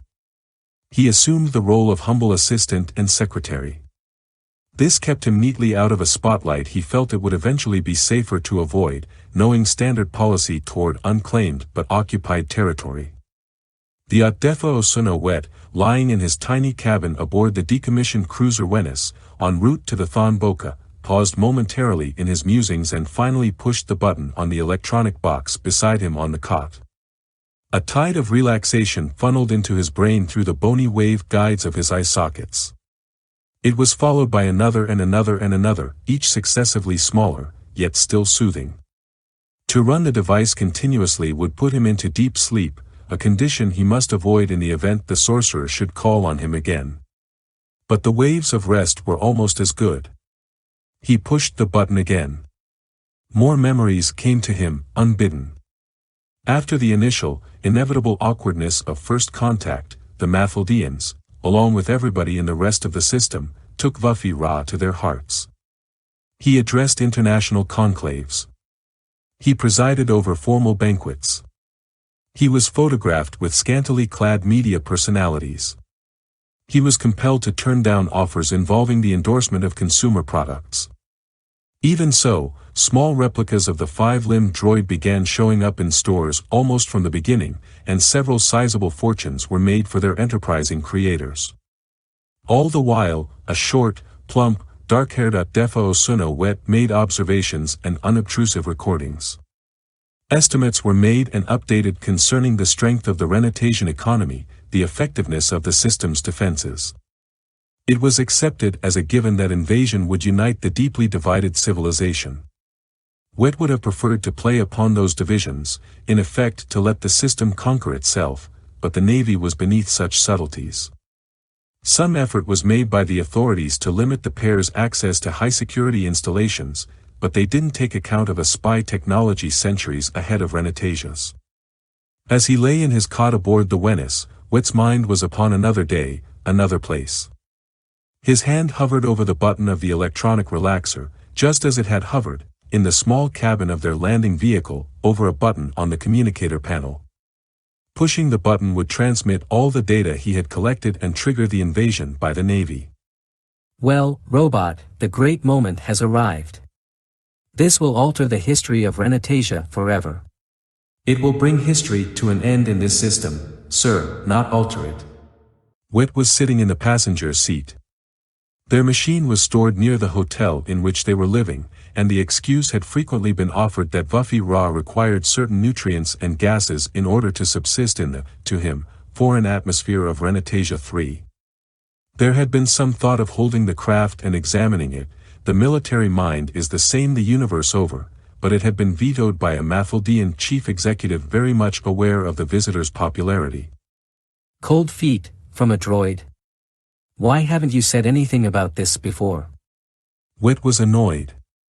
The creature was spoiling his moment of supreme triumph. Still, there was no specific way he could fault the machine. It spoke the objective truth, was in fact incapable of speaking anything else. History would end for Renatasian civilization within a few days of his pressing the button. I am a droid, sir, constructed to obey. Your remark seemed inferentially to require a reply, that is all. The robot sat in the pilot's chair, its limbs at rest, its eye glowing dully in the dim light of the concrete parking garage. I suggest that you address me as Master, Robot. I'm sorry, sir, I am not programmed to respond in that area. Savagely, Wet jammed his thumb down on the button. A small amber light glowed to life on the panel, no other sign appeared. The deed was done, could not be called back. Vuffy Ra's eye dimmed almost to extinction, as if the power to transmit the treacherous information was being drained from his supply. The next few days were bedlam, exactly as Wet had expected. The Navy appeared at the fringes of the system, close enough to be fully detectable by Renatasian defense sensors. They even let the local military lob a few primitive thermonuclear weapons at them to demonstrate the utter futility of resistance. The fleet's shields glowed briefly, restoring energy consumed by the voyage out, and that was that. Almost. Unfortunately for the Navy and high-technology aggressors everywhere in space and time, invasions cannot be conducted with continent-destroying weapons or from behind shields. Not unless you're willing to obliterate the enemy, and not at all if you're interested in taking what the enemy has, raw materials, agricultural products, certain manufactured goods, and the potential labor of her citizens. While the fleet sat tight and safe in orbit above the 8 planets of Renatasia, 93% of the first wave of troopers were savagely massacred by the locals, using chemical bullet projectors, crude high-powered lasers, poison gases, clubs, meat cleavers, and fists. 87% of the second wave died similarly, even though they'd been forewarned, 71% of the third, and so on. The Navy was winning a glorious, disastrously expensive victory. Troopships carrying replacements began showing up at hourly intervals. Osono, Wet and Vuffy Ra had gone into hiding briefly after they had summoned the fleet. Nevertheless, they were hunted and hounded across the face of the planet. The relentless natives gleefully cut them off again and again from rescue by their uniformed compatriots. At long last they joined a force, a remnant of the third wave, which helped them get aboard a shuttle and into the safety of a centrality battlewagon. But not before the ugly, merciless extermination of 2/3 of the Renatasian population was an evil, personally experienced nightmare they would live with, and sleep with, for the rest of their lives. Wet, in his cabin on the Wenus, pushed the button again. Waves of relaxation, but regrettably not of forgetfulness, swept through his tense and tortured body as tears coursed down his face. It was a rare moment. Generally he merely hated and feared the remaining Renatasians, having for the most part burnt out his circuitry for shame. He had fled their persistent presence for a long, long time. Nor had he been unhappy when, at long last, his superiors had ordered him to lose the robot, both an unwelcome reminder and a dead giveaway to pursuers, to Lando Calrissian in a rigged sabacc game. That had been in the Oseon, and things had not turned out well for either the hopes of his superiors or for those of Roker Jepta, who had personally supervised that particular operation. Now, alone with his real pursuers, his memories, Wet realized that it was more than revenge he needed to accomplish in the ThonBoka. He had to see that robot destroyed. It was a dangerous link, in more ways than one, to an even more dangerous past. And he had to see an end, as well, to Captain Lando Calrissian, who could connect his new appearance, adopted before the game, with the robot. Very well, then, Jepta sought to destroy Calrissian, Shauna sought to destroy Vuffy Ra, because he didn't know the real mastermind was a harmless academic he had seen nearly every day. That academic must now seek to destroy them both, gambler and droid.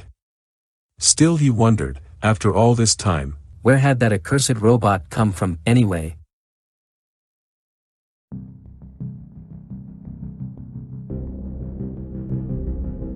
Chapter 13. That accursed robot scratched his head. Politics saved our lives, Master. I'm not altogether sure I understand. In reality, the gesture was more a matter of flicking a delicate tentacle tip around the bezel that retained the faceted red lens of his eye, mounted on the upper surface of his headless pentacular torso. But its meaning was clear. He had picked it up from long association with human beings. As usual, certain aspects of that association puzzled him. Well, I'm only guessing, mind you, but a massive operation such as that edge-blasted blockade out there, especially when it's being carried out in secret, presents a lot of opportunities to people envious of the boys on top. Lando pried up his cigar from where he'd secured it to the edge of the bench top, drew deeply on it, expelled the smoke, and squashed it firmly once again, sideways, into the wad of chewing gum that, in the absence of gravity, held it where it wouldn't float away. Do you want this end wrench, Buffy, or the adjustable spanner? The robot glanced back at his master, squatting on the deck plates with one leg thrust under the bench for leverage and security, much like the cigar. Lando leaned on a tool chest, assisting. They'd lifted a repair port and the robot peered now into a complex maze of working and semi-working parts. Adjustable, Master. This is a section I rigged after we beefed up the shields in the Oseon. All we had in stock were replacements from the Ringneldia, and everything in that system is standardized around the diameter of some native beam or other. It wasn't just the sudden pullback of the murderous fleet that bothered Vuffi-Ra, although it had left thousands of dead Oswaft in its wake. While genuinely ignorant, or at least amnesiac, about his own origins, he could infer certain facts about his makers and their culture, and the trouble was, several of the facts in question were contradictory. And current events were bringing him swiftly to a personal crisis involving those contradictions. It was not a situation that any intelligence, even that of a Class II droid, finds comfortable. He detached one of his sinuous manipulators, directing it remotely to thread its way into the starboard reactant impeller units, deep in the bowels of the Millennium Falcon. Nothing was actually wrong with the system, but had it been a hair more sluggish, they would have been fried by the Courteous instead of cheating their way through hyperspace. It didn't pay to tolerate the slightest malfunction, not when they were the only spaceship the ThonBoka had to put up against the fleet. Those devices not only fed the engines, which was fairly important in itself, but the deflector shields as well. Vuffi-Ra and Lando needed every fractional advantage if they weren't going to sell their lives cheaply. For example, the gambler continued, craning his neck to see what the robot was doing beneath the floor. There'll be one group which will loudly, and correctly, proclaim that this undeclared war against the Oswaft constitutes genocide, although they wouldn't hesitate if they'd thought of it first themselves. Then there'll be a gang of middle-of-the-roaders who could do it better or cheaper. Finally, there'll be the ones who regard the action as too gentle and indecisive. They'll want the fleet to sit back and toss in a few planet wreckers, and they're probably the ones we owe for this hiatus. A little cynical, Vuffi-Ra thought before replying. But Master, there aren't any planets here to wreck, thank the Corps. Thank 3 little blue suns out there that went kablooey for that. You're right, although planet wreckers could make things pretty uncomfortable for our friends the Oswaft, not to mention our tender selves. And besides, in interstellar power politics, it's gestures and appearances that count, not actual results. I've long suspected that's why civilizations rise and fall. Especially fall. Try adjusting that vernier, will you? I thought I heard the field blades wobble a little when you nudged it before. He unstuck his cigar again and took a puff. Another tentacle clicked at Vuffi-Ra's shoulder and drifted away to check the readings on the control panels forward. It was possible, the droid thought, that the problem was simply an instrument failure, and it would be stupid to repair something that was already in perfect working order. Each of the robot's 5 tentacles, usually tapering smoothly to a rounded tip, could also blossom at the end into a small 5-fingered hand. In the center of each rested a miniature replica of the large red eye atop his body. He would see what his tentacles saw. This, and the ability to send his limbs off on various errands, caused him to wonder about his creators. They were hardly stupid, still, there were counterindications. Here he was, preparing his master's ship for a battle in which he, himself, dare not participate directly. Early in life, he had experimented, attempting combat, in contravention of his deepest laid programming, had sent him into a coma that lasted nearly a month. He was extremely clever, he could run and hide, physically he was very tough, he could ally himself with individuals like Lando, quite capable of the defensive violence necessary to protect themselves and their mechanical partner, Buffy Ra. But he, himself, simply could not harm another thinking being, whether organically evolved or artificially constructed. It just didn't make sense. Buffy Ra took a certain pride in the fact that he was a highly valuable machine, more so, strictly speaking, than the starship he was servicing. Simply as a market consideration, he had a duty to protect his life. Anyone attempting to take it demonstrated, by that very act, that they were less valuable, at least in any moral sense that made sense. Separating a third tentacle from his body, Buffy Ra dispatched it to check the readiness of the ship's weapons systems, particularly the quad guns of which Lando was so fond. The Millennium Falcon had always fairly bristled with armament, yet, with only 2 crew beings to man her, and one of them a pacifist at that, they'd always meant to tie the weapons together cybernetically somehow. In this brief interlude between confrontations with the fleet, they'd scarcely more than begun the task. His inhibitions could be stretched, Buffy Ra had discovered. Knowing full well, for example, that the preparations furthered violent activity, he could nevertheless perform them. Moreover, he could fly the Falcon for Lando, maneuvering properly to assure his destruction of the enemy. How very peculiar, thought the robot. Who made me this way, and what did they intend by it? What in the name of the edge, the core, and everything in between are they waiting for out there? Lando fidgeted at the table as Buffy Ra watched him disassemble and clean his tiny 5-shot sting beam as a final, albeit somewhat silly, preparation for the coming battle. They were in the passenger lounge. The deckplate gravity was set at full normal, and that, thought the robot, was a bad sign.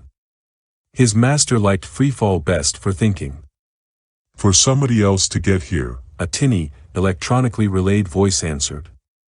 It was Lehisu, visible in a monitor screen the robot had installed. In reality, the great being hovered outside in the void not far from the Falcon. Given his size, and Lando's environmental requirements, this was the closest the three could come to normal face-to-face conversation.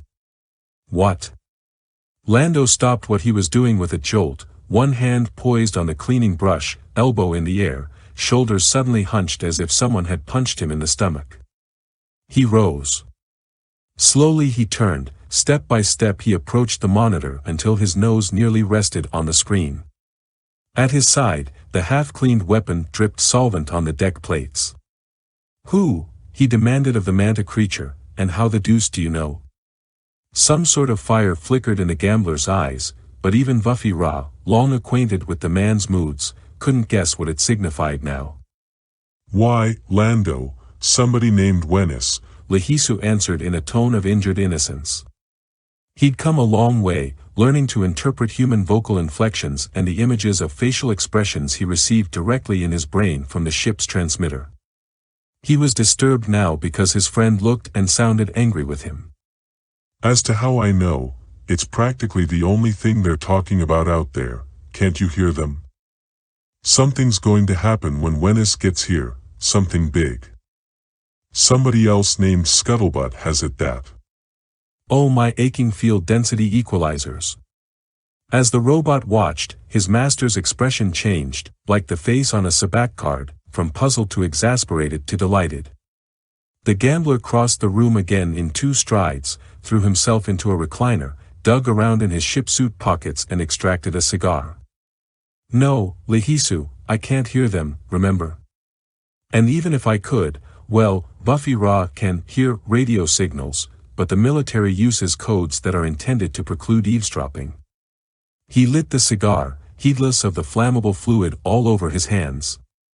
Dear me, cried the Oswaft in real distress, have I been doing something unethical? I shall cease him. Lando sat up abruptly, pointing his cigar at the monitor like a weapon. You'll do nothing of the sort, you can't do anything unethical to those goons, it's philosophically impossible. Here I've been getting ready to die bravely, and now, casually, you've given us all a chance to survive. By Gadfrey, Buffy Ra, old corkscrew, let's break out a bottle of, ouch. Lando's hands glowed a flickering blue as he leaped up from the recliner and began running around the room.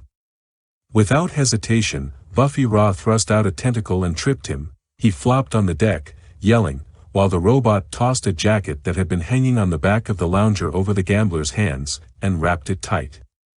The fire was out. What's the matter over there? The monitor demanded. Are you all right? I will be, once I learn not to play with fire, Lando answered as he sat up. He winced as Buffy Ra unwrapped the jacket. His hands were tender, but not badly burned.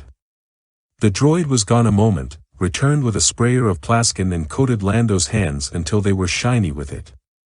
The gambler flexed his fingers with satisfaction. Pretty close, old fire extinguisher. I'd have had to pick a new profession if it weren't for your quick thinking. And if it weren't for this stuff, with freshly dried digits, he examined the first aid spray, then his brow furrowed in thought. He helped Buffy Ra tidy up the gun-cleaning mess while explaining to the Oswaft what had happened, but his voice had an absent quality the robot recognized as the sign of an idea under incubation. Finally, stubbornly, he relit the cigar he'd flung across the room, sat back in the recliner, and was silent for a solid hour. Buffy Ra played a few hands of Radio Sabak with Lahisu, and let the gambler think. He was fresh out of ideas himself, and, like his master, had been resigned to dying at as high a cost to their assailants as possible. An odd thing, violence, he pondered, watching the computer change a commander of sabers in his hand to an ace of flasks. He'd inflicted violence on Lando in order to save him from a nasty burn, and hadn't felt a qualm down in his programming. Yet, had some third person tried to harm Lando, the robot would have been helpless to remove the threat. Definitely a glitch there. It bothered him. The Venice is a ship, Lahisu, like the Falcon here, Lando said an hour later over a steaming plate from the food fixer. So Buffy Ra tells me. It's a difficult concept to grasp. Well, grasp this, it's the personal yacht of Roker Jepta, sorcerer of Tund. We've run into that fellow twice before, and not nicely either time. Now that I know he's involved, this whole blockade makes sense. The truce will be over when he gets here. The gambler suppressed a shudder, remembering previous confrontations. Once, in the Oseon, the sorcerer had used a device to stimulate every unpleasant memory Lando had, then recycle them, over and over, until he nearly went mad. It had been interference from Klein Shana, intent on destroying Buffy Ra, that had accidentally saved him. They'd rescued Shana from the wreck of his small fighter afterward and turned him over to the authorities in another system. He wondered where the man was now. Well, in any case, I think I've got an idea. You know, in order to win a war it isn't necessary to defeat your enemy, just make the fight so expensive he'll give up and go away. I wouldn't know, the Oswaft answered, but what you say makes sense. Sure. As I explained to Buffy Ra, this blockade's bound to have some opposition. It's already expensive, we merely have to make it more so. How can we do that? We have no weapons, and the fleet, with its shields up, is no longer vulnerable to our voices, as was the Courteous. It has occurred to me that it was a good thing I was in a weakened condition when I met you, otherwise I might have destroyed you in the same manner. The gambler waved a negligent hand at the monitor. There was only one of you, whereas I'm told there were 1,000 Oswaft in the party that met the Courteous. Never mind that, we're going to let the fleet destroy itself. How? Both Buffy Ra and Lahisu spoke this time. I have some questions to ask you first. It's really true you can understand interfleet communications? Yes, Lando, so could any of my people, given a few moments' thought. All right, what about this synthesizing business? Can you make any substance I ask you to? As long as it's relatively simple and there are raw materials to hand, as it were. And the nebula, your elders tell me that there isn't any food there for you, that it was all grazed out long ago. Yet there are raw materials. Yes, Lando, where is all of this leading? Out of a mess. One more thing, how long do you have to rest between hyperjumps, and how accurately can you predict where you'll break out? Lando, the Oswaft said in exasperation, I think I see where you're going with this. You want us to make bombs or something and plant them on the fleet's vessels. In the first place, from what Buffy Ra has told me of weaponry, bombs aren't all that simple. In the second. No. Nothing to do with bombs at all, and besides, those ships will be coming in here shielded to a fare thee well. And in the second, I said we'll let them destroy themselves, didn't I? I have a plan to make the war expensive, that's all. He hunched over the monitor, conspiratorially.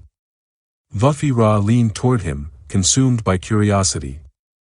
Lando was clearly enjoying this part, and the robot wasn't sure if that made him happy.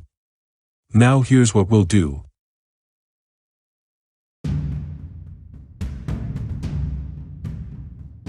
Chapter 14. Gentlemen, man your fighters. Klein Shana gazed across the cavernous cluttered hangar deck inside the Wenus as his squadron climbed into their tiny spacecraft. Even good old Byrne was there, snaking up the ladder into his cockpit. He'd served his sentence in durance vile. Jephthah had, surprisingly enough, been as good as his word about that.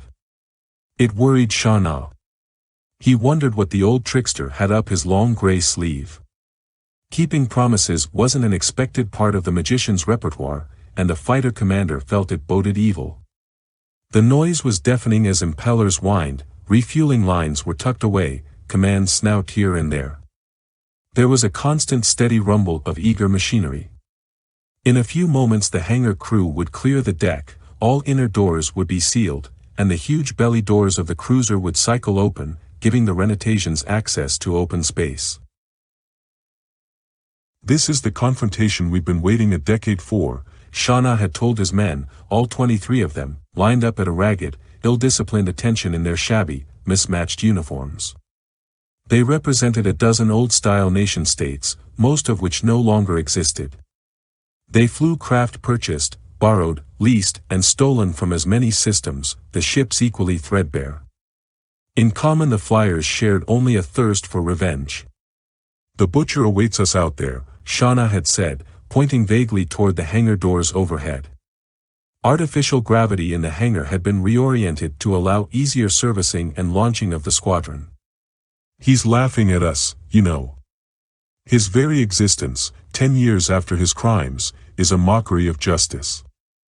Well, we will silence that laughter, bring justice back to the universe. There was no cheering. Some of the warship's crew members working on the Renatasian squadron had looked up momentarily. To individuals in a hierarchy such as they served, strong feelings openly expressed were a threat to survival, the highest virtues moderation, compromise, a deaf ear and a blind eye to injustice. There was nodding among the 23, acceptance, a grim agreement, a pact. They looked at their commander and at one another, realizing that it might be for the last time. And afterward? Byrne Nuladeg lounged against the outstretched wing of one fighter at the end of the line of men, chewing an unlit cigar. What'll we do then? Afterward, we'll, Shana tapered off. He hadn't planned for there to be any afterward. There were 1 billion or more Oswaft out there, of uncertain capability, allied with the unspeakable Buffy Ra. The chances any Renatasian would survive the next few hours were slight. Moreover, their safety afterward, in Jephthah's hands, was questionable. The sorcerer would be completely unpredictable once he'd won his victory. There'd be nothing to come back to, not in a fleet commanded from the Wenus. Shana shook his head as if to clear it of useless speculations. Afterward you're on your own. Rendezvous with whatever ship will pick you up. Get home the best way you can, if you want to go home.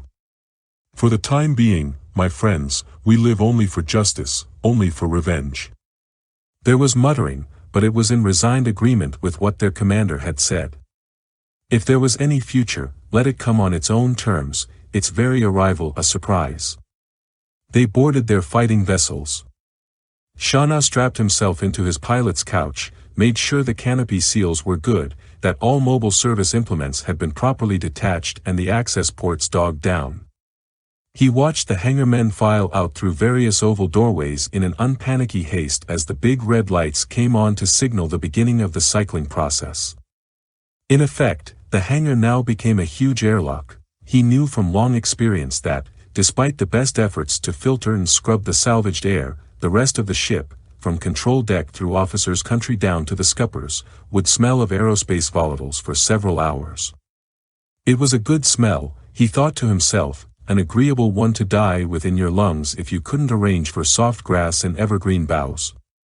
He flipped switches and the whining of his engines raised in pitch, the cockpit vibration skipped a beat and settled in a newer discordance with the other machine noises. Adrenaline was rushing into his bloodstream.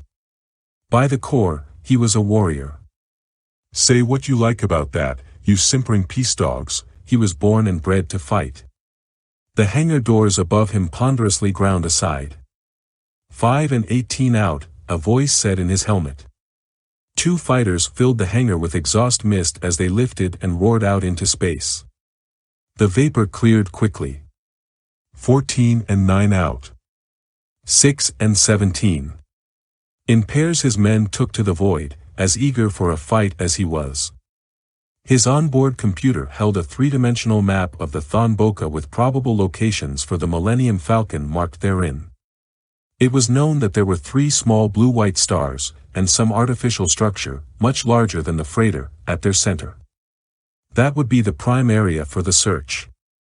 The destroy part would follow immediately.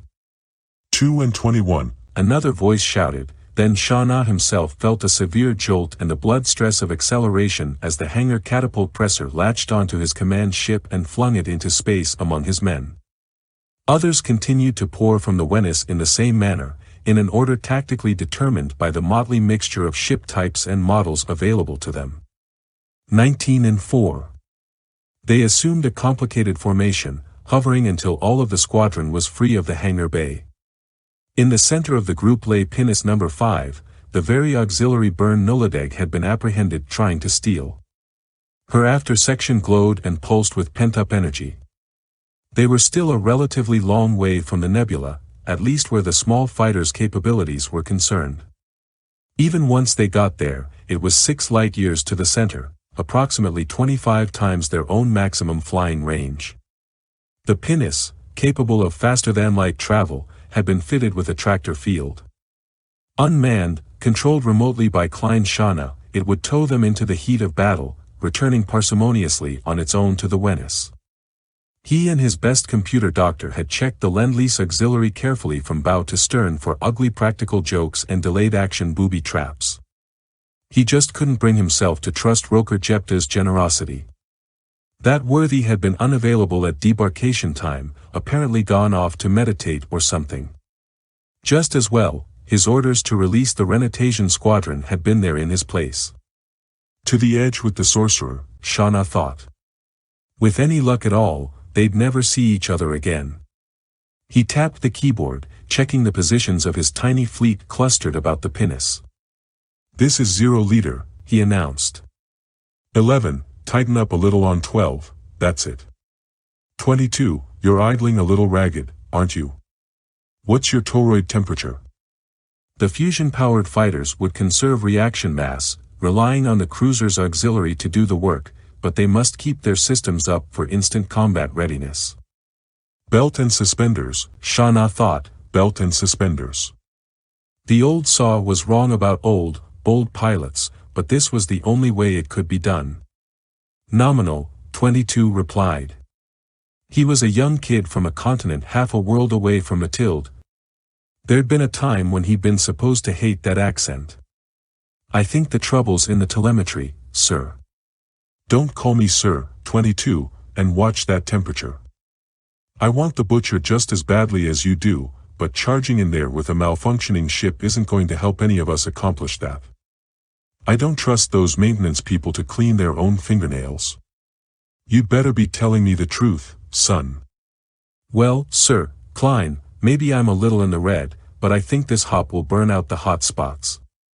All right, Shauna replied grudgingly. 23, what the core's wrong with your life support? I've got red lights all over the readout. Just lit my cigar, boss. The Atmo analyzer don't like it much. Burn Nuladeg laughed. Can't get into a dogfight without I got a stogie in my mouth, I'd bite my Dongate tongue. Shauna grinned inside his helmet, suppressed a chuckle. Roger, 23, it's your funeral. All right, men, sync your Navi mods to me. We'll move on the tick. 4, 3, 2, 1, on.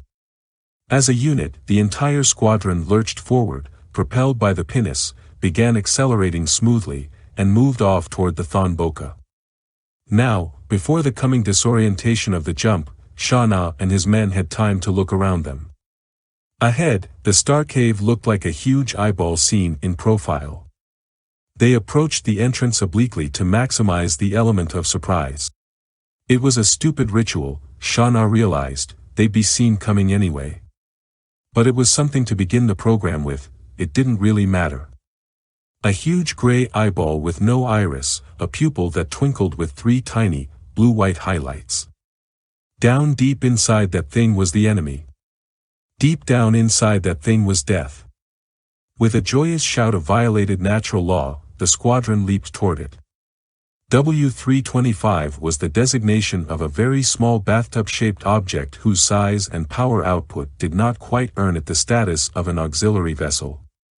More than anything else, it was a rigid, powered spacesuit, used to inspect and repair the hull of the Venus while she was in deep space, but most assuredly not underway.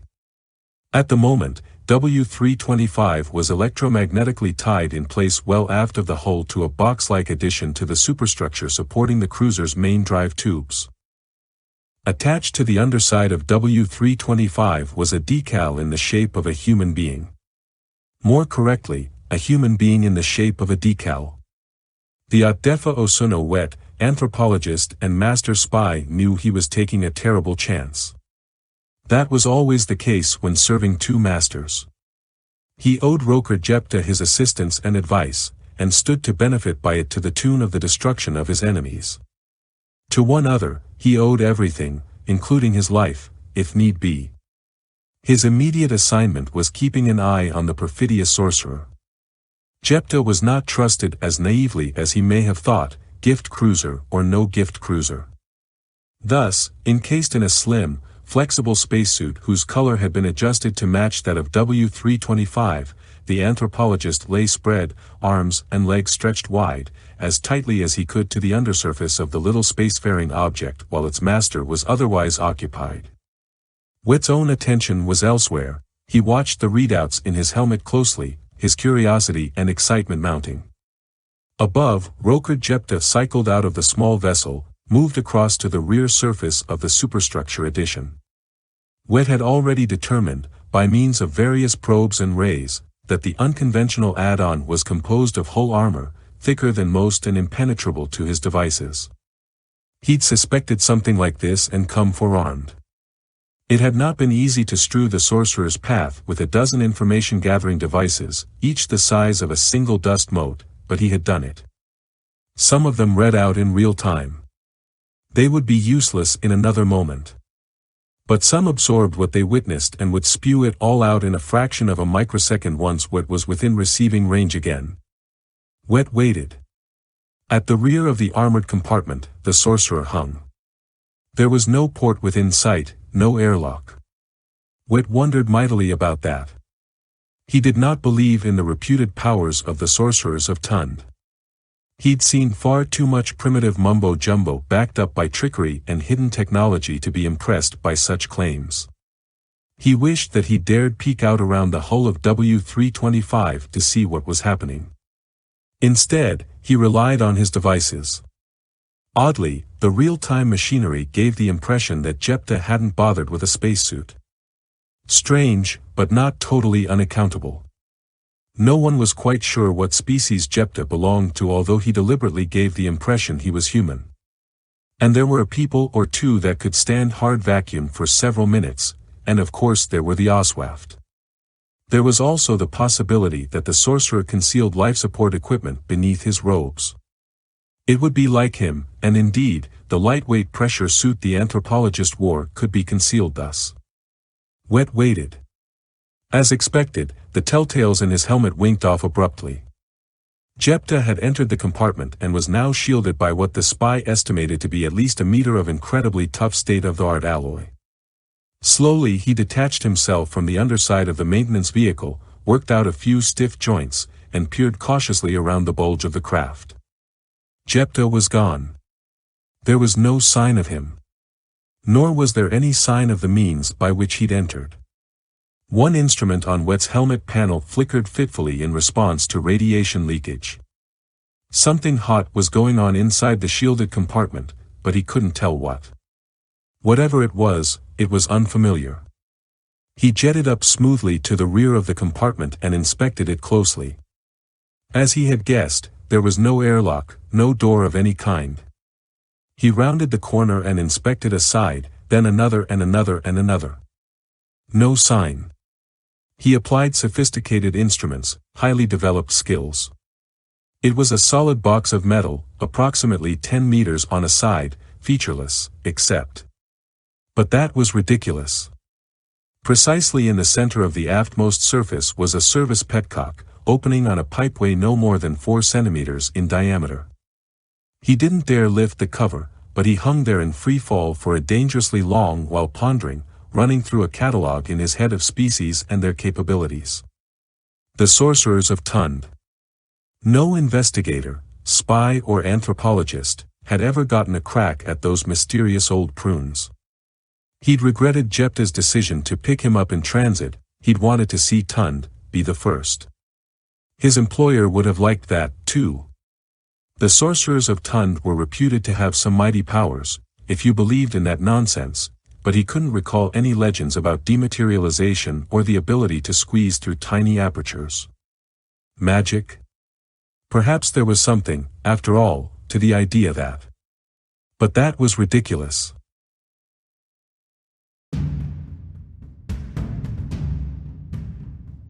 Chapter 15. Aboard the Wenus, Roker Jepta prepared himself for battle. There were mental exercises peculiar to Thond, disciplines of ancient ancestry, weapons to inspect, both personal and aboard the cruiser, personnel to instruct and threaten. Communications had begun flowing from the fleet. Jepta occupied the bridge, watching, listening, replying. A steady traffic of messengers rushed back and forth between the sorcerer and 100 points within the ship. No, Jepta hissed at the monitor before him. You will not deviate from your designated position, my dear captain, even to pursue escaping vessels, especially not to defend yourself. Is my meaning clear, sir? You are a ship of the line. You are expected to perform your duty as specified, never to question orders, to consider yourself and your command expendable in the service of society. We have now spoken for 2 minutes too long on this subject. Out. He waved a hand. The disappointed features of the captain of the Intractable faded from the screen. It was the third such conversation he conducted within the hour, and he was growing weary of it. Only the thought of what lay aft in its armored compartment, the lovely green death, enabled him to remain calm. General order. An electronically equipped secretary hurried to his side, a recording device clutched fearfully in hand. While it should not be necessary, Jepta dictated, to instruct officers of the line in their duties, some question has arisen as to the advisability of their writing their own orders upon no other discretion than the wish to preserve their ship or their personal interpretation of their purposes in being here. To resolve these uncertainties, and as an example for future individualists, the commanding officers of the Intractable, the Upright, and the Vainglorious are hereby stripped of rank, along with their seconds in command. Said command will revert to the third officer in succession, and the 6 above-mentioned personnel will be placed unprotected in an airlock, which shall be evacuated into empty space. By the authority of Roker Jepta, sorcerer of Tund. Did you get all of that, young man? The stenographer, his face grown white, nodded dazedly. Why yes, sir. Good. Send it out and make sure it's understood that the order is to be carried out immediately. Now run along. Beneath his headdress windings, Jepta smiled. Aside from his 2 sessions in the armored compartment aft, this was the best he'd felt all day. Vuffy Ra sat in the left-hand seat of the control room of the Millennium Falcon, setting up problems on the navigational console and cross-playing them through his master's game computer. He had to admit, Lando had been right. His scheme wouldn't win a war, and it might cost a great many lives on both sides, but it would wear the fleet down and encourage Jepta's political opponents to step in and end the blockade. Had he been capable of shaking his head ironically, he would have done so. He looked out through the segmented viewport forward, where he saw Lehisu hanging peacefully, at least to all appearances. He keyed the comm. I have completed the modeling exercise, friend Lehisu. I believe we have a good chance. Will you not join the others with their preparations? The giant creature swam closer to the Falcon and peered in at his little robot friend. No, Vuffy Ra. I am aware of what I must do, and I am ready. I was curious as to the projections you are undertaking. Will the fleet truly destroy itself if Lando's plan works? The droid raised a tentacle to indicate certainty since he couldn't nod. Yes, as unbelievable as it may seem. You are an amazing people, my friend, and that's what makes it possible. The Falcon is as ready as she'll ever be, although You are troubled, Vuffy Ra. Lehisu could interpret tones of voice even with a mechanical being. Please speak to me about it, perhaps that will help. Glancing mentally at the timepiece he carried in his circuitry, the robot gave his equivalent of a shrug. It is like this, Lehisu. He told the Oswaft of the conflicts he felt in his programming and that he was beginning to disapprove of those who had imposed it on him. It didn't seem right that he should be compelled to stand by idly, at least what he considered to be idly, while the Navy exterminated a gentle, admirable people. I see, the alien replied at last. You know, we are in much the same position. I do not know whether I can take a life in my own defense, either. We are not a fighting people, as you so rightly have observed. Perhaps it is time for us to abandon life to make room for a more successful product of evolution. The robot, not knowing what to say, said nothing. Then again, Vuffy Ra, we should go away only if we cannot change. If we can, we are a successful species, are we not? Momentarily, Vuffy Ra wished he could smoke a cigar like his master. It seemed to help the human think, and it lent a certain dignity to whatever answer he might give the Oswaft. I do not know, my friend. It seems wrong somehow that the success of a race be measured by its ability to do violence. There are other things in the universe. The Oswaft was no more capable of nodding than the robot. Still, one must consider that none of these things are any good to one if one is dead. Vuffy Ra chuckled. You have a point, there, Lehisu, you have a point. We are going to be too late, the other complained. I know it. Peace, my old friend, the one replied. That is not yet a foregone conclusion. There are no foregone conclusions anymore. And even so, it is an experiment. It would not be valid, did we interfere. Any result is a desired result, am I not correct in this? They bored through the endless night at a velocity that seemed to crawl to them, although a good many physicists would have been interested to know such a velocity was possible. Behind them stretched an endless line, the rest who had come to witness the results of the one's experiment. However, the other replied, hesitating in his thought if not in his headlong flight, I have had a disturbing new thought which. That was the purpose of the experiment, was it not? Yes, yes. But I do not believe you are going to be particularly happy with it. You see, it has occurred to me that, despite the unconventional methods by which you created our experimental subject, and despite the obvious anatomical differences, here, the other made a gesture emphasizing the smooth, rounded shape of their kind. Yes. Please continue. Do not be impatient, this is difficult. I have come to believe we have certain responsibilities toward this entity, specifically that you do, beyond simple scientific inquiry. There was a long pause as another several parsecs whisked behind them. Nor did the one reply at all. For once his friend had pursued a line of reasoning where he could not easily follow. You are its parent. What? You brought it into existence. You sent it out into the universe. You, cannot blandly let it be destroyed. Such would be reprehensible. Again the one failed to respond. The light years rushed by as he plunged himself deep into thought, pondering not only the question of his responsibility, but the more disturbing thought that he had overlooked the issue entirely. Their experimental subject was a thinking being, not to be trifled with as if it were an inanimate object. Apparently complacency had cost him more than progress and the flavor of life, it had interfered badly with his ethical sensibilities. At last, I am afraid you are right, my old friend. Congratulate me, I am a father. And by all means, let us hurry, lest we be too late. It's simple, really, Lando explained for the 5th time with as little hope of success as he'd enjoyed the first 4. You jump into the middle of a pair of ships, do the little trick we've discussed, and jump out. The Navy'll do the rest. The gambler floated in the lotus position in the center of the Cave of the Elders, Sen and Fei on either side of him. Each of the gigantic beings was at least 500 times larger than he was. He felt like a virus having polite tea with a pair of bacteria.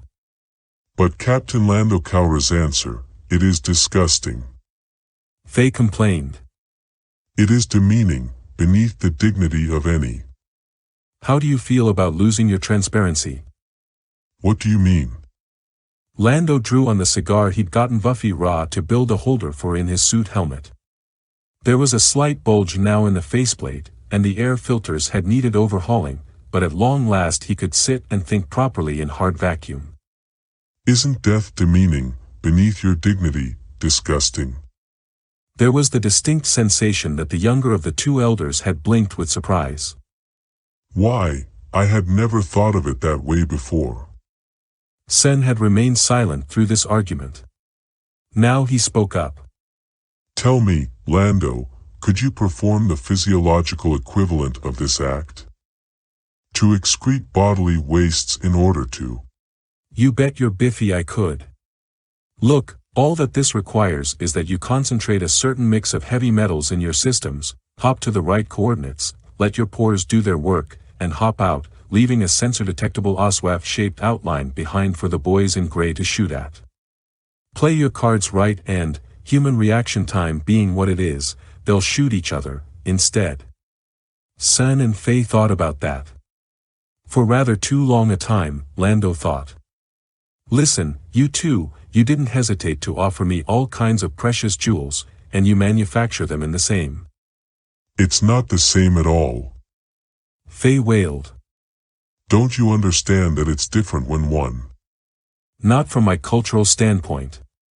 On the other hand, Navy humans I know see a big ethical difference between killing animals for food and killing vegetables, although I've met a photosynthetic sentient or two who might give them an argument. Let's leave it that cultures often have blindnesses about themselves where other cultures see more clearly. Can you do this thing? The soft twinkling of precious stones gleamed through the transparent elders. Those of us who can will rendezvous with you at your signal. The gambler shrugged. Guess I can't ask for more than that, can I? He sensed that Sen was smiling. No, I suppose you cannot, unless one wishes to emulate the enemy we are about to fight. As his fighter squadron passed through the mouth of the ThonBoka, Klein Shana was fighting a nagging thought. Like a tune that circles through your consciousness all day, whether you like the tune or not, and, more often than not, you don't, he was wondering about the Atdefa Osono wet. Why did that son of a mine Ak seem so familiar? Where had he seen him before? 17. Square up a little on the mark. You're lagging, and it's putting a strain on the pinnace. Roger, 0 leader. Executing. He gave a quick glance at the other computer-generated indicators on his boards and settled back in his acceleration couch again. Where had he met the tall, skinny, white-haired anthropologist before, and why did he have trouble thinking of him as an academic? What should he be? A flunky of some kind. Wet was born to be a subordinate. But why? He came to the conclusion that it wasn't Wet's appearance he remembered so vividly. The voice, then. A high, whiny, nagging voice it was, full of a high opinion of himself that didn't seem to fit the vague memory Shana had. It was like the false memories one experiences in dreams. You wake up suddenly, and often with relief, knowing that the thing you remembered never happened at all. But Wet was real. 23-0 leader, over. Go ahead, burn. Sure. How come we're not maintaining Como silence on this run? I thought we were gonna surprise the little. They know we're coming, and there's only one direction we can come from. Kinda like that first raid we made south of Mathilde, after the betrayal, right? Nuladeg chuckled at the blood-soaked memory. It was the only thing they could do. The reminiscence wasn't that pleasant, although they'd killed 1,000 enemies that morning, caught them on the ground before they got set up for defense. He remembered the shock he'd felt at the invasion, after all the friendly welcoming they'd done for Vuffy Ra N. Now why did that make him think of Wet again? 0 leader to 23.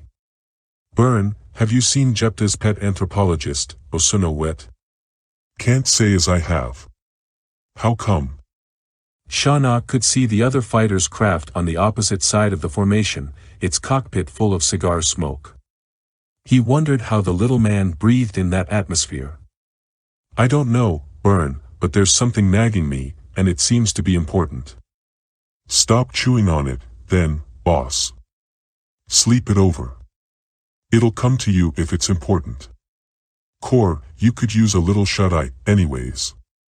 Sit yourself back, and I'll take the con for a while. Thanks a lot, Burn, I appreciate it. Just so you don't make a habit of it. Roger, 23, and out.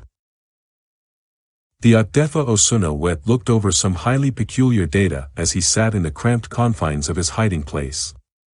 Outside, the stars appeared motionless through the ports. It was an illusion. According to the almost microscopic spy devices he'd planted on Jepta with only partial success, the wizard had indeed entered that armored compartment aft of the Wennis through a tube scarcely larger than a child's wrist diameter.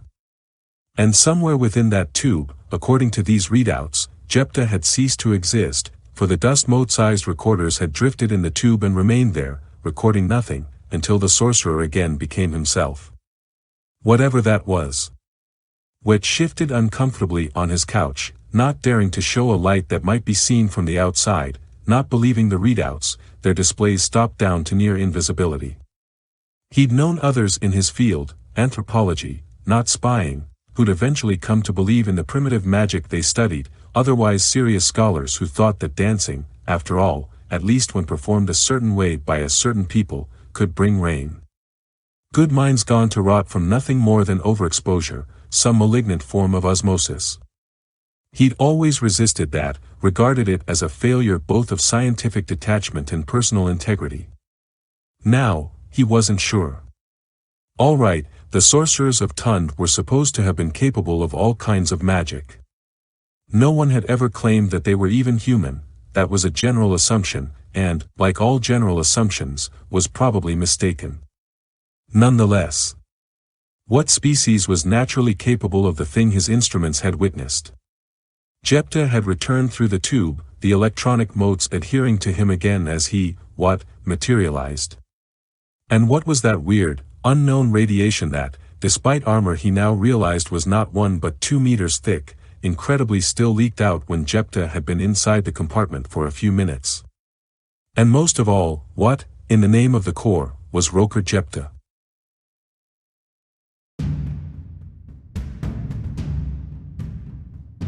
Chapter 16. Master, we've got company. All right, Vuffi-Ra, I'm coming. Lando jumped up from his seat in the lounge where he'd been programming tactics for the Oswaft. Out of over 1 billion of the creatures, less than 1,000 had agreed to play his great game of sabacc, live or die. He ran around the corridor to the cockpit and flung himself into the right-hand seat. Where away? The robot indicated a tightly strung series of blips on the long-range sensors. Fighters, Master, the same kind we fought in the Oseon. I make it 20, no, 25. I don't know what that big thing in the middle is. The gambler nodded. I wonder if it isn't the same group. They don't look like a tactical fighter wing, and they're using the same formation they did before. Last time it was a battle snip engine. He began throwing switches, bringing the Falcon's defensive armament to full readiness. Oh my, Vuffi-Ra said in a subdued voice, the Renatasians.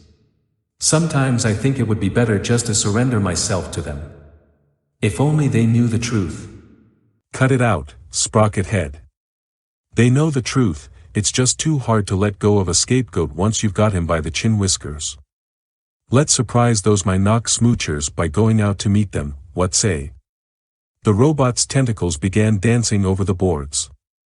My sentiments exactly, Master, that's what we came here for in the first place, wasn't it? Lando rose, steadying himself against a chair as vibrations washed through the ship. Quite right, although I wasn't sure we'd sucker the Renatasians in, too. Jepta's overdue. How can he resist having us trapped here in the Starcave? Don't worry, Master, he'll show up. Swell. The gambler made haste aft to the tunnel connecting with the quad-gun bubble, reached the swiveling chair and strapped himself in.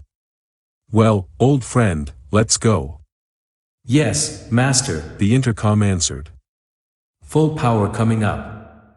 As the Falcon rushed to meet the foe, Lando reviewed his plans. The Oswaft wouldn't strike the small group of fighters. He'd cranked his ideas through the computer and, from there, directly into their brains. They now knew as much about tactics as he did. Refocusing on the task at hand, he limbered up, swung the guns up and down, side to side. The chair followed with them, giving him an exhilarating ride that was probably the real reason he liked the weapon so much. He keyed the intertalkie. Test coming up, and don't call me Master. Yes, Mast. Got you that time. Using one of the stars for a point of aim, he pressed both thumbs down on the triggers. Bolts of high-intensity energy shot from the guns as they pumped back and forth in their odd pattern, much like the reciprocating machine guns of old. Only now, it was to avoid a backwash of power that would have fused the muzzles of the non-filing barrels. He fired the guns again, then looked at the repeater screen to see what Vuffi-Ra was seeing up ahead. 1,000 kilometers in closing, Master. That central object is a ship's pinnace. I believe they used it for tow. Shields up at 850 kilometers. They're beginning to cast off the pinnace. Hold her steady, little friend, let them make the first pass. On his screen, Lando could see that the fighters had erected their deflection, too. Fighter shields were notoriously porous, there just wasn't enough ship, or engine, to support them.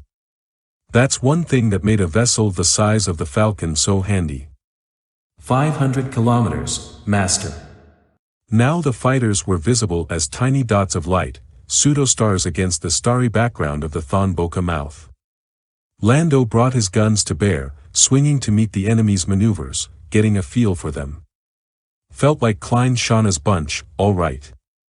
Apparently they'd teamed up with the Sorcerer and the Navy. 2 fighters streaked over the Falcon. Lando poured destructive energy at them, but the pass was too fast for either side to do any damage. They were probably confirming that this was, indeed, the Millennium Falcon, Vuffi-Ra, aka the Butcher of Renatasia, first mate. The robot heeled the ship steeply. 2 coming up from below. Let them come. The ship's beefed-up shields would be a surprise. Lando held his fire until the last moment, then pounded into the larger ship of the 2. Its shielding lasted all of a millisecond, then there was an explosion and the vessel corkscrewed off, badly damaged. He swung the guns around, but the second fighter had passed overhead and was gone. One down, he thought, and by Vuffy Ra's estimate, 24 to go. Damage report. Nothing to report, Master. Our shields held fine. You do great work. Where'd they go? The question was answered as 6 fighters bored directly for the freighter. Lando sprayed the space in front of them with energy, the ship's lights dimming briefly as he did. They veered sharply, unable to match his fire at that range. Master. Bandit straight ahead. 11 of them. Well, slew the ship. I can't reach them from here. No. Cancel that. I've got trouble enough. 4 of the original 6 were back, shooting hard. Lando matched them shot for shot, smoked another, then caught a fighter with a direct hit. It blossomed into an enormous ball of tiny sparks and disappeared. But the others didn't give up yet. Even the wounded ship executed a wide, clumsy circle and came back. Lando centered the lead fighter in his crosshairs, thumbed the ignition, and growled. Another fireball. Another hit on the crippled ship, which wobbled, skidded off, then suddenly exploded. The remaining fighter fought its way around a corner and lunged out of range. It'd be back. Clear, now. Turn the ship. Too late, Master. I destroyed 2 fighters and the other 9 broke off. There was a long, startled pause that nearly cost the 2 their lives. A single fighter came in at top speed, fired all its retros, dumped its load of lethal energy directly onto the stern tubes, the weakest portion of the shielding. Lando started, more frightened at his inattention than by the fighter. He swung the quad guns aft, fired and fired until the single fighter vanished in a cloud of smoke. The pilot of that vessel couldn't have been more surprised than Lando was. You say you shot down 2 fighters, old pacifist. This much was true. There was a pair of small guns, usually ineffective against anything bigger than a rowboat, located on the upper surface of the ship and controllable from the cockpit. Lando had wanted them synchronized, which would effectively quadruple their power, and Vuffy Ra had gotten around to it in the last few days. Still, there was no reply from the control deck. Vuffy Ra, are you all right? No answer. The fighter group had broken off momentarily, licking their wounds, no doubt, and sizing up the Falcon. If it was Shauna's people, they were probably surprised to meet 2 columns of fire coming in. Or were they?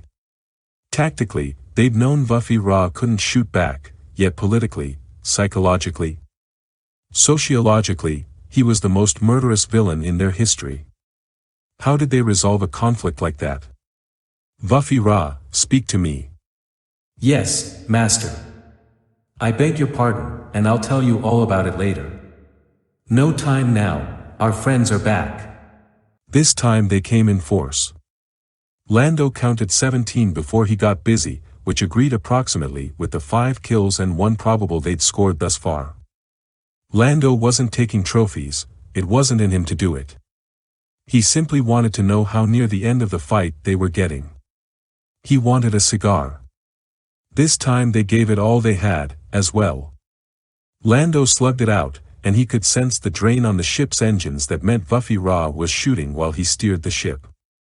Still, the shields were taking a terrific pounding, and yellow lights, to judge from the robot's shouted reports, were showing up like fireflies on the boards. Then a bright light bloomed where Lando's guns weren't pointed and Vuffy Ra's couldn't be. Standing off, without the benefit of shields, was Lehisu.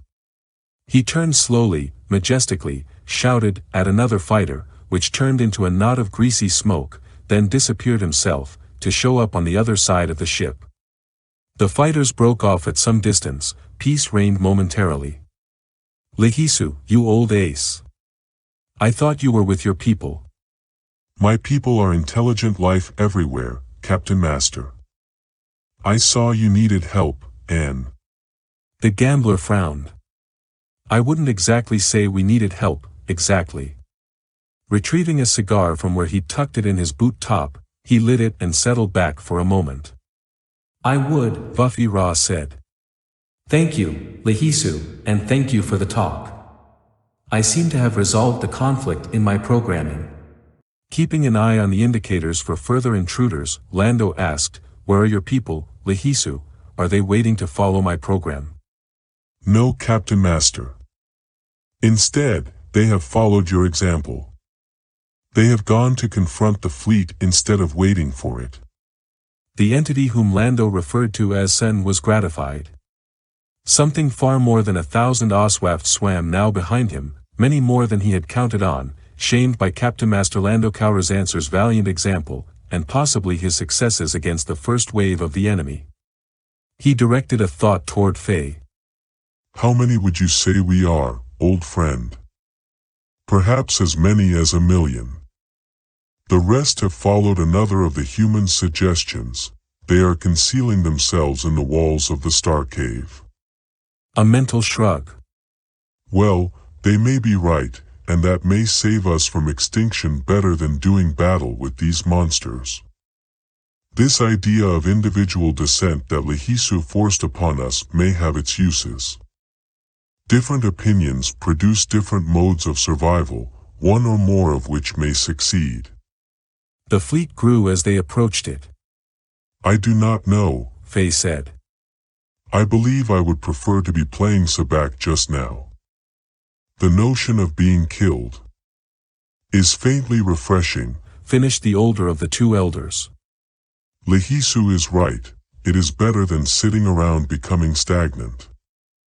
Everyone to his own preferences, Faye answered wryly. Aboard the Reluctant, a gunner's mate finally tore his eyes away from the scope. 1,000,000 of them. Core, save us, there's 1,000,000 of them out there. His supervisor hurried over, looked down from the catwalk into the mate's instruments while the mate looked up in fear and wonder at him. You're wrong, son, the computer's making a new estimate. Make that 2,000,000. Sen chuckled to himself as he hopped out of the artificial skin he'd just generated, leaving it behind to confound the enemy. Their sensors would now be registering 3,000,000 Oswaft, and even if they fathomed the trick, they wouldn't know which outline to shoot at. One chance in 3 of getting killed, instead of unity. You could learn things from sabacc. He hopped another 100 meters, paused, and made it 1 chance in 4. Every step his people took this way increased their apparent numbers arithmetically. The real test would come when they reached the fleet and began swimming in its midst. Are you ready, old friend? Asked Faye at his side. No. Let's go. Their first leap took them within firing distance of the Reluctant. Before she could bring their guns to bear, they were gone. Sen angled his next jump to place him between that vessel and the next in the metallic swarm. He hopped, created a ghost of himself, and hopped again, this time to a safe place where he could watch. Reluctant belied her name and fired. The powerfully huge bolt, a recent Imperial development, sliced through the false Oswaft, scoring a deep and crippling hit on her sister vessel, who had fired only slightly behind the other ship. This bolt was a near miss, but it caught an escort fighter and vaporized him instantly. The Oswaft outline dissolved and was gone. Sen jumped again, creating another threatening image of himself. It had much the same effect as the first. The enemy counted on a target to absorb the lethal force of his guns before they struck a sister vessel. They were wrong, and discovering it too slowly. 1,000,000 Oswaft followed Sen and Faye, repeating the same actions. Space was lit with thousands of fierce, futile bolts. Men died by the hundreds until the trick was finally puzzled out. By then it was too late. Shouting at the top of his voice, Sen crumpled a pair of fighters, then concentrated his energies on a cruiser. Lando was right, her shields were too dense to have any effect. He stopped shouting at everything but the gnat-like fighters, and hopped, making sure each time to place himself between 2 capital ships. For their part, as they saw the destruction of their own numbers by their own guns, the Navy slowed even more, trying to aim its fire so as not to endanger the fleet. This was useless, either there was nothing to shoot at, or the bolt would knife through the observed enemy, blasting a cruiser or a dreadnought instead. In 15 minutes, the fleet was reduced by 11%. Then the shooting stopped. By that time, Shauna's diminished squadron had made 2 more runs against the Falcon, losing another fighter. With Buffy-Ra at the controls, the freighter had gradually drawn them nearer where the fleet was busily destroying itself. Fire leaped here and there, lighting up the eternal night. Navy fighters blew up, showering their mother vessels with debris, spreading damage further. The Oswaf darted in and out, their numbers very slightly diminished, too, as the sentients grew tired or careless. Aboard the Falcon, Lando bore down on the quad gun once again, turning a small spacecraft into drifting junk. Say, that wasn't one of our bandits. That was a Navy fighter. Where the Corps are we, Buffy-Ra? From the control room, the robot replied. Entering the zone of conflict between the Oswaf and the fleet. I'll try to keep us clear of any large ships, since we, there. Got another one, since we can't maneuver like the space people. A cluster of fighters swooped past the Falcon, ignoring her while blasting toward a cruiser that was breaking up. 3 Oswaf, concentrating all their power, had done that when one of her shields was down momentarily, due to a collision with a fighter. Suddenly, Shauna's men were back, diving on the Falcon by turns, drawing her fire, getting in shots of their own. There was only one of Lando, and his arms were getting weary from their constant work at the quad guns. The Falcon looped and soared, outmaneuvering the fighters again and again. Weapons flared, men died. Without warning, all action ceased among the fleet. The blast and brilliance of shooting stopped as if someone had turned a switch. Every fighter was recalled. At the center of things now, Lando and Buffy-Ra and Lahisu watched as a broad corridor was cleared among the ships. Shields up, they were immune to the Oswaf, and, as long as they didn't fire on the vacuum breathers, they suffered no more losses. Something on the scope, Master. Keep me advised. Through the space cleared by the fleet, an older model cruiser became visible, surface-coated dead black, bristling with an array of unfamiliar equipment. On its underside were emblazoned the arms of Roker Jepta himself. On its sides were added the ship's name. Wenis. By edict. You are commanded to cease fire and to surrender to the nearest Imperial vessel immediately. Apparently, Buffy-Ra had found the Navy's frequency, or they had found the Falcons and had patched it through the intercom. As he listened, Lando saw one of his auxiliary target screens go momentarily blank, then fill with the dark and terrifyingly familiar image. This in the name and at the order of Roker Jepta, Sorcerer of Thond. And then, Private to Captain Lando Calrissian of the Millennium Falcon. The wizard leaned conspiratorially into the pickup. You have put up a valiant and brilliantly conceived fight, sir, but one which you shall inevitably lose, if only because I am willing to throw half the resources of civilization at you, should it prove necessary. I could bury you with dead bodies, and fill this entire nebula with the wrecks of ships, and I will. However, I offer you an opportunity to minimize unnecessary bloodshed, to settle things personally and at close hand between ourselves, once and for all. Nor have I need for the resources of half an empire to persuade you.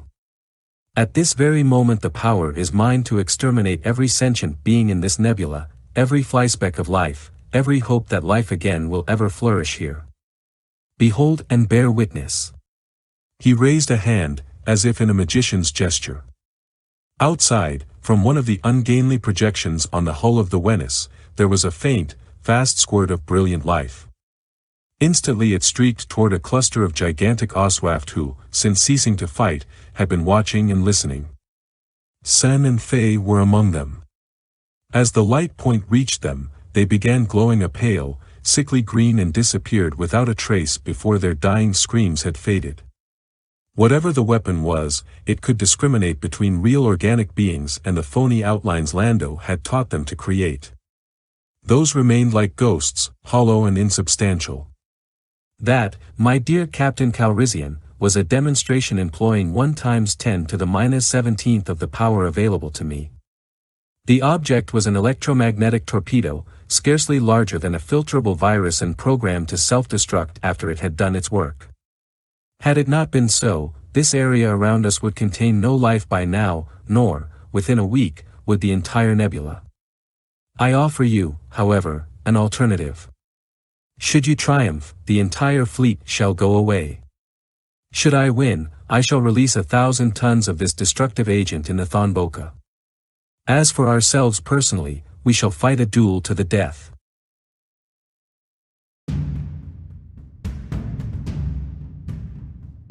Chapter 17. We have one advantage, Master. Vufira had just returned from the Venice, where, at Jepta's command, he had gone as Lando's second to receive the terms for the duel. Frost was turning into water on the little robot's chromium-plated body and dripping off onto the floor of the tiny airlock below the topside hatch. That's absolutely peachy, old go-between. Any little boost would be welcome, just now. He looked out through a viewport. On one side the Falcon was englobed by the Navy, perhaps 500 enormous capital ships. From another port, he could see they were hemmed in by Klein Shauna's squadron, what was left of it, in formation once again about the pinnace.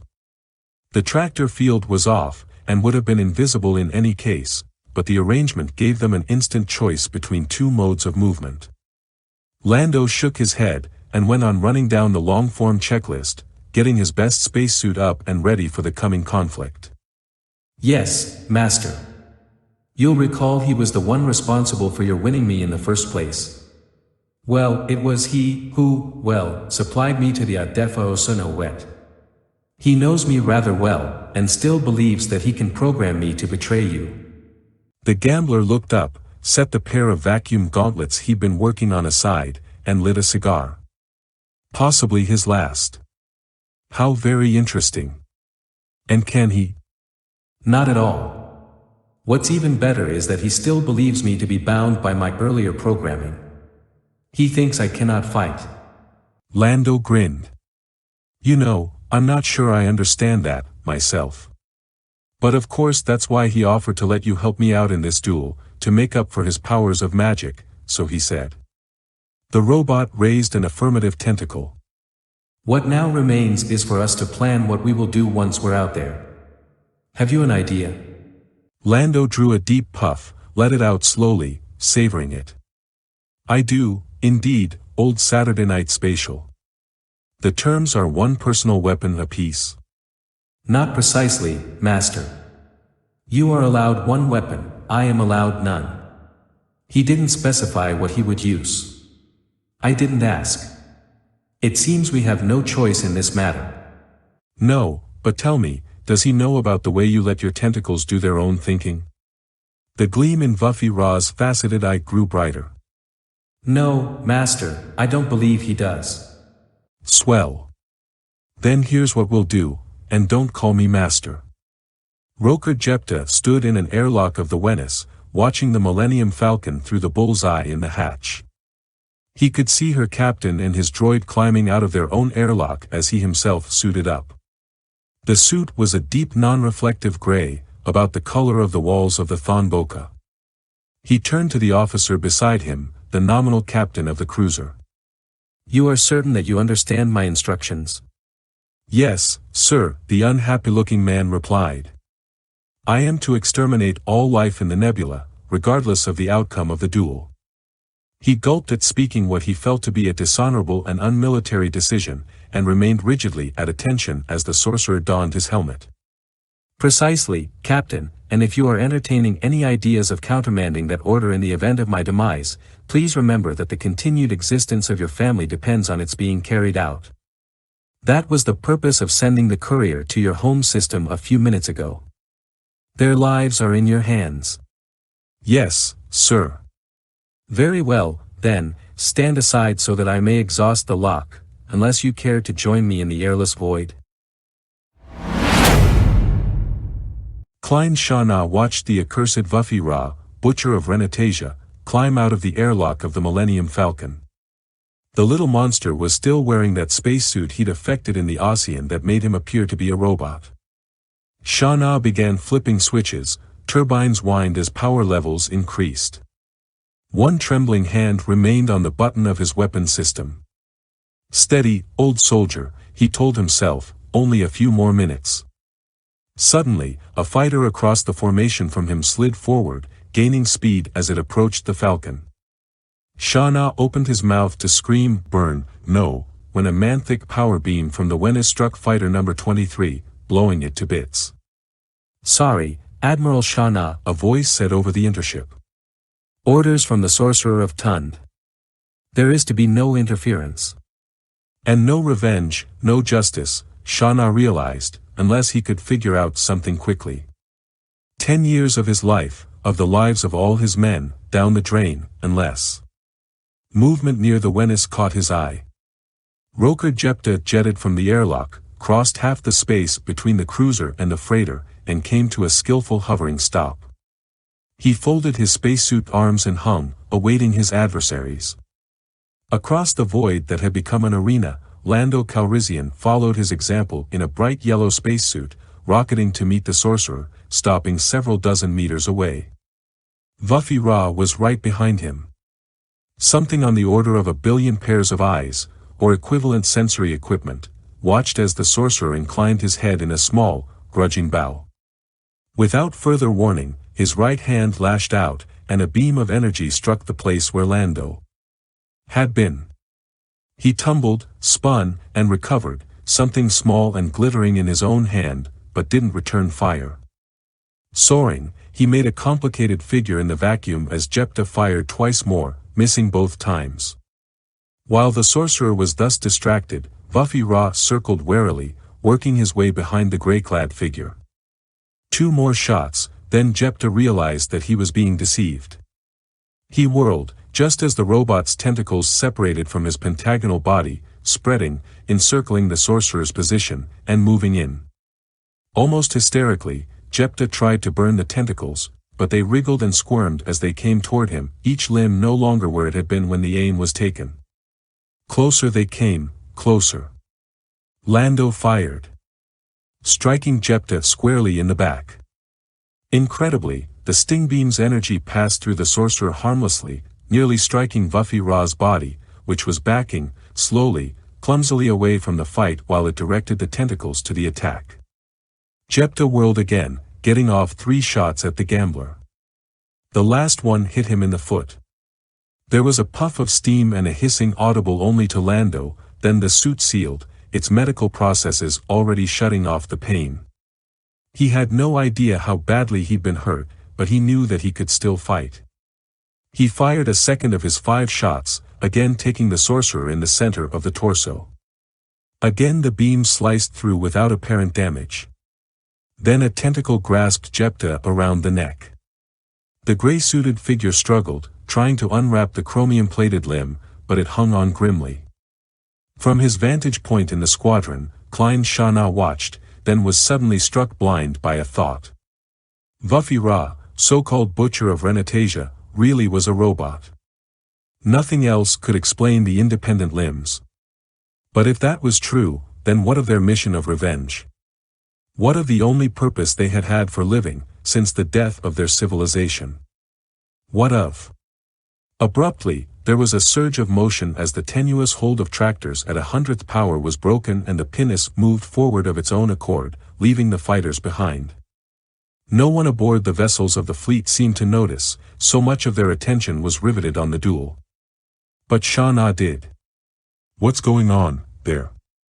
Who's in the pinnace?" "It is I, the Adefa Osuna Wet," came the electronic reply. "I'm going to end this farce, destroy the robot and the gambler, and perhaps Roker Jepta, in the bargain.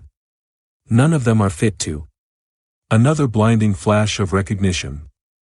It was the voice that did it, separated now from the assumed appearance. Wet was the butcher's aide. Wet was the butcher's assistant. Wet was the butcher himself. It had to be. No other explanation was possible. Heeling his fighter over, Klein Shana thumbed his weapons at the pinnace. The larger vessel's shields were up, however, shields designed to protect an admiral's tender person during ship-to-ship and ship-to-planet transfers. Shauna's fire coruscated off the invisible barrier. "This is Zero Leader," he shouted on the squadron's frequency. "Get that pinnace, the man we seek is aboard. I'll explain later, if we live." Desperately, he punched buttons on the remote console that had controlled the pinnace on the trip out. He couldn't prevent Wet from driving it, nor drop its shields, but he could keep it out of hyperdrive and lock the tractor field. He did the latter. The squadron snapped into formation. Opening his small ship's engines all the way, he screamed at his men to do the same. Slowly, inexorably, the assemblage of ships achieved headway. Abruptly, someone aboard the Venice noticed the motion. "Zero Leader, this is the Venice. Halt immediately, or we'll blast you out of the nebula." The warning was repeated. Gathering speed now, Shauna steered his squadron and their captive, who was desperately and ineffectually attempting to reverse things from the pinnace, toward the decommissioned cruiser. Faster and faster, skirting the space where the battle between Jepta and Lando and Vuffy Ra still raged, they zeroed in on the larger vessel. A broad beam of power struck the pinnace squarely on the bow. Her shields held, and the energy, sluicing off the deflectors, missed the lightly shielded fighters as well. As they came within a few hundred meters of the Venice, Shauna abruptly cast off the tractor field and flipped his craft around. Years of reflex allowed his men to follow the motion like a school of fish. The pinnace struck the Venice, her own shields negligently still powered down to allow the sorcerer to debark, and penetrated her hull. There was a brief instant in which nothing else happened, a suspension of time as inertia was overcome, as systems attempted to control the damage and failed. Then a titanic explosion as the cruiser belched flaming gases everywhere, consuming herself, the pinnace, and everyone aboard both vessels. Even two of the fleeing fighters were tumbled badly. Farther away, Roker Jepta, Vuffy Ra, and Lando were distracted by the explosion. Jepta stared insanely. Lando recovered first, took aim, and was struck by a piece of flying debris. His shot went wild, hitting the sorcerer in the ankle. In shock, Lando recovered and watched as the form of Roker Jepta withered and faded. He jetted up beside the magician in time to see a heavy military blaster swing around, fire, swing a little farther, and fire again. Vuffy Ra's tentacle floated emptily with nothing left to hold on to. The third shot, cast by an unconscious and dematerializing hand, caught the robot's torso, 100 meters away, dead in the center. The metal glowed momentarily. When the incandescence dimmed, so had the single red eye in the body's center. It was flat, glassy, and black. Lando pawed through Roker Jepta's empty spacesuit. Down in the leg was a small bundle of ugly, slimy tissue, resembling a half-cooked snail, an escargot with a dozen skinny, hairy black legs. It was one of the most disgusting things the gambler had ever seen, but he'd seen it before. It was a croak, from a small, nasty system he'd once visited. The species was intelligent and unvaryingly vicious, and they were all masters of camouflage and illusion. This one wasn't quite dead. The suit had protected it, and it was nearly impervious to hard vacuum. Lando ripped the suit away, took the stunned and putrid creature that had been Roker Jepta, and squeezed. When he was through, his suit gloves were covered with greasy slime, but no sorcerer of Thond would ever rule the galaxy. As if Jepta's death were a signal, the fleet began to open up on the Oswaft within range. In the space of a moment, hundreds died, until the fleet had other things to think about. Klein Shauna's squadron was shooting back, giving the vacuum-breathing sapients covering fire so they could retreat. One fighter exploded, then another, but they were saving Oswaft lives. "Cease fire immediately or be destroyed." The voice came over everybody's communicators simultaneously, at every frequency. Lando looked up from his little friend's scorched torso. He'd gathered in the tentacles, as well, but they would not attach themselves and lay in his arms like so many dead pieces of jointed metal, to see a figure that dwarfed the departed elders, even the largest dreadnoughts in the fleet. It was a starship, but it was at least 50 kilometers in diameter, smooth, featureless, highly polished ovoid of silvery metal. Another, identical monster followed close behind it. Far to the rear, Lando watched as others, countless others, penetrated the supposedly impenetrable wall of the ThonBoka as if it were so much fog. Hundreds, thousands, hundreds of thousands. Some fool aboard the recalcitrant opened fire with the new meter-thick destructor beam, deep green and hungry. A red beam from the leading foreign ship met the green one squarely, forced it back a meter at a time until it reached the Navy cruiser. A pause, then the recalcitrant became a cloud of incandescent gas. Cease fire or be destroyed. There will be no other warning. Racked with grief, Lando watched as more and more of the titanic ovoids appeared in the nebula. There was no way to estimate their number. The gambler thought they might fill up the star cave, 12 light-years across as it might be. Then a sensation brushed past him. Somehow he knew that only he could hear the tightly beamed message that issued from his helmet phones. You are Captain Calrissian, are you not? You have fought valiantly, and not in vain. You grieve for your little friend. I grieve, too, for he was my only son.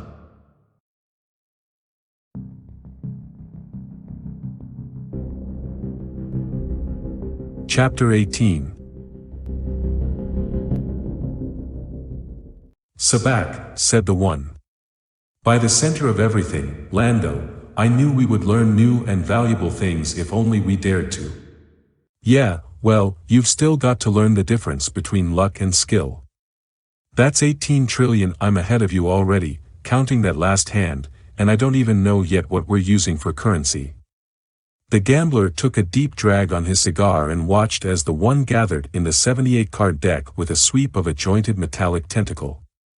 His eye glowed a deep scarlet with delight and anticipation as he dealt them out again, 2 to Lando, 2 more to Klein Shana, 2 to the extensor manifesting itself as the other. Too bad, he continued.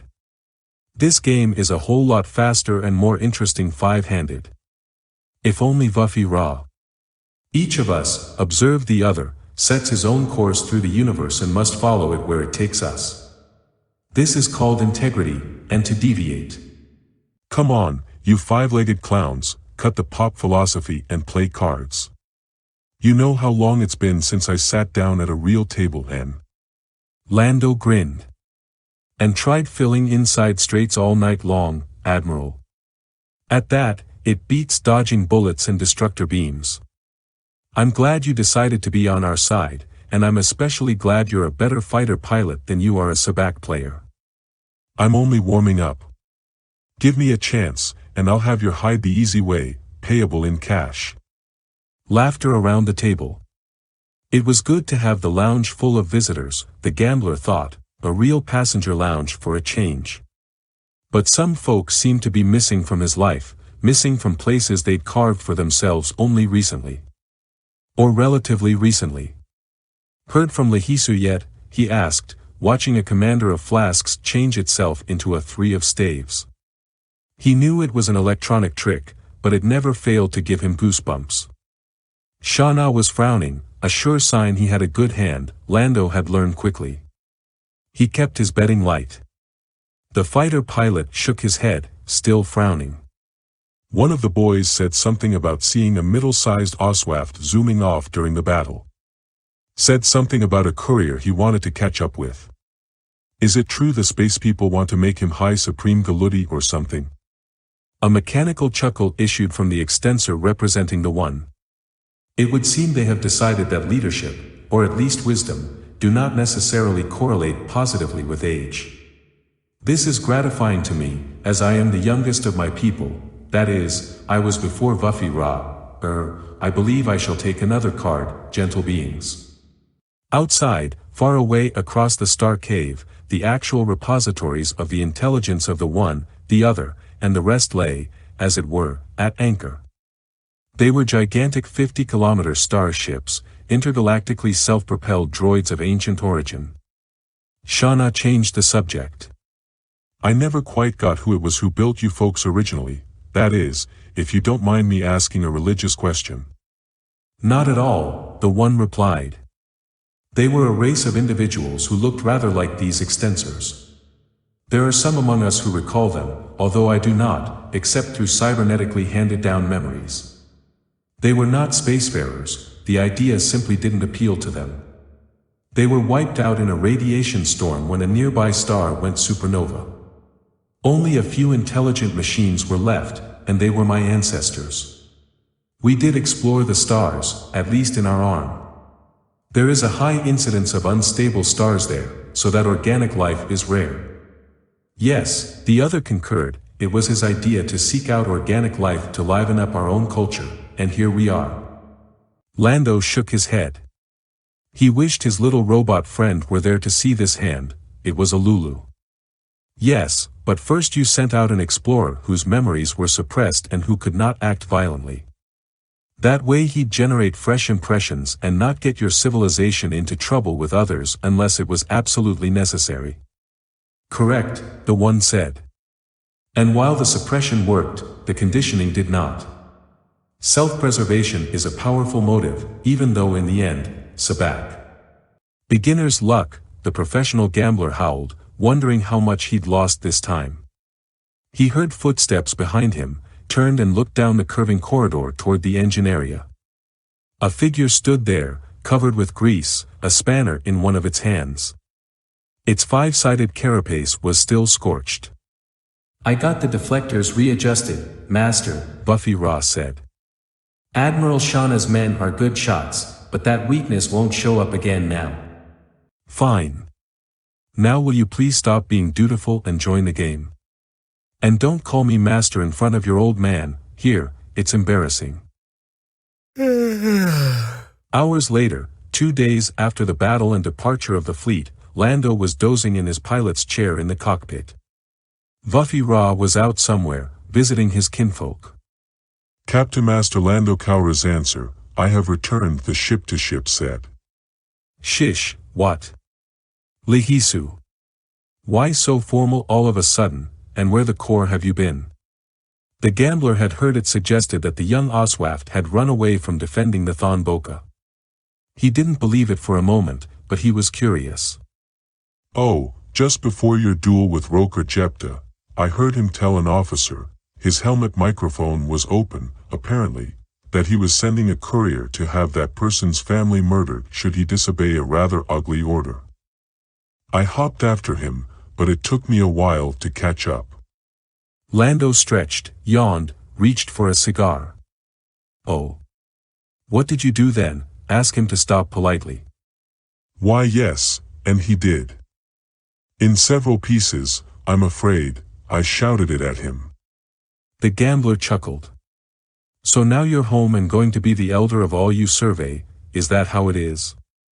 There was a long pause. No, not precisely. I told them I would not be their elder, and if they wanted my advice, they wouldn't appoint a new one.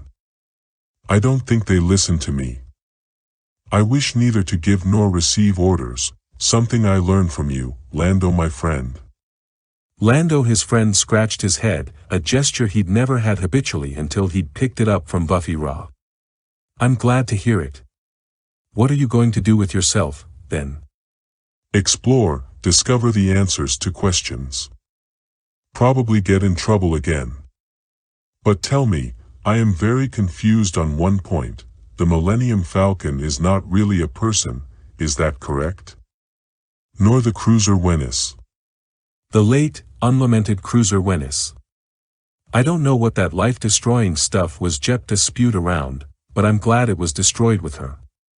No, friend Lehisu, much as we may love her, the Falcon is a machine. He puffed on his cigar, anticipating the Oswaft's next bewildered question. And before you ask, yes, the one, the other, and the rest are indeed persons, of the mechanical persuasion. They think for themselves, the Falcon doesn't. In a sense, they are to you what Buffy Ra is to me, you both live in free space, it's your natural environment. Buffy Ra and I are arms and legs types, born and bred in a gravity well and most comfortable where there's light and heat and atmosphere. But Lando, what is Vuffy Ra? A larval starship, if you believe him. The organic people who invented his ancestors looked like him, built machines that looked like him, the same idea as a humanoid robot. Today his people use extensors, manipulators, that still look like him. If he's a good little bot and eats all his spinach, he'll grow up to be a starship, too. If he wants to. Concern tinged the vacuum breather's transmission. I'm told that he was nearly killed while I was gone. I feel somewhat guilty for. Forget it, old jellyfish, his daddy repaired him in just a few hours. What counts is the memory, the experiences, the character, and they were all intact, protected in Gagalikit at the deepest levels of his being. No little blaster was going to do more than freeze him up mechanically. What will you do now, Lando? Well, I think it's time I gave up this wandering life, if only for a while. I need to do something responsible, own something, have some obligations. I'll think about it. I've learned a lot, and I have plenty to get started on. The Falcon's holds are full of gigantic gemstones, every variety I've ever seen or heard of, and a few I'm going to have to consult experts on. I could buy an entire city. And Vuffy Ra? I don't know, old Manta, I don't know. The Millennium Falcon's engines thrummed with pent-up energy. She was eager to go back into intergalactic space, eager for another adventure. In her cockpit, Vuffy Ra was finishing up a lecture, and be sure to back the engines off at least 3% when initiating the deflector shields, otherwise the surge will overload her, and... I know, her captain replied patiently while trying to suppress tears. The only thing I don't understand is why you're going back this very minute. Why can't you? Master, it is a bargain I have made. I would much prefer, like you and Lahisu, to continue exploring the universe, to have adventure and savor life. I will again, someday. But I was constructed for the purpose of recording those experiences and relaying them to my people. I feel the need to do this, as you feel the need to breathe. Do you understand, Master? I understand. He patted the little droid's shiny torso. The rest of the blast damage had healed, and the robot looked as new and perfect as the day they'd met. Well, if you ever get back to this arm of the galaxy, you know how to find me, don't you? I haven't much in the way of a permanent address. There was an electronic chuckle. I'll just go where there's the most trouble and noise, and there'll you be, Master. Not on your life. I'm going to settle down, be responsible. And Vuffy Ra? Yes, Master. Don't you think, now that you know exactly who and what you are, that you could stop calling me Master? Why, I suppose so, Lando. Why didn't you ask me before?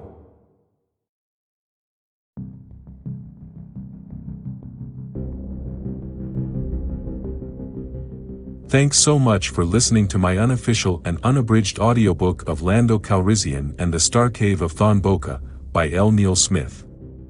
I have learned a lot from working on these audiobooks using artificial intelligence, text-to-speech programs, and post-production software, and I appreciate all your support along the way. I plan to keep working on the old Star Wars Expanded Universe novels which have been long neglected in terms of audiobook versions, and I will also be remastering Splinter of the Mind's Eye and the Han Solo Adventures, using more of what I have learned.